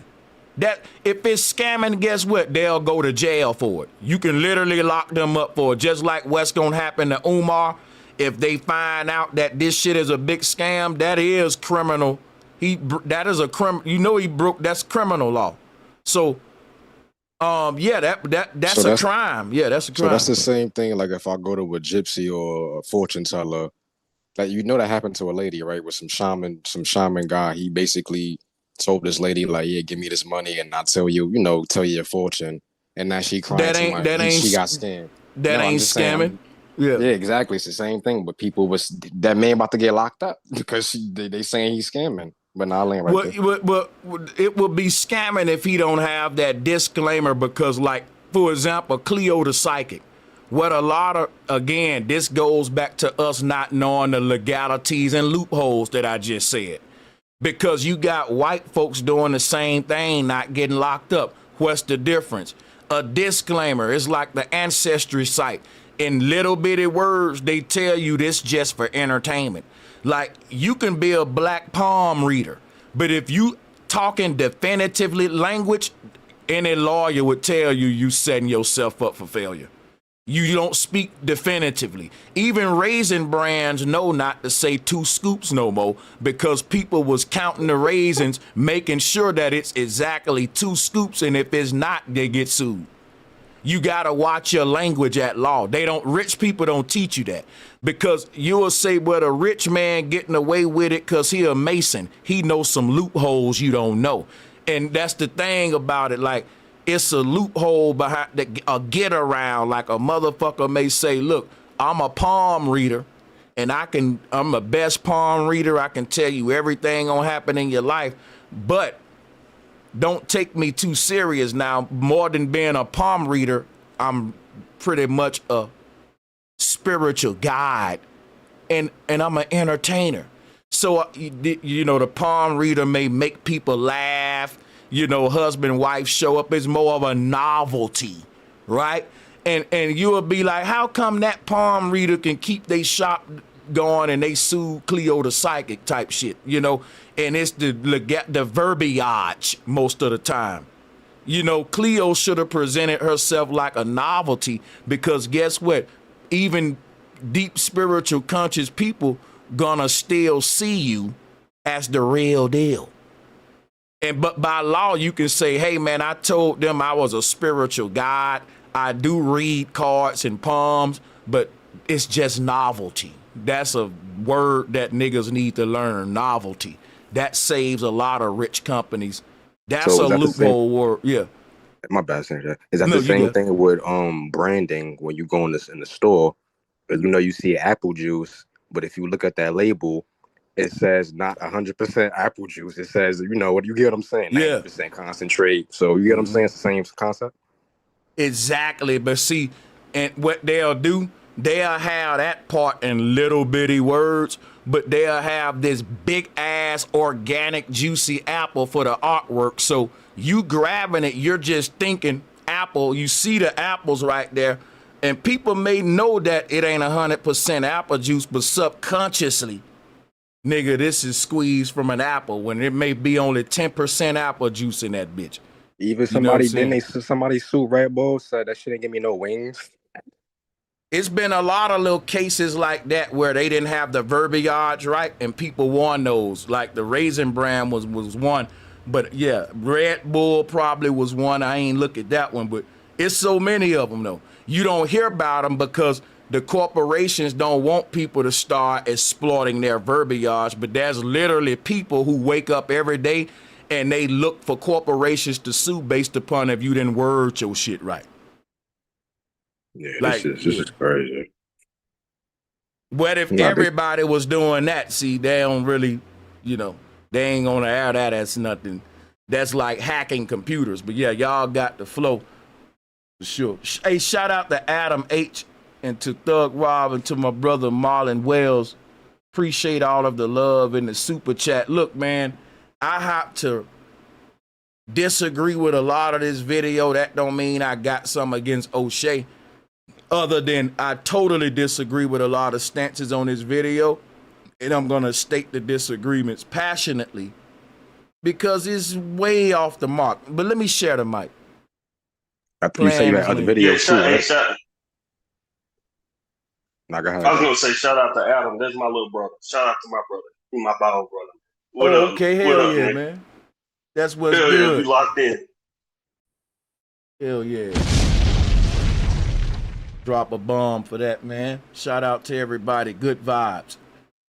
Yeah, this is a dope topic, but the reason I wanted to talk about the white-only town, because I was saying to myself, black folks better not hate on it. Y'all better not try to hate on that shit, nigga. That's what we need to be doing. And what did they do? They start trying to hate on it instead of us saying this is what we need to be doing. Sit back and yeah. We should see that as a green light. Instead of looking at what somebody else is doing, that lets you know you can do it. Yeah. I'm not gonna lie, Sanchez. I'm not gonna lie, Sanchez. I kind of was feeling that way until I got some clarity. Like, wait a minute, we should do the same thing. So I caught myself, but when I first seen this, but yeah, play the video. I'm done right there. No, you can go ahead and finish it, land your plane. But nah, it's just like it's a mental thing. Remember I was saying earlier about that thing in the subconscious. It's like something triggers you, like white only, just like what you were saying. Like, whoa, where y'all going? Like, hold up, what's going on here? You feel me? But yeah, it's just mentally, it's a psychological thing. Like the white-only town is no different than the white-only water fountain, the white-only restaurant. And today as black people, we're reacting the same way that set us back in the civil rights movement. Because yes, the white people are saying this water fountain is for whites only because they think that the black people spit got some in it that they don't want the white people to mingle and mix they spit with the black people. Now, people will say what Sanchez is doing is cooning and self-hate, right? But let me show y'all how backwards the world is. You got a bunch of black folks that's saying, we want to drink out the white man water fountain, but you calling him a devil. Why you want to swap spit with him?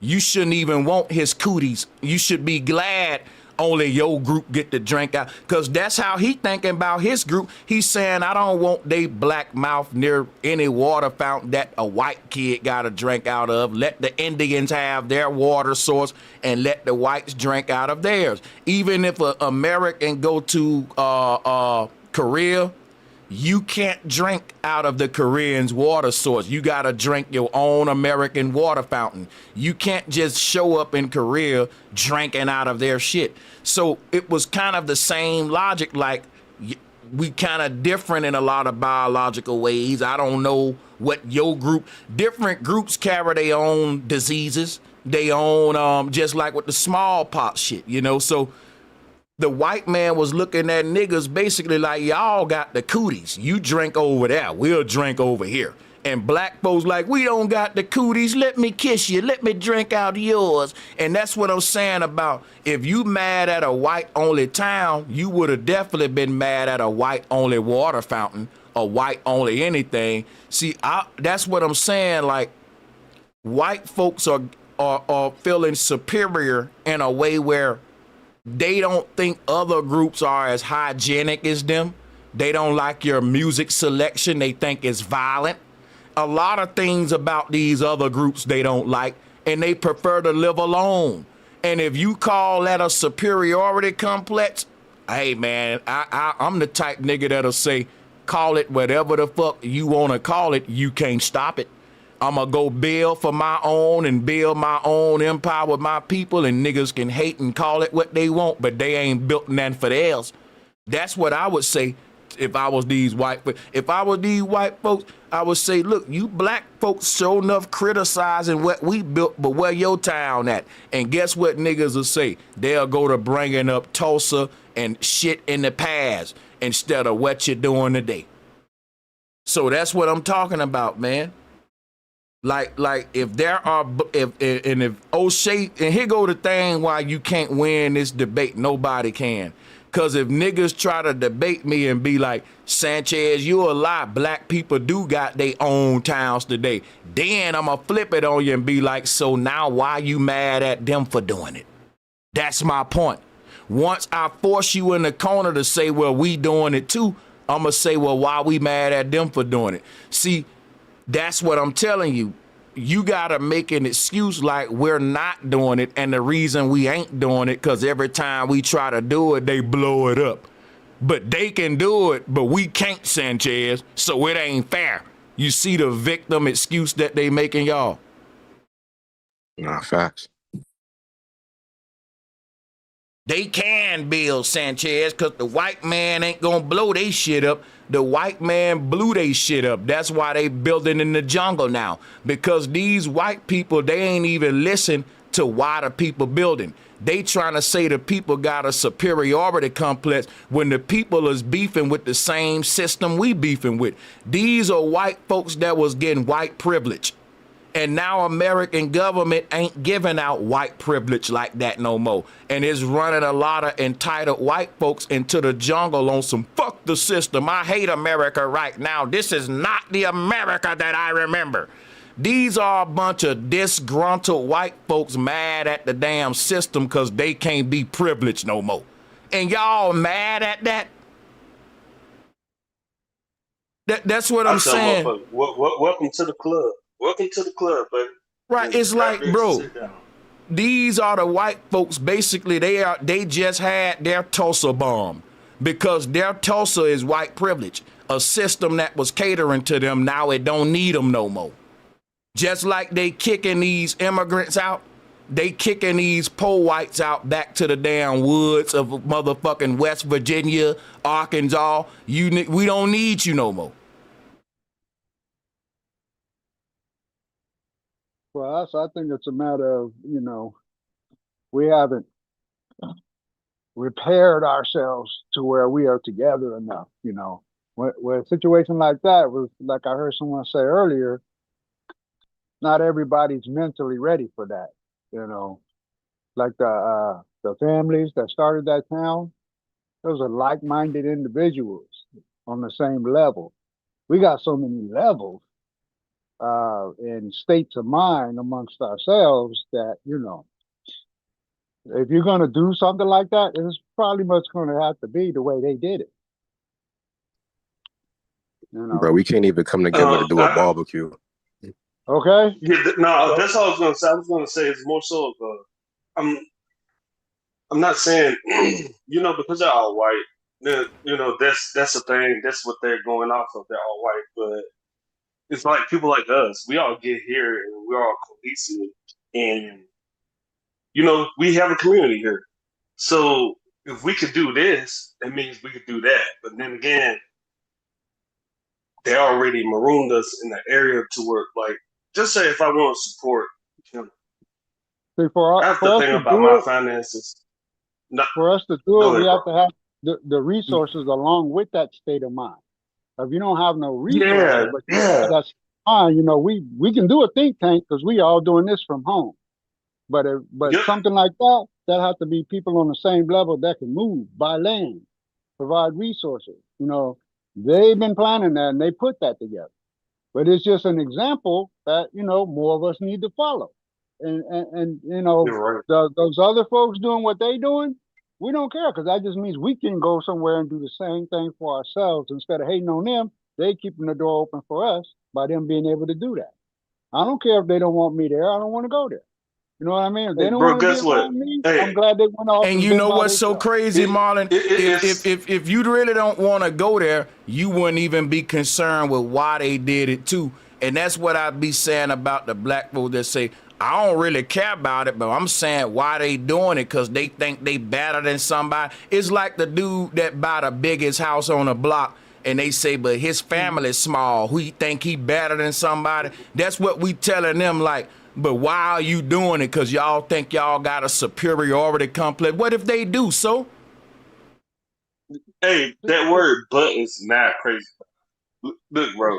If someone, bro, if I see someone they tell me, "Hey, I don't like you. I don't want to be around you," I go, That's cool. I don't care. The hell. I surround myself with people that's like minded. So you know what I mean? Like that's better. Yeah, it's better. Go ahead and go deal with the people that you want to deal with. That's what we all do in life. Yeah, Yeah, I mean like that's all I was saying was like-minded people. That's right. something that hey, they don't want to deal with all the other races. You know, y'all think it was a white-only town? That means no But Mexicans, see, yeah. no all the races that ain't white. You know what I'm saying? So it ain't just us. So why are we gonna make an uproar about they ain't letting us in there, but they ain't letting nobody else in there either? They And don't want it's to be around nobody else. and it's So hey, more power to right. them. And if someone say, well, that mean you got a superiority complex. Well, I got one too, because I want to build Milltown. Where if I had the resources and if I can do what they doing with my people, I would do it. And if someone Right. say, well, you got a superior, well, then you can question why I'm doing it all you want, but that's like questioning a man why he feeding his children. It's like, okay, we all need to be galvanizing some land for our children, for our family, other than just relying on the city, the county. If your city get gridlocked, and the only thing available in the city is the woods, guess what? You fortifying your land with a well, with fruit, with all that. You don't gotta go nowhere but to your land, where once you make it to your land, you good, because guess what? Like, if your shit fortified, like what these people doing, you can't even approach that land from any part of the perimeter without a gun being aimed at you. So Mm, that you see what I'm Yeah, saying? yeah. So my whole yeah. my whole thing would be, people have done that for years, even the Great Wall of China. You know, when you say, well, did they have a superiority complex? Hell yeah, and look at what they accomplished with it. See, don't get mad at a person who think that they're superior. Get mad at the person who think they ain't. Get mad at the person who think they inferior all the fucking time. And even if you built an all black town, that don't mean you hate everybody else or nobody else could visit it. You know what I'm saying? You wanted to establish your own thing. That don't mean you gotta hate on everybody, you know, because tourists, people that visit, that could be money coming in and out. You know, I mean that. So that's Yeah, just, you know, but guess I'm sorry for cutting you off, bro. We've been doing this for years. This is why we have our own regions. But just somehow, like black people in the U.S. been stripped of that shit. I don't know why. And the thing is, when I'm out and about doing my thing, I don't even have to worry about what they would. Bro, I'm black. I'm black as hell. But I don't. I'm more so worried about how come we're not together. How come black people aren't together? And this. if you go into and you think about it, what they perpetuate through news, media, the parts of us that we actually tell them music and stuff like that, but it's not the best type of image that we want to put out, and it sucks. That's how come we can't be cohesive and stick together. Because we And look at see, reparations, the wrong way. Break that I don't that really want that to go in that it. No, word no, no, no, down. no. No, I no, don't I'm want to not talk going to about go into. reparations. Yeah. No, let me land my Okay, plane. Let me land my go plane. ahead, man. No, I'm saying we look at it the wrong way, as if it's something people are going to give us. Reparation is the repair of us. Right, we Repair. go We through got to that. repair ourselves We instead of looking ban. at it as something that's one Yeah. day going to be given to us. That's why I talk about XRP and the opportunity so much.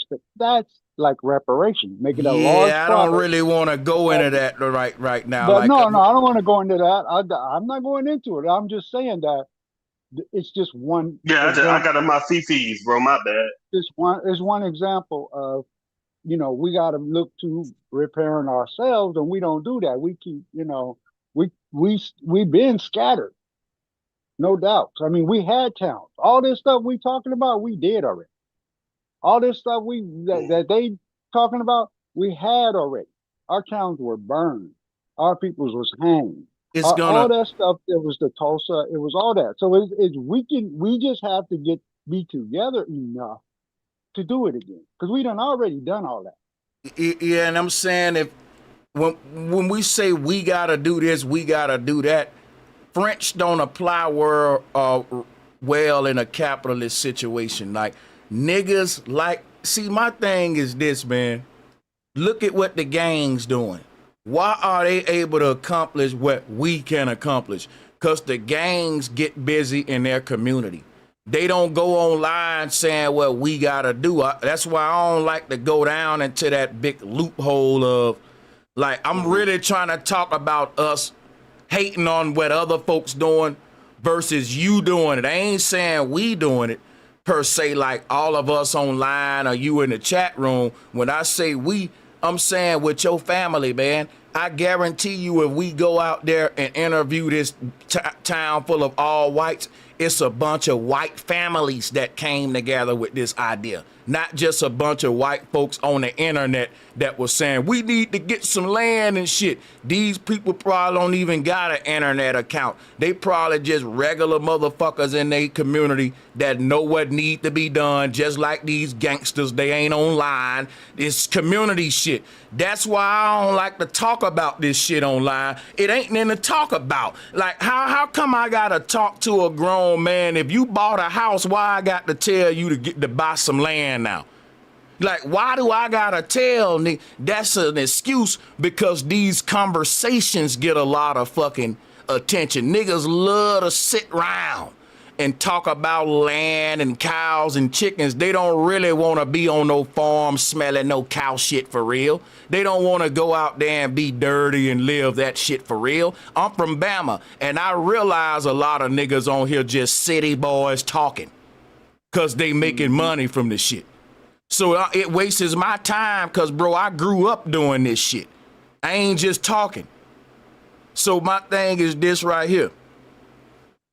And a nigga can't tip, but we ain't having a lot of discussions and educating, ain't, bro. It planting a seed and raising a cow ain't hard as you think, man.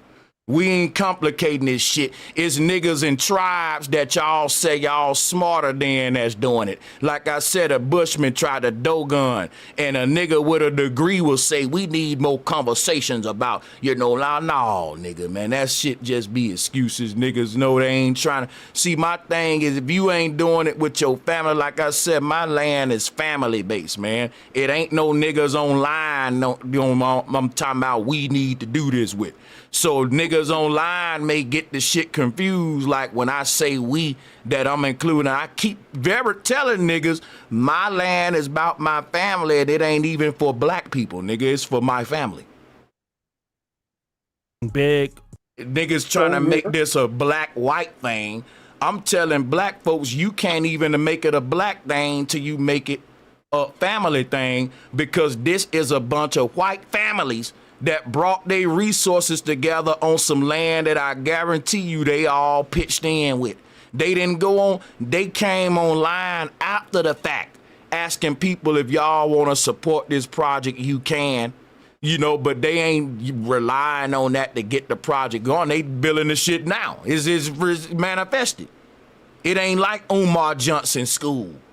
It'll be like them saying, look, we already building the damn school and we teaching right now. It's open. We doing that with our money. But if you want to donate to keep the shit going, okay. That's what they're doing.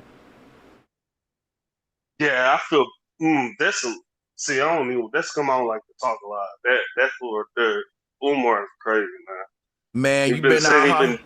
Yeah, don't hold out. Let me Say be that good, shit. bro. I'm be a good boy. Let me be quiet. Don't hold out, bro. You gotta say it now. What you gonna say, bro? Damn, bro. Nah, this nigga been on that shit for what, like 15 years, 20 years, and then he flex on it, bro. He be flexing on his own report, like, bro, like donate. I'm like, bro, you haven't made one move, man. And that's the people we get. You we right? get these people that represent people like. Marlon, there you go, Marlon. He's a prime example of how, if it was to take place online, because I ain't gonna say it can't, the people trust so far gone now.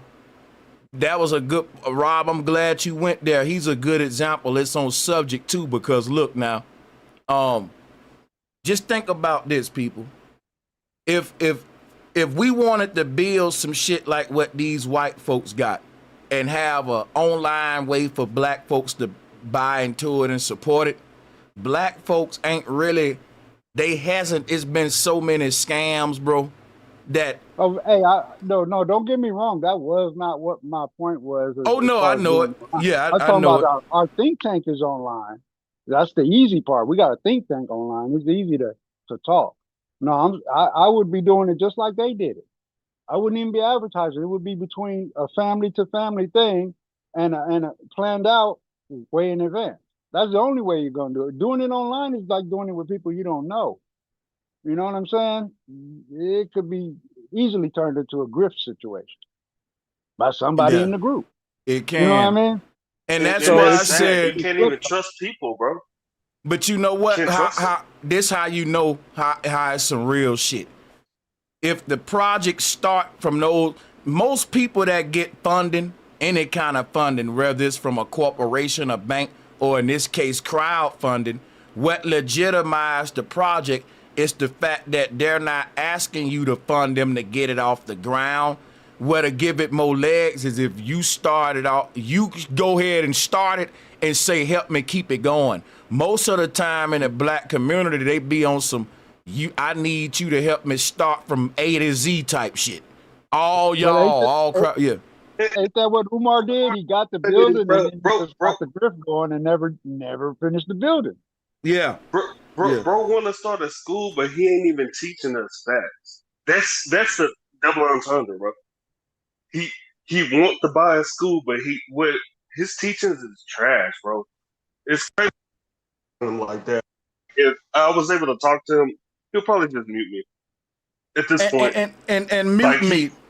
Oh, my bad. But you will learn everything. No, go ahead, bro. That's good. You'll learn everything he knows because he say everything 3 times. But hold on.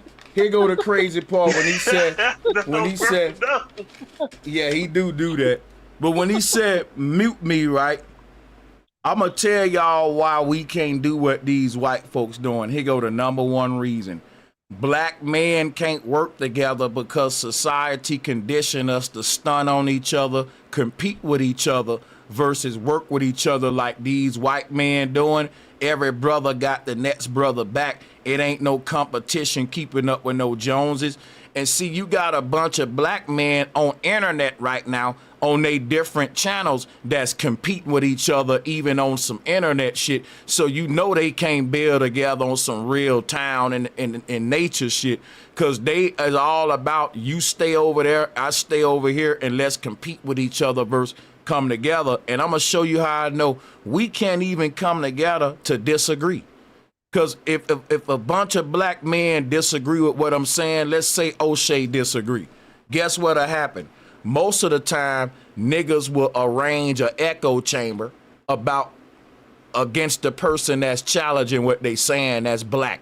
So it'll turn to us building little gangs and cliques and crabs in the bucket groups against anyone that's outside of the norm. And that ain't what these people driven by. They just driven by, look, shit about to hit the fan. Fuck the bullshit. We need to get off the grid and do something for our families so we can be fortified because of what may come in America in the future. Now watch this, right? Think about this. These people gonna have a lot of disagreements. They may even fight, but they still gotta work together and fortify that land every day, even if they fight on it and argue every day. Black men argue and fight, and we backdoor each other. We get a nigga set up to get shot. We blackball each other. See the difference between the enemy and us? The enemy fighting all that too, but they fight together and they keep, for example, you may see a bunch of Mexicans living in one house sharing one car till everybody get on their feet. And yeah, they may fight every day, stuffed together in that one damn house. But see, black folks rather suffer alone apart than do good together. So instead of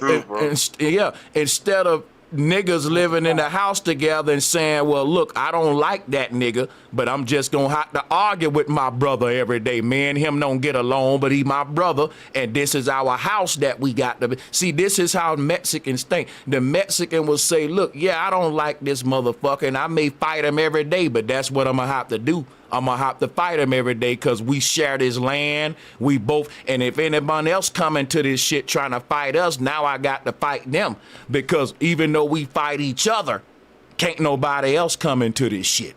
So, but we say, look, if I don't like this other black man, I'm gonna set him up. I'm gonna hate on him. I'm gonna get backdoored. We shiesty as hell. We're envious, you know. Yeah, that's crazy, bro. Yeah. We get a lot of that. That's from a lot of people not having a lot of nothing. And so when they see somebody coming up, they, you know, first reaction is to, how can I ruin that for that guy so he can be back down here with me? And I don't even, man, the level of water I'm in, bro, the level of water I'm in, I don't want to drain nobody else into the level of water I'm in. I always want to reach the surface. And that's the part about our people, is like, they wanna keep you to where they are. But I come to spaces like this where I'm able to express myself and able to learn and accelerate. And even like the stuff I say, man, maybe it sparks something in your mind. You know what I mean? That's how I'm here. Because it's like, damn, man, I can't just be like that by myself. But I'd rather be alone than to let me holler at you real quick. Be around right? people who Let me holler at you right here, right? See, the thing we've been taught, I'll do bad by myself. And that's why we ain't never united. Let me show you what's going on, right? Think about a person that come from a third world country. They come over here with their group. Now, they probably was thinking the same shit in their country. I can do bad by myself. But the moment they get exiled from their motherland, they come to America, all that I can do bad by myself shit go out the door. You never see large groups of immigrants come over here and separate like how black folks is separated. They stay the fuck together because when they get over here, they realize we can't do bad by our damn self, because why would all of us go into a corner and suffer when the key to rising up in America is galvanizing with your goddamn group? So we'll tell ourselves, we can do bad by ourselves, but really the truth is we doing bad because we're apart. We doing bad because we divided. We can actually do a hell of a lot better than these other groups if we would unite, but we've been programmed with this I can do bad by myself mentality. But think about it. You can do good working together, but they don't teach you that you can do good working together. They just teach you you can struggle by yourself. But listen, don't you know if 10 people acknowledge that we all share the same struggle, that we're more likely to build some sort of network and bond and become the next group to take over some shit on some brotherhood shit. See, they want every man with the same problem to go and try to solve the problem on his own.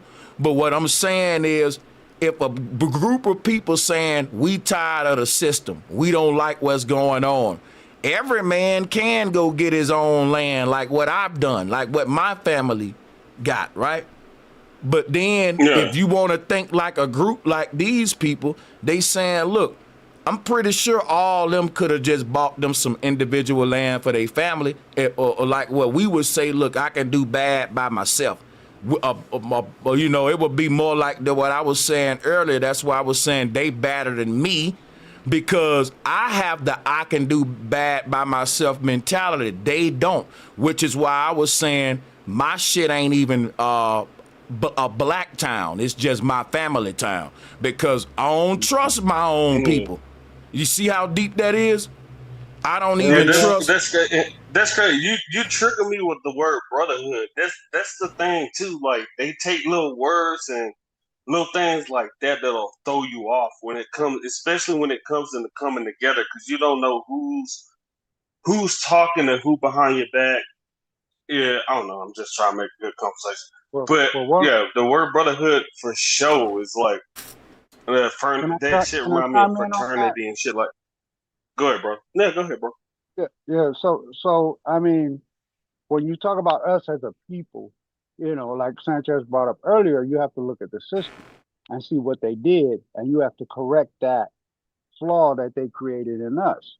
See, what they had was a welfare system to where the father was on the prison pipeline list, you know, or course, and they took care of the mama and child. So if the father even was able to get himself right, they would cut the mom off if he came back home. You see what I'm saying? So a lot of families stayed broken. It's not, yeah. And so when we accept that first and say, okay, the way forward is to keep the family structure, recreate the family structure. So don't get with a woman that you ain't gonna stay with. You know what I'm saying? Get with a woman where you know you're going to stay with her and the family structure is intact. So if you're going to do something in a community sense, you got to first have a family structure that's your base. That's your foundation. Right. Is your family structure. If you're going in without that, you know, you're going to build a house of cards. Yeah. So and before I play the video, what we have to do is we have to get out of that playboy mentality, have all the girls' mentality, you know, and get into the responsibility part of it. Take responsibility, you know. So if you make a baby, even if you don't stay with her, stay with that child. Stay in that child's life. Be there when that child needs you. That's the structure. That's why I look up to people like you guys, bro. I look up to Bro Sanchez. I look up to you, bro. I look up, you know what I mean? Like, because when you... Yeah, it's all about learning. If you ain't learning every day, you wasting away. Let me say one thing real quick to the subject. Yeah, so like I was saying, man, about these towns, man, like real quick, I'm desperate because I'm pressing for time now. I don't want to random just go off into the whole thing. People in the chat room, you said if you have a family town, which all have incest with each other, keep it in the family. Well, let me explain something to y'all. Having a family town don't mean that I can't go outside of my town and meet people and you know, how you think your town gonna grow. You ain't, put it this way. People who got family farms, they don't date within the family, they work within the family. Having a family town mean that this town is exclusive for my family, but that don't mean my dick is exclusive for my family, you dumbasses. Like, this is some crazy, sick shit to even think about. The fact that I gotta tell a nigga that lets you see we really stupid. You think me telling you to get a... Bro. But no, I want to troll back. You think me talking about a town full of your family mean you gotta fuck your family? You that slow and shallow and simple? Let me move the hell on, man. Yeah, they try to drag you right back down. But yeah, that's why, you know, that town mentioned earlier was all family. So, somebody said and that was the base. I'm debating with somebody, Marlon. This one for you or none of y'all, but he know who I'm talking about. But check this out, right? This person is saying when you have to integrate others, Once you integrate into the family, you part of it. You know that your family can be your wife too, which is your lover. It don't gotta be your cousin, you fake ass smart dummy. Come on, let's debate. Cause you got a nigga in the chat room think he know what he talking about. He's showing how dumb he is. Even if you incorporate other families, obviously there's other families that you're not related to. So yeah, he trolling. The key word was integrate. Once you integrate, that's like me saying, Mama, I met this girl. I want to bring her home to meet the family. What you think gonna happen? She gonna come to my family town. Once she get acquainted with the family, we fall and go from there. She's now part of the family. She can access the town through being married in or brought in through, like, the fact I gotta teach all this though, I want to do it because he think he's smart. But to the people on, go ahead. Right, bro. No, go ahead. Now, what you were saying earlier about the 19 families and what, like 16 families, they started these towns, so they all not related. Technically, they just like-minded people, and they probably friended the family. So yeah, I land right there. Towns are started by a whole bunch of families, and these families ain't often related. So, or you may have families that are like related, some families that relate, but then you have, it don't mean that it's all just one same family. Like these people, I can get, just like with Amish people, right? It is a Amish family, meaning a family that practices the religion that they practice. That don't mean that, like, if you go to a Christian church, everyone in that church consider themselves a family. They call each other brothers and sisters, and they have sex with each other, but it ain't incest. Because the sister that I'm talking about ain't my blood sister. She my sister in Christ. We create like a town based upon a belief system like the Amish people, right? Yes, the fucking pastor is the father. The deacons they use family terms like brothers, sisters, but that don't mean blood. But this needs to be taught to people today, I see. This really needs to be taught of how this shit works. Because a lot of people, are, Amish people practicing incest. No, the hell they ain't, bro. It's Amish families that can come into Amish towns, and the Amish part is a religion. That don't mean just because they're a family in their own, but that's the thing. Like, these religions, they do have a hierarchy that is based upon a family structure. And people on the outside looking in will get that shit twisted. That's how far removed. My thing is, let me go ahead. Hold on, let me get this out. So that's just an example of how far removed we are from the family structure. There's still, you got to have a family structure in order to go out and have a community structure. Because that old saying that it takes a village to raise a child. Right. So that child is always on their P's and Q's because they know, like, okay, I gotta show respect to my neighbor over here because this family know my family, and that family know that family. That's what a small community and a town is. That's the foundation of it. So we ain't really in the big cities. We don't go by that. We don't have that. In a whole lot of areas. So that's how you make an enemy of yourself, by making an enemy of your brother from another mother. And so and that's crazy, bro. Like, I really looked up to the Amish culture. Like, I really looked up because I grew up in Louisiana. I grew up in Shreveport, Louisiana. Like, we grew up on a farm, and I really looked up to how the Amish community was. And if you want to make your own community, so be it, bro. People just, I don't know. I think people are too judgmental when it comes to stuff. When it comes to how people look and what's behind what they do, it's like, bro, man, it's a vibe, bro. Like, if me and you wanted to get a house together, we get a house, bro. And what goes on in that house is going to reflect off what we do. You know what I mean? And I'm just saying, I'm just saying, if it's another group of people that said that they wanted to get a house together, but me and Thug Rob get a house together, and they be like, I wonder why they got that house together. No, I wonder why y'all ain't got y'all house together yet like y'all said y'all was going to get. But see, you deflecting from your accountability by hating on the next man who doing what you need to be doing. And that's what black people been doing for so long. And I'm going to call it out when they do it now, bro. Because this was holding us back. This holding us back. Shout out to Wet Fliss, Flat Power, man. Appreciate the love. See, we can only come together to hate against other groups, but we can't come together to love on and build up our own. So we, like I always been saying, we hate others more than we love ourselves. I learned that during the Carmelo shit. Yeah, I remember that. That's so true. That is so true. So, you know, we'll come together to take down another group, but never to build up our own. Watch how black people come together on the social media space to defend like shit online versus in real life to build shit for the children and next generation.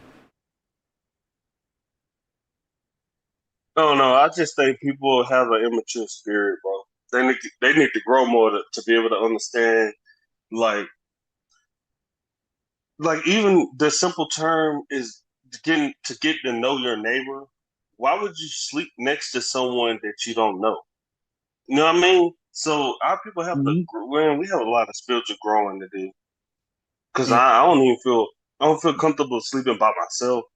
But imagine the worst more part people in about the it, bro. house, more people in the The worst neighborhood. part about it Yeah, be no, you we get bro. like my bad. Yeah, I'm like the worst part about it be we just be sitting out here like we can't even like separate and do for ourselves what we see other people do or work with our families. Like sometimes we find a lot of help outside our families with people that we ain't even grow up with and be able to build with them quicker than somebody in your own family. And I'm not speaking for everybody Yeah. because I know some people got a very strong family structure, but a lot of times in America with the broken families these days, that's kind of what we, seeing and what we dealing with. It's a pattern. Yeah. There's a lot of It patterns. is. And when I call people, like, when I go on panels like this, I see y'all as my brothers. So I know for sure, bro, we tapped in. And that's the part about it. Sometimes you don't tap in with people. It's okay, no matter if they're blood, but look, I'm not giving out as more as I could take in. But I'm not being a dick about it either. You know what I mean? People don't know how to walk the walk. You know, some people are selfish. They have to figure that shit out for themselves. Some That's real. people, yeah, for real. Some people are selfish, man. Some people don't care about their community. Some people don't care about their neighbors. I care about all that. But I'm not going to overgive myself to people who are ignorant to what's going on. Like shit like this, Right. bro. That's why I like Just talking because about we it. care And about it that, makes me happy talking right. about this shit, man. No, I get it. Just because we care about it don't mean that other people around us do. And that's the only thing that sometimes be holding it back and making it hard for people at times to come together as a collective. But that's when it comes down to, as an individual, all you can really do is just gotta, get yourself together. But it's like even the individuals that got themselves together don't always even want to build with other people. So, we got a real rampant problem in our community that I'm like Sanchez. I don't see how niggas going, because this ain't even the type of generation that was raised with the level of wherewithal and morals to even make the shit happen. You feel me? Oh yeah, because there was this old thing back in my day called manners, where you say yes sir, yes ma'am. I mean, because you I dealing still with say it to this day, bro, and it make women mad when I say yes, ma'am, yes. No, ma'am, yes, ma'am. Make them mad, but it's like that's how I'm raised, bro. some of them don't I'm want a to be gentleman. called man, which is crazy. It'll show you how fucked Yeah, up that life shit is. mad And the crazy, thing bro. I ain't gonna hold is, you. it's just And that's why I say like you dealing with a generation of people who don't really know their history or their past like that. So this is just they first go around in life and they like this is all I'm going off on what shit is. So all that shit we talking about what it used to be and getting it back to what shit is supposed to be they can't imagine that. They can't even fathom that shit. You see what I'm saying? So because motherfuckers be falling on deaf ears most of the times. Because they being raised by social media. Everything is in their face right away. So without having a structure as they get exposed to all this stuff, they just following trends instead of following a father figure You know, somebody who done something, who done made something out of themselves, then that's who you want to learn from. Somebody know more than you. Somebody who done more than you. You know And what's some crazy, bro?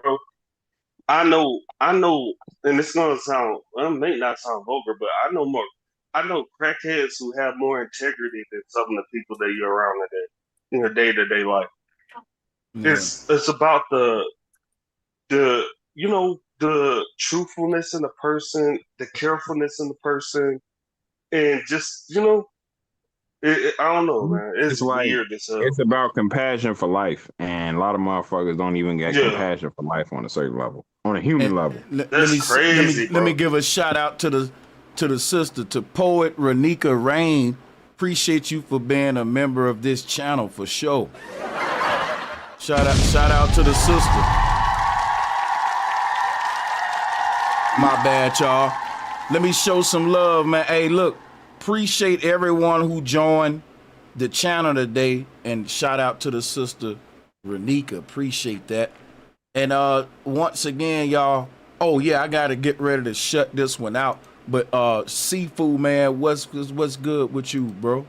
How you doing, man? Welcome back. I'm gonna be live on my Beat channel later, probably cooking. I'm gonna be cooking up, man. But yes, shout out to everybody in the chat room. If y'all I'm wanna, gonna cook with you. if they wanna go over there, and I'll be chatting with the chat, but I'm gonna be really after my dinner. I'm getting in the lab and I'm gonna be cooking up. I'm just letting y'all know. So if y'all wanna check that I out, gotta collect. for I sure. gotta collect some of your beats, man, because I'm hooking up my cars with these new with systems, and I gotta collect some of them beats. Oh yeah, I'm about to curate the whole beat store and all that, but yeah, like for you to just bump in your car, you don't really got to even purchase a lease for real, for real. That's more like for artists. But yeah, we could talk Oh, about it. okay. But salutes Well, to everybody. just a playlist that I could select from. Then Yeah, because what is that posted? what happens is this, it allowed me to create beat albums or like playlist albums and sell those versus leases. That's more like what y'all looking for. Yeah, yeah. No, Yeah. I it want inspired me to write, bro. You already know me. You know Dr. Rob, Dr. Rob, man. I'm on it. I'm on it. Most definitely. I want something I can stagger my walk to. You know what I'm saying? I got you. Hey, I got you. there's a woman at my job. She said, "Why is you limping?" I said, "What's how I walk? What the hell you talking about? Why am I limping? What the hell? How I Online, walk? What? I and ain't that's even how. cap, bro. Then once you're here, we keep that until the person arrives for it, because they all are accounted for. Usually becomes available like to reserve it. What we got in? Am I Who's that? Was tripping? it? Am I tripping? See on the app, that's it. Okay. But yeah, guys. Hold on a second here. Salutes to everybody. Did someone else just hop on? Oh, no, they in the waiting room. I can't let y'all on right now though. Whoever that is in the waiting room. Once again, hold up, y'all. Salutes to everybody. Trying to see. Oh shit. I'm trying to redirect y'all so when I shut this down, the people that want to, you know what I'm saying, hang out and shit on my other channel, trying to let y'all see where we're going to be at. Let me see here. But yeah, Yeah, bro. I But am closing we up. we we appreciate your topics and your discussions, bro. I be locked in. Normally I can't talk, but today was a good day where I could talk. So yeah, much love to you, brother. You Hey, my bro. much love to Got you. y'all, We man. locked in. For sure. Yes, Hey, sir. I'll see y'all on the other side. Peace and much love to the panel. We'll be back for another one because I got to talk about this Cincinnati brawl on the next one. That'll be the next one. Be on the lookout. Peace and love. You already know, bros. For sure. Ciao, brother.